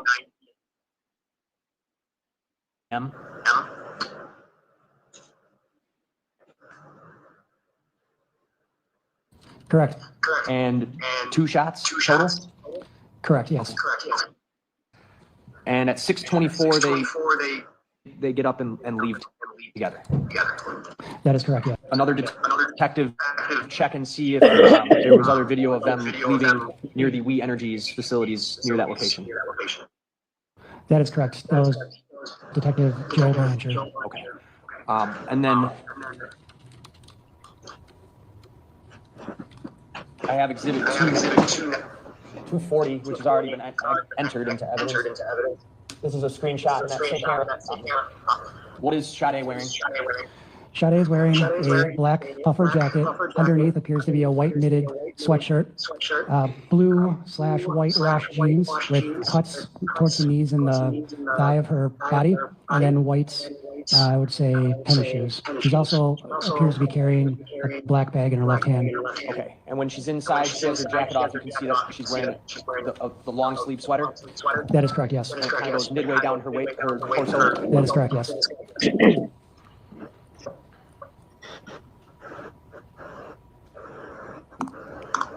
I have no other questions. Cross. So just to recap, the two of them basically just hung out at Twisted Fisherman. I would classify that as yes. They just had a casual conversation from what it appeared. And the guy you mentioned before is named Brian Culvert, right? That's somebody you talked about? That's correct, yes. Because you questioned him? I interviewed him. And he's the guy that was working behind the bar? Correct, yes. You've watched all these tapes before court here today, obviously, on other occasions. That's correct, yes. And Mr. Culvert appears friendly with Max Anderson, doesn't he? That is correct, yes. Calls him an incredible guy. I don't recall hearing that.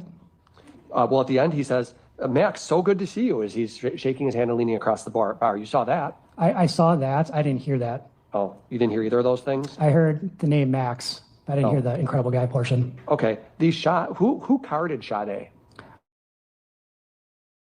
I don't believe she was carded. Did they ever ask her age or anything? Objection, relevance. Well, they just spent all this time talking about shots. It's fine. I'll withdraw the objection. Allow him to answer. Go ahead. Could you just ask me your question one more time? Was she carded? I don't believe so. Or asked to provide any identification at all from what you saw? From what I saw, I don't believe so. And it looks to me like Brian Culver is just on his own pouring shots for people. I'm going to object to this line of questioning at this point. If we're getting into him serving her underage, it's not relevant to this trial. I mean, you've got in the part relative to the alcohol. Well, you've testified on direct about shots being poured, right? That is correct. Okay. And my question about the shots, not about the underage aspect, my question about the shots is, did Max order them? I don't know who ordered what shots. Right. You don't hear anybody order those shots. I don't believe so. From what it appears, from what you watched, is that the bartender is just pouring them on his own volition, right?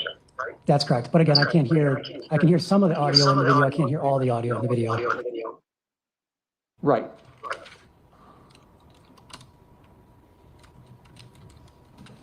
Okay. And they eat a meal, right? Correct, yes. Each of them, from what you can tell? From what I can tell, yes. And it's clear to you, isn't it, that Max is the bartender know each other, yes. Very friendly with each other? I would say so, yes. That's all. State anything? No. Thank you. Thank you. State your next witness. I'm going to recall Detective Blanchard.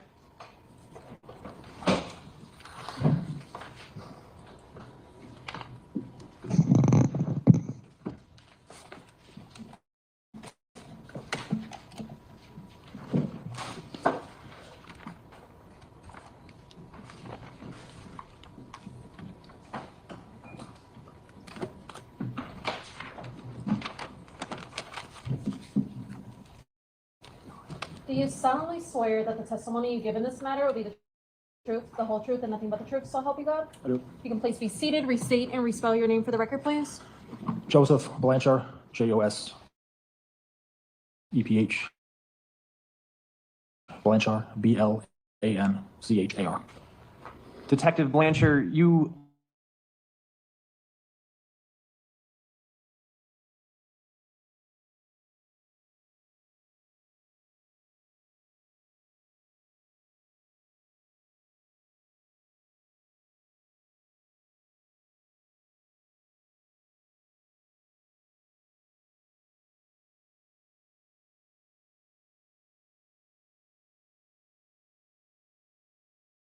found, correct? Correct. Okay.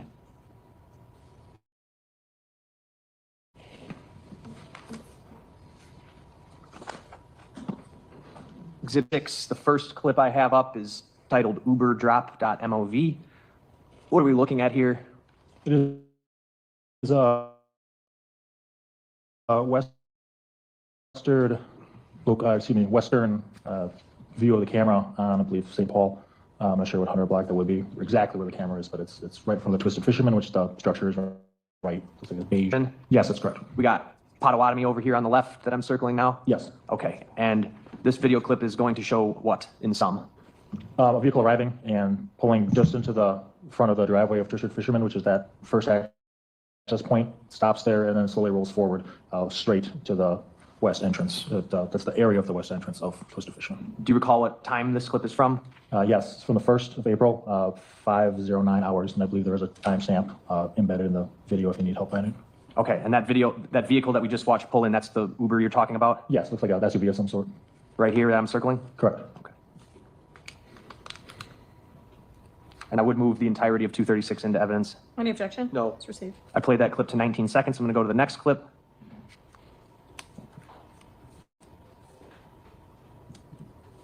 What are we looking at here? This is a different angle.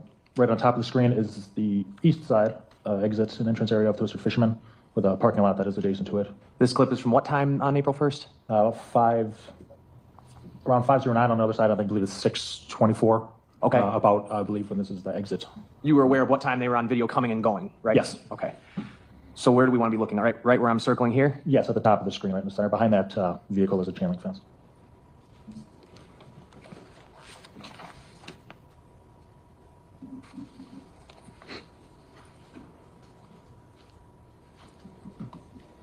The video kind of skips, but we can see what? 2 individuals exiting the east side of the Twisted Fisherman. And then they go around the front of the building? They do. Are you aware from the Twisted Fisherman who those individuals are? I am, yes. Who are they? Shelly Robinson and Maxwell Anderson. Back to this other clip. This is them walking outside the restaurant together. Yep, now along the west, walking westward direction in front of the building. And they appear to be walking together, leaving the restaurant together. Yes.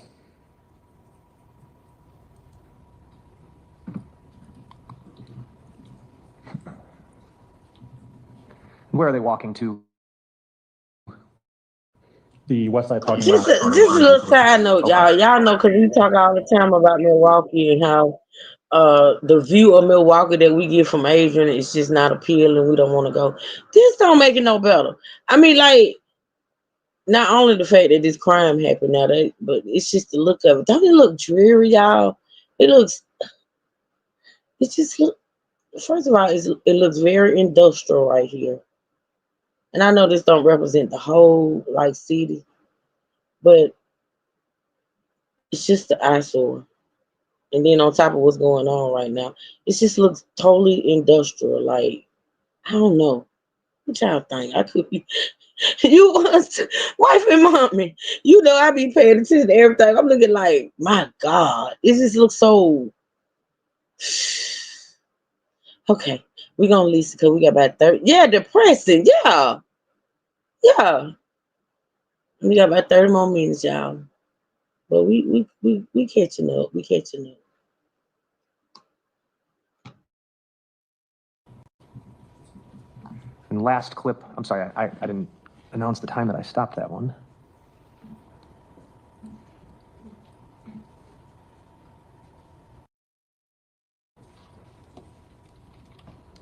All right, I'm stopping it at 44 seconds. So right here where I'm circling, there's some trees and whatnot. Do you know from other angles if that's where her car is parked? From looking at this video and seeing some small movement behind the trees, the vehicle was parked there. Okay, and then let's go to the final clip. Different angle, but in this one you can actually see where her car is parked, correct? Correct. I'm gonna zoom in. I'm circling right here, 2 people, that'd be Sade and Mr. Anderson? Correct, leaving the restaurant, excuse me. All right, playing from 0 minutes to 0 seconds. It kind of skips, correct? It does. But you can see them walking together? Yes. All right, and right here where I'm circling, what's that? That is her vehicle parked facing the direction of the camera. Do they appear to both get in the vehicle? They do. And what time was that at? About 6:24 or 5 at that time.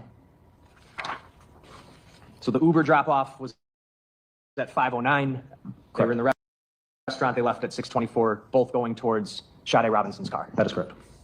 Nothing else. Defense? No. Thank you. Thank you. State your next witness. State calls Russell Davis.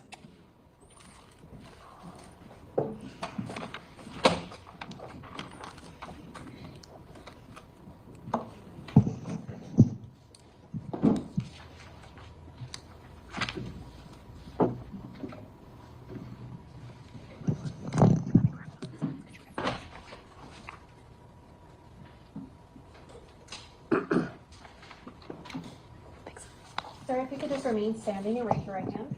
Do you solemnly swear that the testimony you give in this matter will be the truth, the whole truth, and nothing but the truth, so help you God? Okay, if you can please be seated, state and spell your name for the record.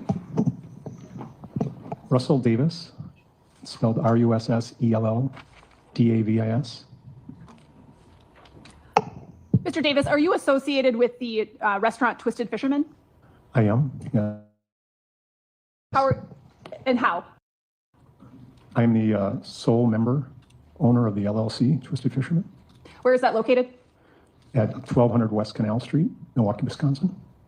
At some point in time, did you employ someone named Maxwell Anderson? Yes, for approximately 3 weeks. And This is employer, well, his ex-employer, y'all. He owns that restaurant they was just said. This is because I told y'all the guy used to work there, right? So this is the owner, I guess, and Maxwell used to work for him.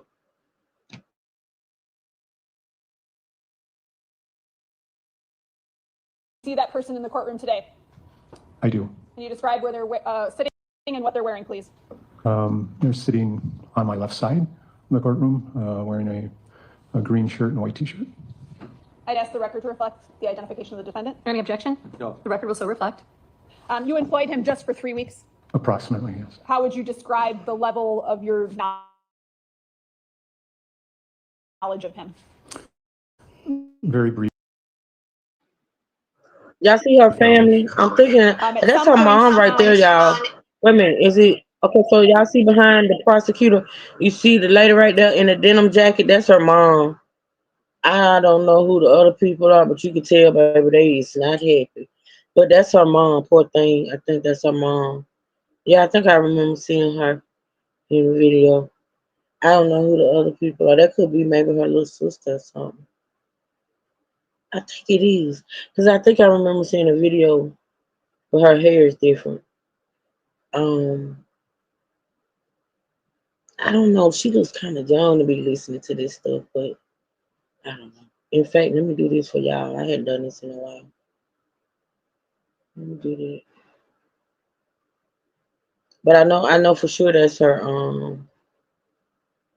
I know for sure that's her mom in that denim jacket. I know this is very heartbreaking for them to have to relive in here her body. Oh yeah, my God. So yeah, that's what I was saying at the beginning of this. The beginning when we first started listening to this. You know, the trial. You know, it happened. It happened last year around April. It's been over a year, a little over a year, and going through the trial is like reliving all that stuff. Oh, because you know once, you know, you lay your loved one to rest and you're able to kind of slowly but surely try to keep going, get back into the swing of things. All of a sudden, bam, it's time for the trial, and it just brings up all this stuff all over again. And you go back and you have to relive that stuff all over again. It's sad watching mom. It's sad. But listen. Office come to the Twisted Fisherman? Yes, they did. And did you assist them with obtaining surveillance footage from the Twisted Fisherman? Yes, I did. Did you also view that video while you were helping the detectives with it? Yes, somewhat. And in that video, did you see Maxwell Anderson depicted? Yes, And was that from the date of April 1st, 2024? it was. I'm showing you what's been marked Exhibit 241 and previously received. Do you recognize that? Yes, And who is that depicted in that photo? Maxwell Anderson. And is that outside of the Twisted Fisherman?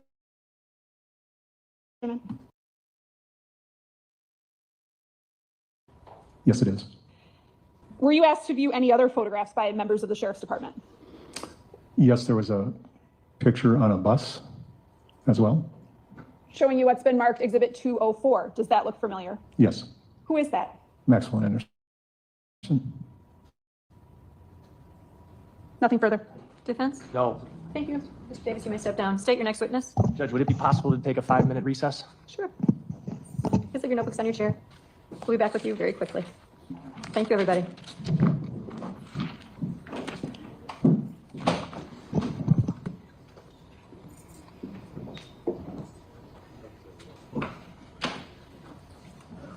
I think they're gonna take a break. Let's see. Yeah.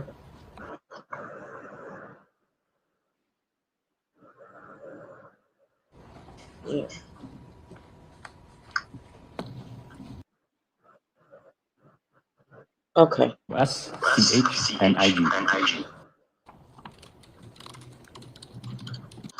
How are you employed? By the City of Milwaukee Police Department. Are you a detective? I am. What unit are you assigned to? I am assigned to the homicide unit How long have you been a detective assigned to the homicide unit? since 2017. Were you involved in the investigation into the disappearance of Sade Robinson? I was. Was one of the roles you played in that investigation to attempt to retrieve or review video from the area of downtown Milwaukee? It was. Had you and your department been informed that Miss Robinson, at some point in the evening of April 1st, 2024, went to the Twisted Fisherman restaurant? Yes. And were you given approximate times that Miss Robinson was believed to be at certain places? Yes. After departing Twisted Fisherman, where was it believed that Miss Robinson had traveled to? She traveled to Water Street, which is Duke's on Water. Is that a bar? That is a bar. It's on the corner of what? Water and Juneau. There are a number of different bars, taverns on that stretch of Water Street, correct? Correct. Did you attempt to, did your department retrieve video from Duke's on Water that in fact confirmed that Miss Robinson had gone there? Yes. Did you also try to get video from a City of Milwaukee camera that is situated on Water Street? Yes. Where is the camera that you tried to get video footage from? It is a Milwaukee Police Department pole camera, which is on Water and Highland. Why does your department have pole cameras up and down Water Street? Because Water Street is a busy area during bar hours, and we want video of what is going on. It's a bar district, right? Correct. And have you utilized these cameras before? Yes. There are pole cameras in other parts of the city as well, but they tend to be in places more frequented, correct? Correct. Did you in fact get video that showed the time and manner by which Miss Robinson arrived on Water Street? Yes. How did she get there? In a... So, wife and mama, you said, hold on a minute. You said, I'm sorry, Truth, I haven't watched yesterday's live yet. And I know you probably covered this. How did she met him online? Yeah, she met him online. That's okay. She met him online and they talked on the phone for a while. Well, yeah, they talked over the phone actually before they met up. She met him online. They talked over the phone, and that date that date you're watching that they on at that place. It was the first time they met. It was the first date, first time they met in person, and that happened the same day, the same night or whatever. She met him online. Let me know if you got any more questions. 2020 Honda Civic. Was she driving it? She was. And was she with anybody? Yes. Okay. And this pole camera footage that you got, did it capture the exact times that Miss Robinson arrived and left in the Honda Civic? It did. Give me 1 second here.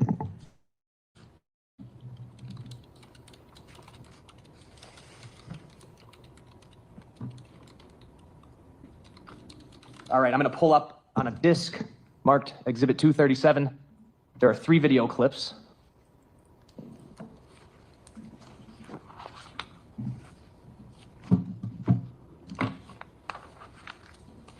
All right, Detective, why don't you orient us a little bit? Yes. So what you are looking at is Water Street. You are looking northbound on Water Street. You see a red building on the top left corner, and then there's a security car on the top right corner. Where I'm circling? Yes. All right, and then the red building here? Yes. And so the intersection that would be sort of on the bottom of the screen here, although you can't see it on the camera view, would be Highland, right? That is correct. The next street up north, as we're looking, would be Juneau? Correct. And where is Duke's on Water related to this camera footage? It is the top left corner. So Duke's on Water would be the northwest corner on Water and Juneau. So basically, to get to Duke's, one would simply walk up this sidewalk here, cross the street at the next intersection, and it's right there. Correct. And what are we going to, where should we be looking here when I'm going to play this? You should be looking at the security card, which is on the top right corner, which is on the east side of the street.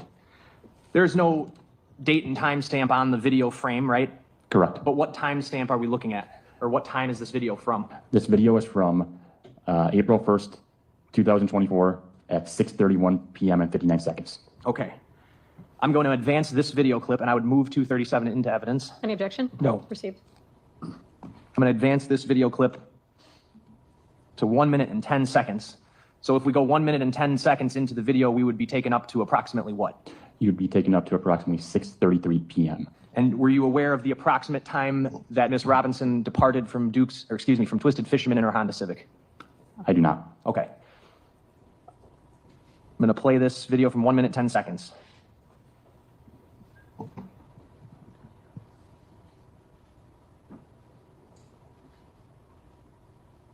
What do we see? You see the Honda Civic? It just pulled up on the right side of the screen here? Yes.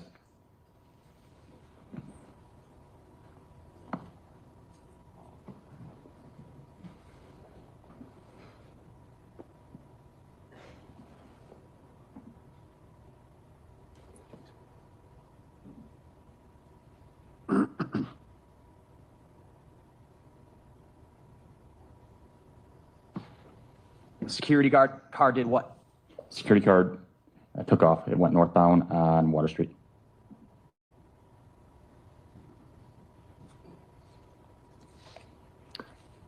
Did someone just get out of the front passenger seat? Yes. I paused it at 2 minutes, 15 seconds. Not Miss Robinson, right? No.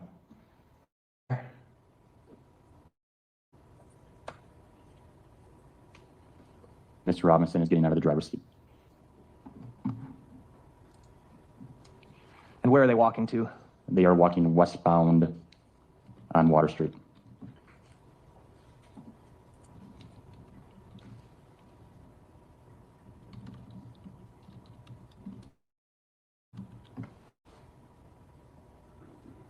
They checked the door of that tavern?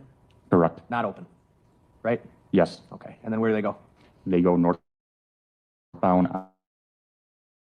on Water Street. Off camera? Yep, off camera. Pausing it at 3:07. So this, I'm going to advance the video. And if you look at the bottom, you see that the clip is a total of 2 hours, 38 minutes, and 41 seconds, correct? That is correct. Advancing the video to 2 hours, 32 minutes. All right. It's now clearly nighttime, right? Yes. What time would this be about in real time? This would be approximately 9:04 p.m. Playing at 2:32:40.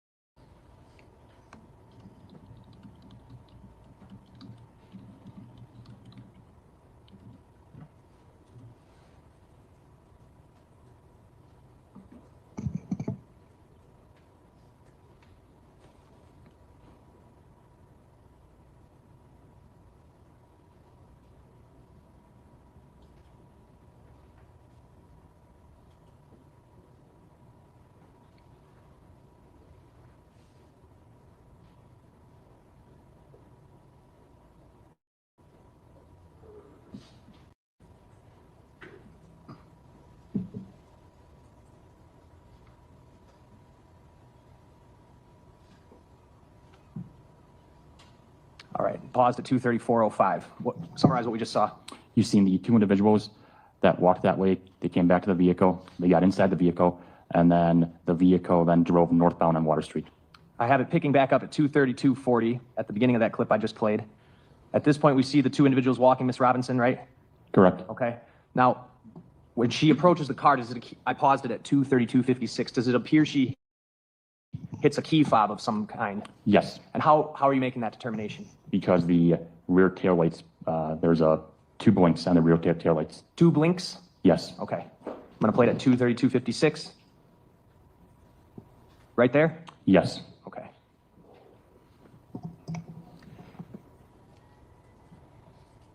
Paused at 2:33:07. The 2 blinks, in your experience, that would be consistent with like someone hitting the unlock button on a fob? Yes. All right. Then they drive off. That's about what time? About 9:04, 9:05-ish. Miss Robinson gets into which seat? She gets into the driver's seat. Does she appear to be struggling to stand or walk in that brief period you can see her walking there? No. I'm going to play the next clip. That first one is video title. It's the only one that says Water and Highland on it. The next one is going to be a clip that is titled, in the title it says Water Juno. And it's camera, and then it says camera dash 02. All right, we're looking at what now? Now you are looking at a camera on Water and Juno. The camera view is facing southwest. And Dukes is on this upper corner here in the right. That is correct. Playing this clip, it's 56 seconds.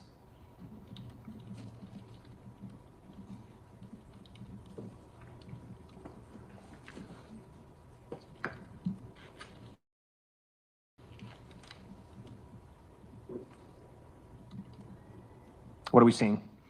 The same individuals that got into the Honda Civic exited Duke at approximately 9:03 p.m. and are now walking southbound on Water Street.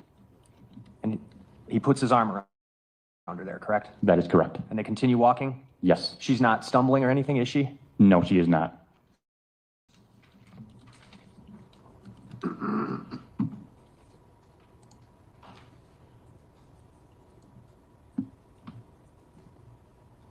And then the last clip, similar angle or similar view, correct? Similar view, but this view is now facing southbound on Water Street from Juno and Water. All right. So Miss Robinson's car is going to be up here on the upper left? Correct. And we're going to see them walking on the right side here, correct? Correct.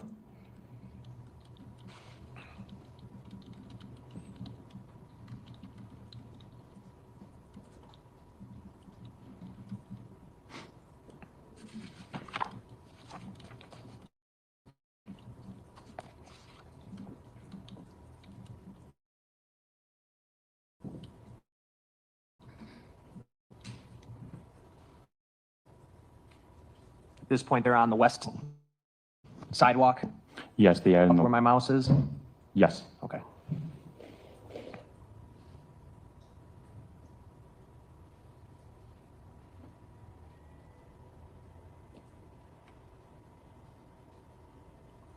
And now they're crossing the street? Yes, they're crossing the street going eastbound.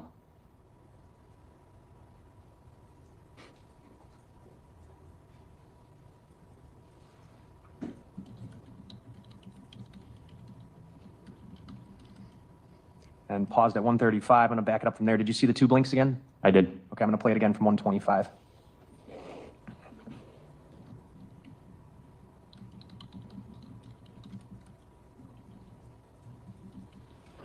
She gets in what seat? She gets in the driver's seat. All right, I'm going to fast forward the video slightly.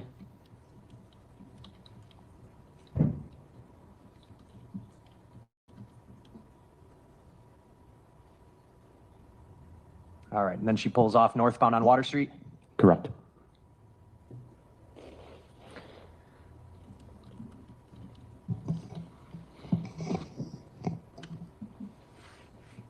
And that last one was Water and Juno, camera 05.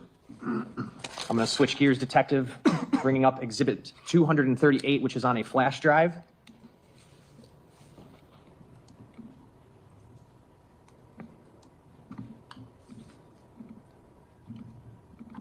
I'm going to start with channel 1 here.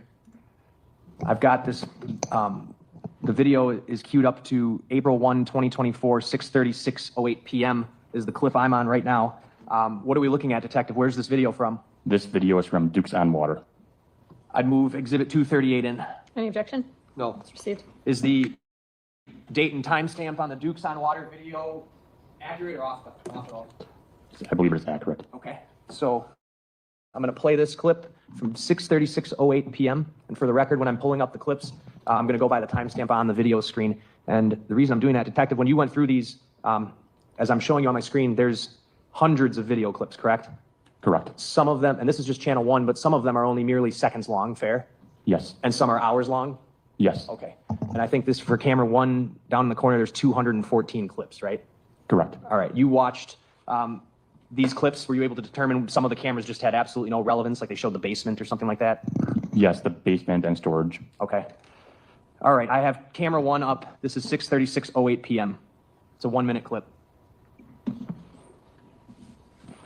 What are we seeing? You are seeing the 2 individuals that got out of the Honda Civic walking up to Duke's and going inside Duke's. At 6:36 p.m.? That is correct. That would be consistent with them walking from their car where they parked around 6:33? Absolutely, yes. Pause that clip at 23 seconds. I'm going to go back to channel 1. The clip picking up at 8:30 and 10 seconds p.m. And for the record, Detective, some of these clips were renamed for purposes of courtroom presentation. Is that right? That is correct. All right.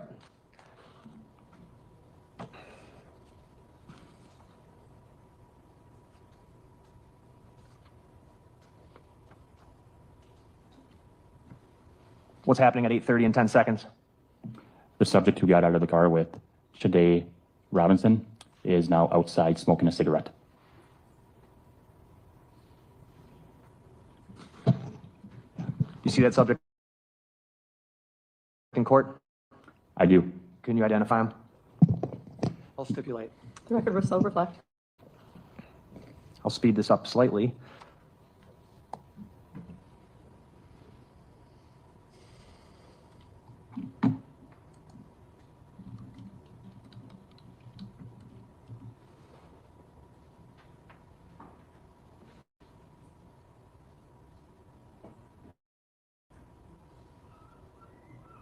All right, stopping it at 2:18. Last clip from camera 1, picking up at 9:03 and 24 seconds. What do we see? Now you see Mr. Robinson and Mr. Anderson leaving the bar on Duke's. So they got there at 6:36? They got inside Duke's at 6:36 and they left at 9:03. Okay. I'm going to go to channel 9.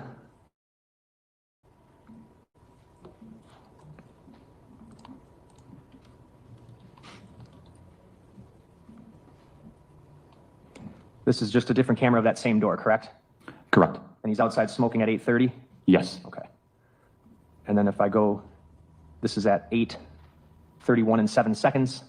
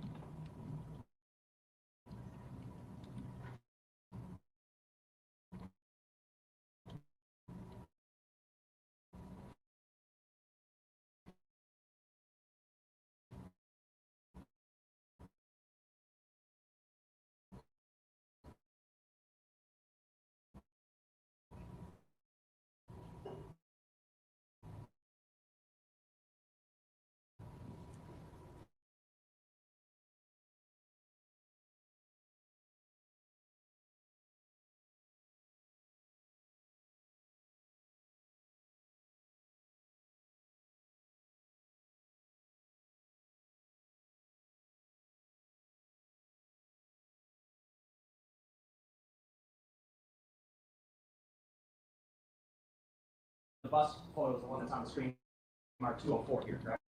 Correct. All right, I'm going to move 456 in next. Any objection? No. 456 is admitted. New man. Let me see. Can y'all see that? Hold on.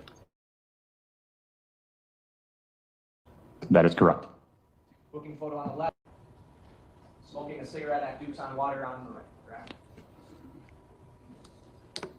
Back to the video here. Going to go to camera number 4. Okay, I thought I had froze.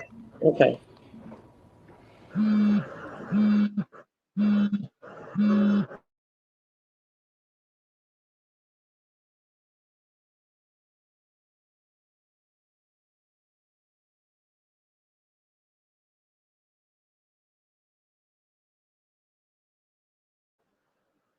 don't know if they talking on this end or not. Look like they're showing the other bar they went to after the restaurant. But I can't hear. Let me stop it. So I'm not sure if it's oh yeah, I did leave sound. Okay. Hold on, y'all. Listen, I'm supposed to stop at 3 because I got a live on my T channel that's supposed to start at 3, but I'm about to change it. Because this only has like maybe 20 more minutes before it ends, and I want to finish it today. So I'm gonna finish this and then I'll go live over there. Let me bring it back up. I'm gonna change that time to maybe 3:30. Because I want to finish this one today. Let's see.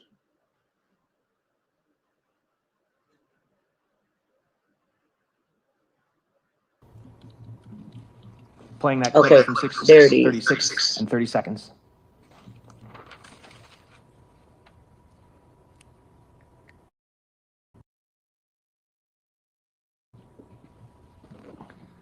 You see the bartender greeting the defendant?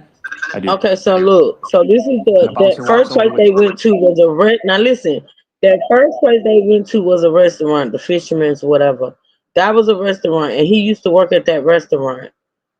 And this place is a bar. It's an actual bar, and I don't think he worked here, but I think he's known here. You know how you frequent a bar and the people get to know you. I think they know him at this bar too as well.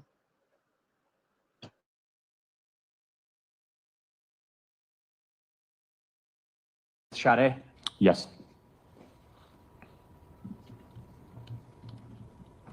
And she takes a seat. Correct. All right, I'm going to speed it up slightly here. What are they doing? They are talking to the bartender right now. The bartender just did what? Provided a drink to Mr. Anderson. And now what's she doing? Making a drink for Mr. Robinson.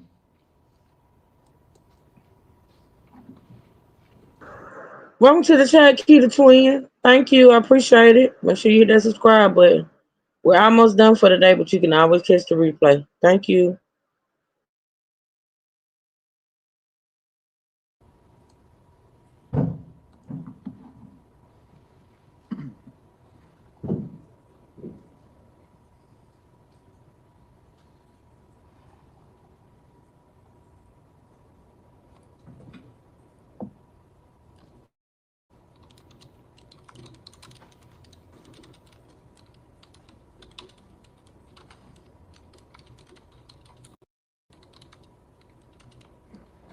All right, and Miss Robinson has just gotten up?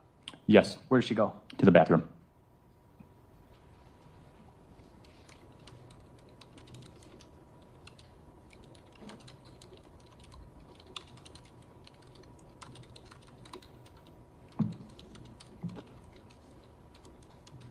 All right, and she returns to the bathroom at what time? 6:41:08. I'm sorry, returns from the bathroom.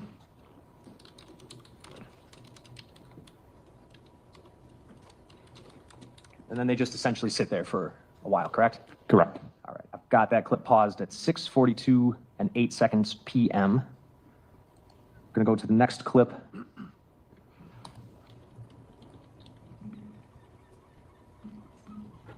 This clip picking up at 7:10 p.m. And in the time span between these, are they essentially just sitting there and talking? Yes. Okay. Anything notable happen? They're just talking, drinking.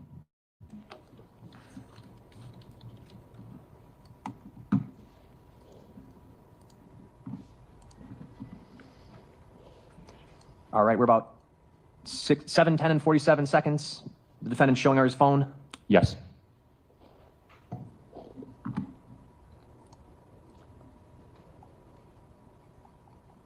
Seven 11 p.m. he removes his jacket. That's correct. Okay. Going to advance the video 1 minute and 50 seconds in. This is 7:12:15 p.m. What's the bartender doing? She is talking to Mr. Anderson, and it looks like they're playing dice. I'm going to play this in fast forward.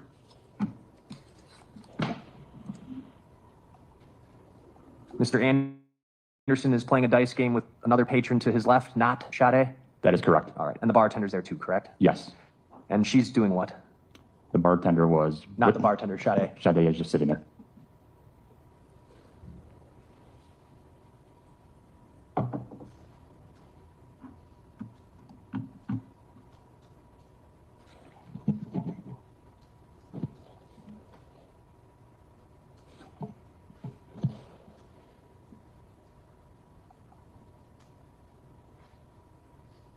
All right. And what happened just now? Maxwell Anderson finished his drink, and the bartender provided him with another drink.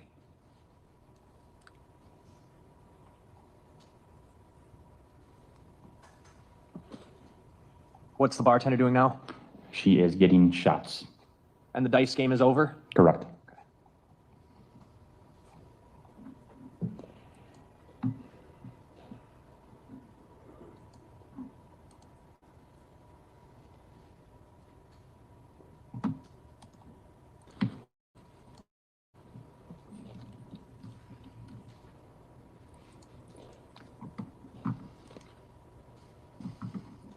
Did she pour one for Sade? No. Okay. Just the defendant and then the other person who was playing the dice game? Correct.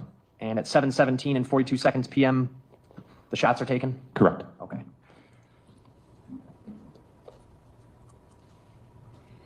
Going to advance this video to 16 minutes, 43 seconds, picking up at 7:27:07 p.m. What's Sade doing? Sade takes off her coat.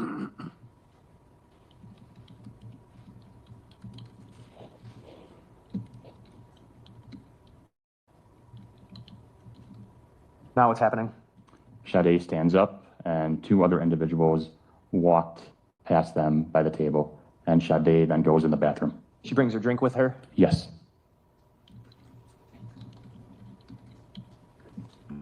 Advancing this clip to 20 minutes, 33 seconds. We're at 7:30 and 59 seconds p.m. They're back at the bar, correct? Correct. All right. Bartender is doing the dice game again? Yes. Okay. And Mr. Anderson is playing? Yes. Sade playing? No. So she's not playing the dice games or taking the shots from them? That's correct.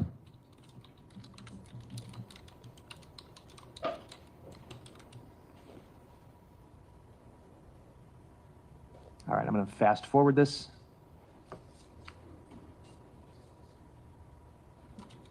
Does Mr. Anderson also have some kind of a vape? Yes. Okay.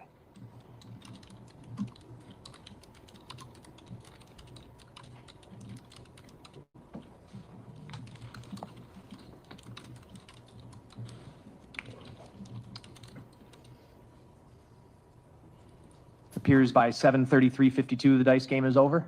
Correct. Okay, and the dice are kind of just sitting on top of the shake cup right here, right? Yes. I'm going to go to the next clip. Well, the next one is extremely short.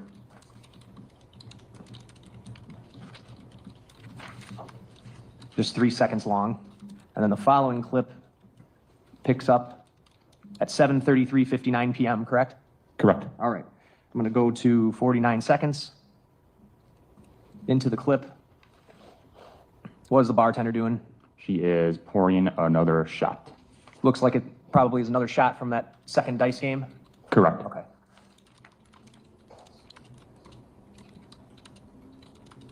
And who's doing that shot? Maxwell and the other individual. Is Sade taking a shot? No.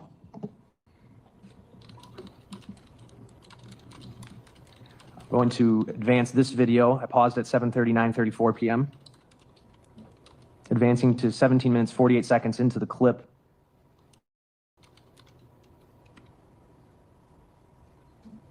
Which is 7:51:46 p.m. What are we seeing now? You're seeing two individuals on the right of Sade, and they're going to come over and talk to them. Do they end up kind of hanging out with these two people for the remainder of the time that they're there? Yes.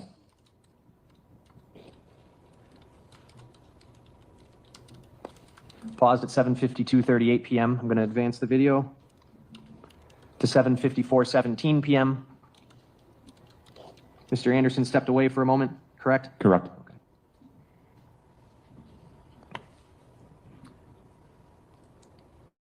And Sade and the female are doing what? Sade got up. The female is going to the music box, and Sade eventually goes over by the music box by the other female. Okay. And you know from reviewing other camera angles that even though it's not on camera here, what is there is what? A music box. Okay.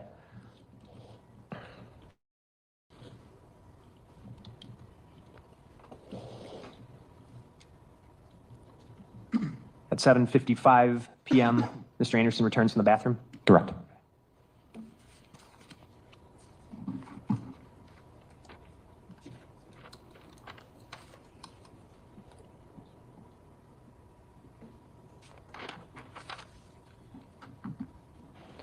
The bartender just brought over 2 pitchers of what appears to be water, correct? Yes. And what else did she bring over?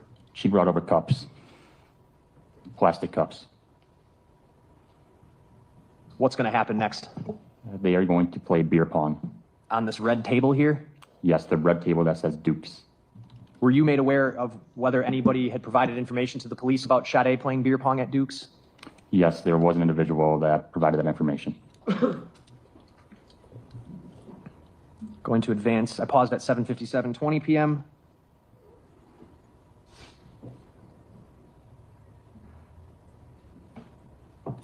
Picking up at 8:02:12 p.m. What does it look like Sade is doing right now?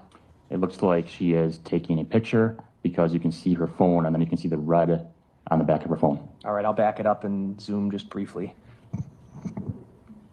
So if someone had indicated that she had taken a Snapchat playing beer pong at Duke's, would this seem to suggest that that did happen? Correct.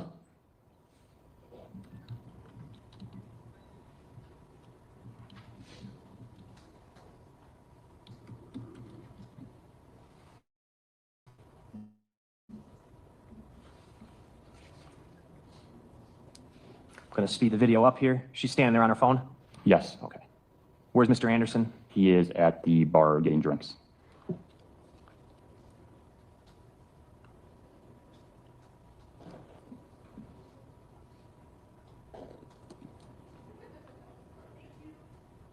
Now what's happening?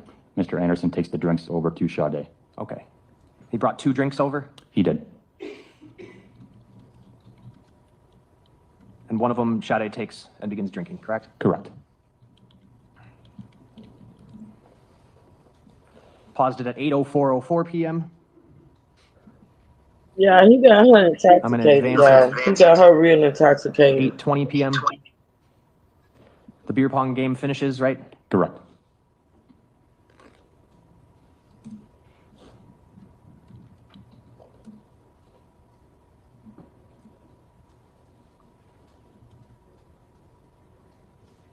Now what's happening? I have it in fast forward. Now Sade sits down by the slot machines and Mr. Anderson sits down right next to her and they are talking. Paused at 8:21:49 p.m.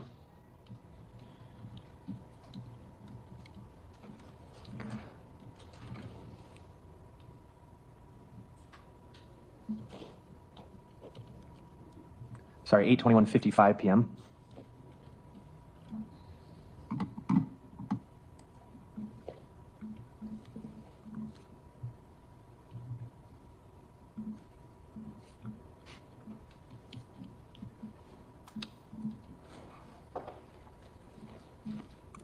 Advancing to 8:33 p.m. Where are they? They are by the bar. And we know from the other views, where's Mr. Anderson at this time? Mr. Anderson is outside smoking a cigarette.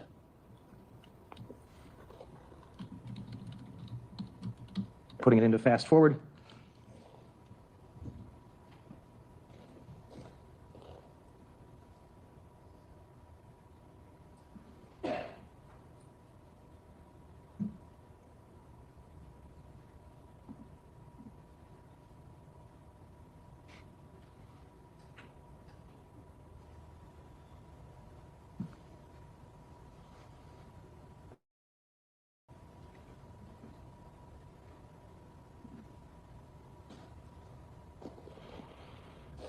All right, I have it up to 8:35:42 p.m. Mr. Anderson's returned to that area where they were originally seated. Correct. Pause at 8:35:49. Going to advance it. 8:39:11 p.m. What are they doing? They are now starting beer pong back up.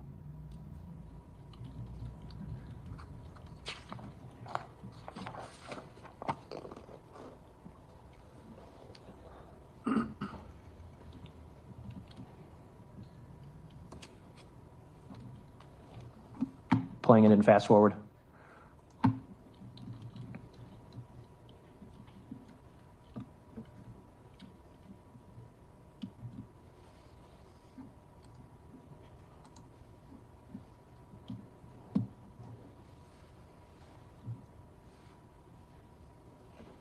Paused at 8:44:18. They're just playing beer pong, right? Correct. Fast forward to 8:45:24 p.m. Sade and Mr. Anderson are talking near the bathrooms, right? Yes. Okay. And then the game resumes, right? Correct.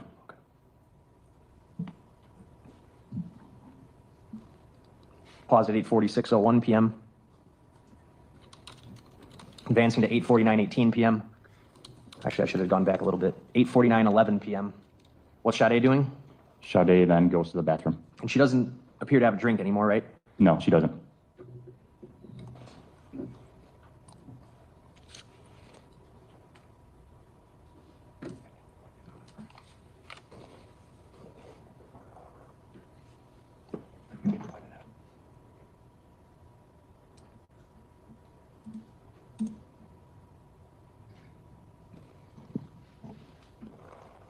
Sade's back by what time? By 8:51:18. All right, and for the rest of this clip, do they essentially just continue to play beer pong? Yes. 8:51:21 p.m. is where I have this timestamp, the last timestamp from this clip.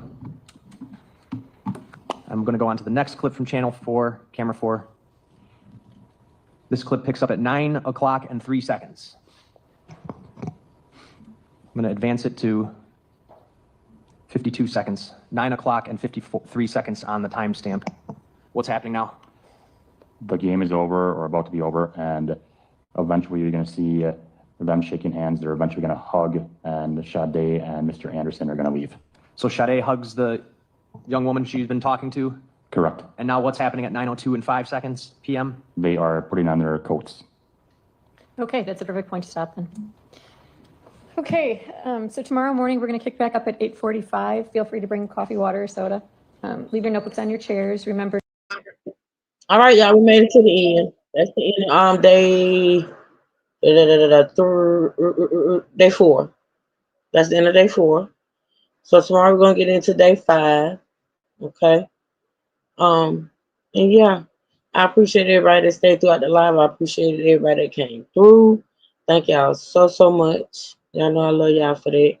And so yeah, we'll be back tomorrow morning to start on day 5. Okay. With that being said, y'all, I'll see y'all over in Sipperville. I said it for 3:30. I'll be there no later than 3:45. Oh, thank you, Natasha. Yeah, it's getting into the good parts now. It's getting into the, breaking it down. Thank you, girl. I gotta kiss the replays on. Okay, all right, wife and mama. Thank you, boo. I appreciate it. But I'm gonna see y'all over in Sipperville in a few minutes. I love y'all. Y'all be safe, be blessed, never stressed. Enjoy the rest of your day. And until in the morning, over here in the courtroom, I'll see y'all tomorrow morning, okay? Y'all be good. It's really sad, these books. It's so sad. It's really sad. And to see her tonight, we looking at her, that night, what she did that night before, and she had no clue that was going to happen to her. Absolutely none. But yeah, y'all, we're going to continue coverage in the morning. I love y'all. Y'all be good. See y'all a little later.